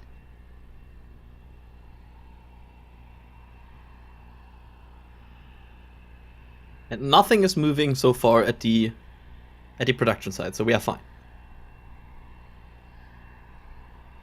No ship moving. It all takes you saying that for something to move. Just gonna say that. I cannot snap activity into existence. Hey, Hoppy!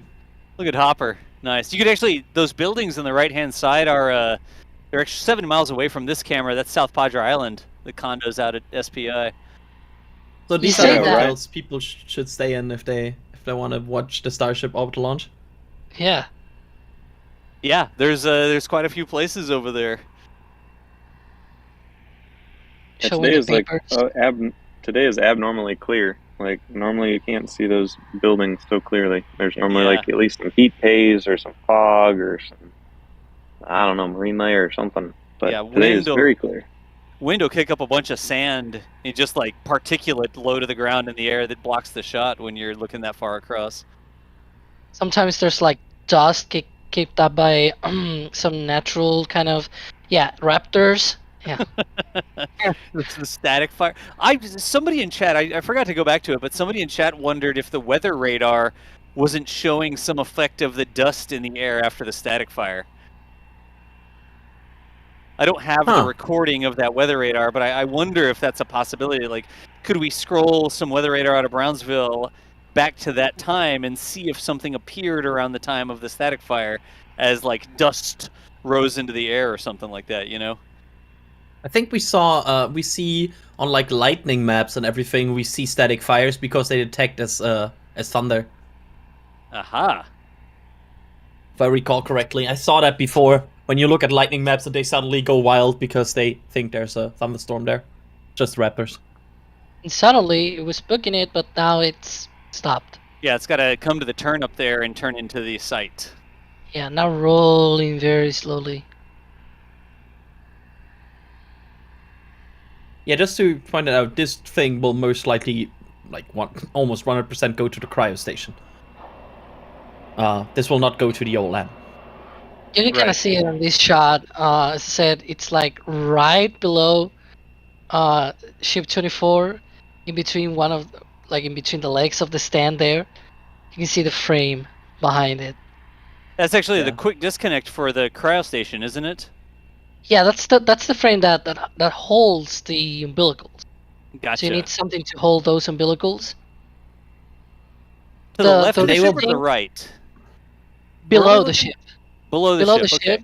Yeah. In between the legs of the stand, and right next to it to the right you can see the ship cryostation, which has like Gotcha. an actual quick disconnect and shielded and everything. That thing is fixed, but the other one is like a removable thing.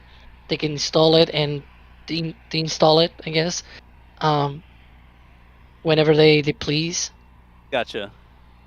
That's where they used to have the structural test stand, nickname Can Crusher. Yep.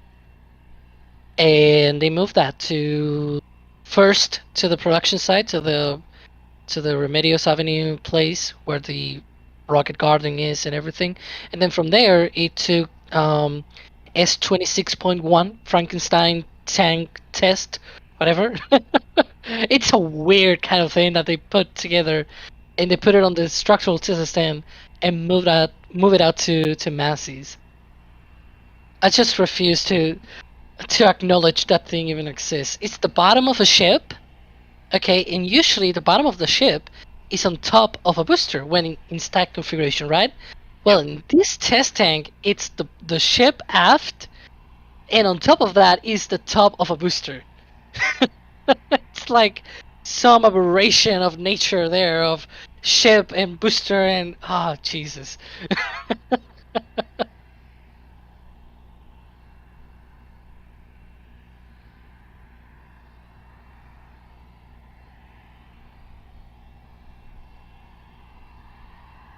Getting closer. So basically they will just lower the SPMT and leave it there, right?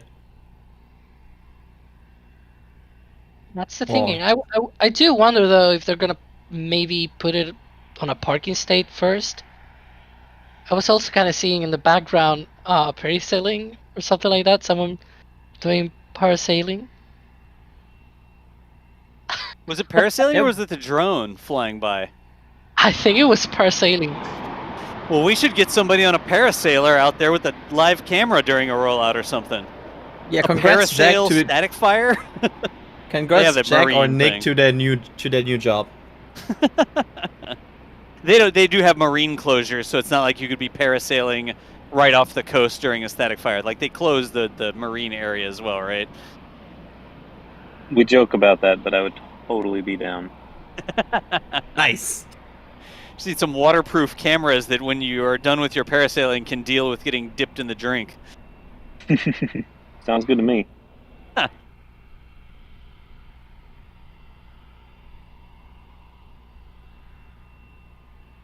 The NSF parasail cam.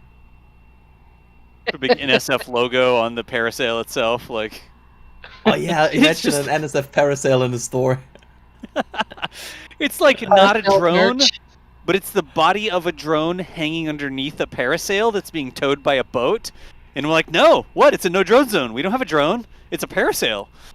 Do airspace restriction affect such things? I think it's the we marine fun. restriction that would get you there, not the Damn FAA it. restriction, but the Coast Guard would be on your tail. So you just need to jump before you enter the marine restriction and then. But what? Okay, Well, what if we were to have a dirigible on a tether? Yeah. Oh, I think that might count as a drone. NASA just released a press release saying they are go for launch for SWAT for tomorrow. The launch readiness review has been completed and they are clear for launch tomorrow. They were investigating moisture on 2 engines and that was cleared. Huh? They demoisturize the engines? I believe what they Right. were looking for is that the engine moisture wasn't was from rain rather from other kind of sources. If it's from rain, it's like, well, okay, it's rain. But Yeah, if it it's from happens. something else, you're like, well, where did this come from, right? You're like, where did this water come from suddenly all out of nowhere? Yeah. The most You gotta worrying check thing it is out. always if you find water inside of a space capsule, because then you're like, well, it should be airtight. How is there water in here? Yeah. That shouldn't happen.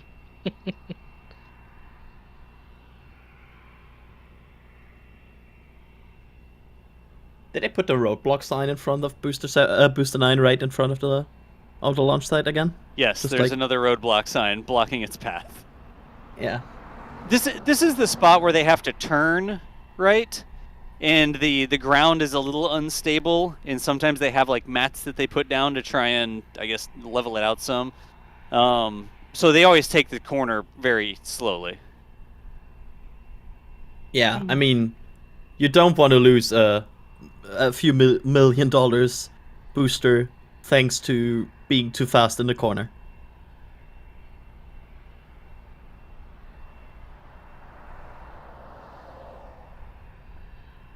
I think there are more cars approaching, but I think the road is still closed.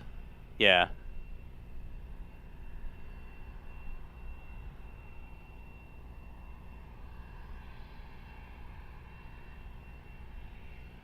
Oh, I just got the text from I think the road is Cameron open. County. Yeah, it says Boca Chica Beach is now open. The automated Yeah, I'm text thing seeing that goes the- out. I'm seeing the road. Yeah, it's open. Huh. Yeah. Well, all right. Good stream. Wow, that was a short one. Somebody at Nick and tell him the road's open. Nick, hey, the road's open. Nick is I here. assume Nick Yeah. is watching the Nick- stream. Yeah, or listening in. Hey, I just drove by highway. I waved. I'm probably robot. Oh, Sorry. okay. Oh, neat. Go away. Okay. So we will see Peace out Nick there. shortly getting ready to pull some of his own cameras there in front of the view on the roadside. Nice. You can stick around to see him remove the cameras as well. Watch the coverage of Nick removing his cameras on Starbase Live. No, Behind it's the the Nick scenes show. That's content. a member stream. It's gonna be a member Okay. stream. There we go.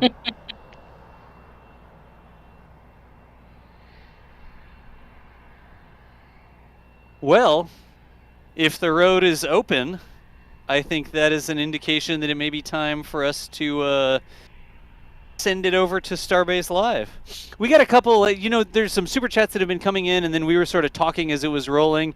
Didn't get some of these, so let me grab some for sure real quick, y'all. Audrey White Stewart, thank you so much for the $20. We appreciate the support there.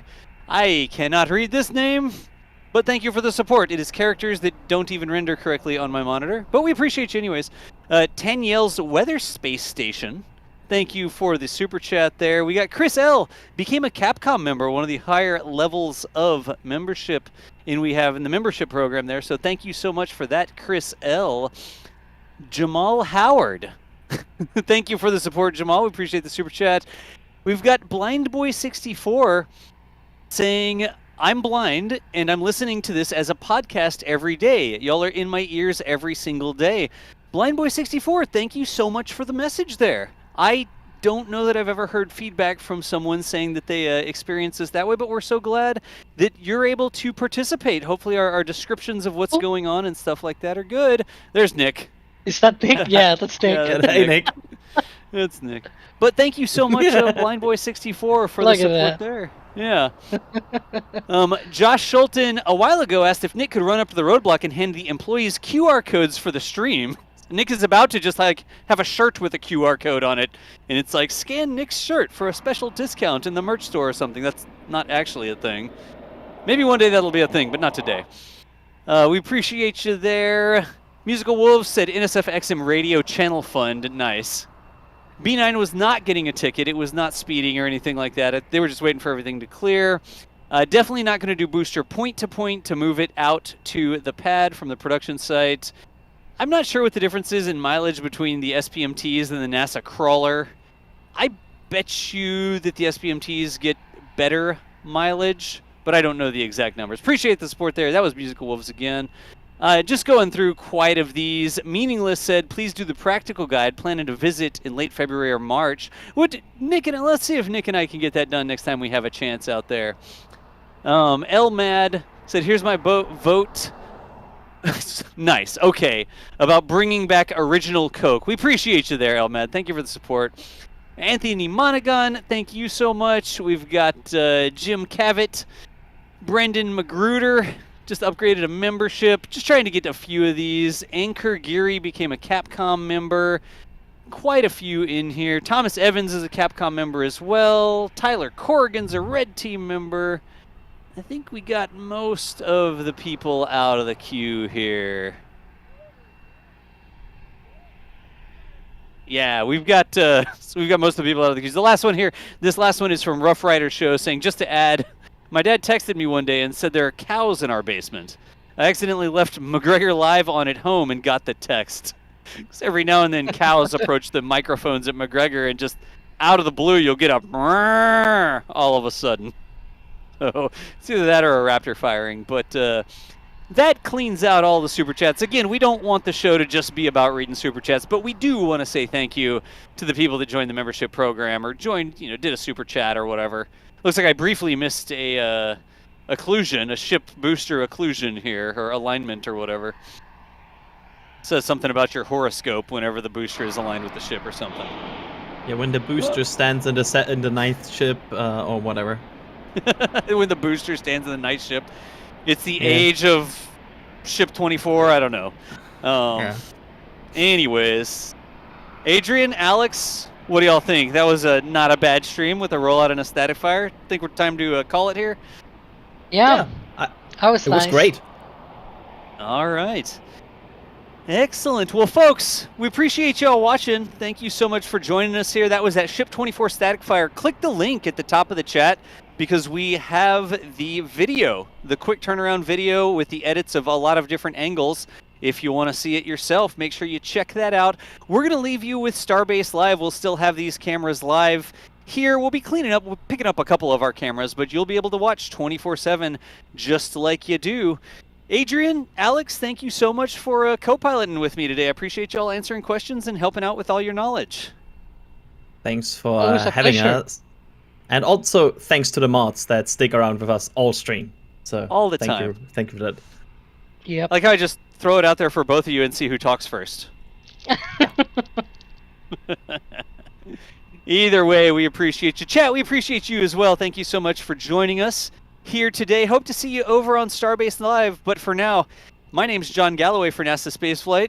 We're going to shut down this stream, and we will see you nerds later. Thanks for watching.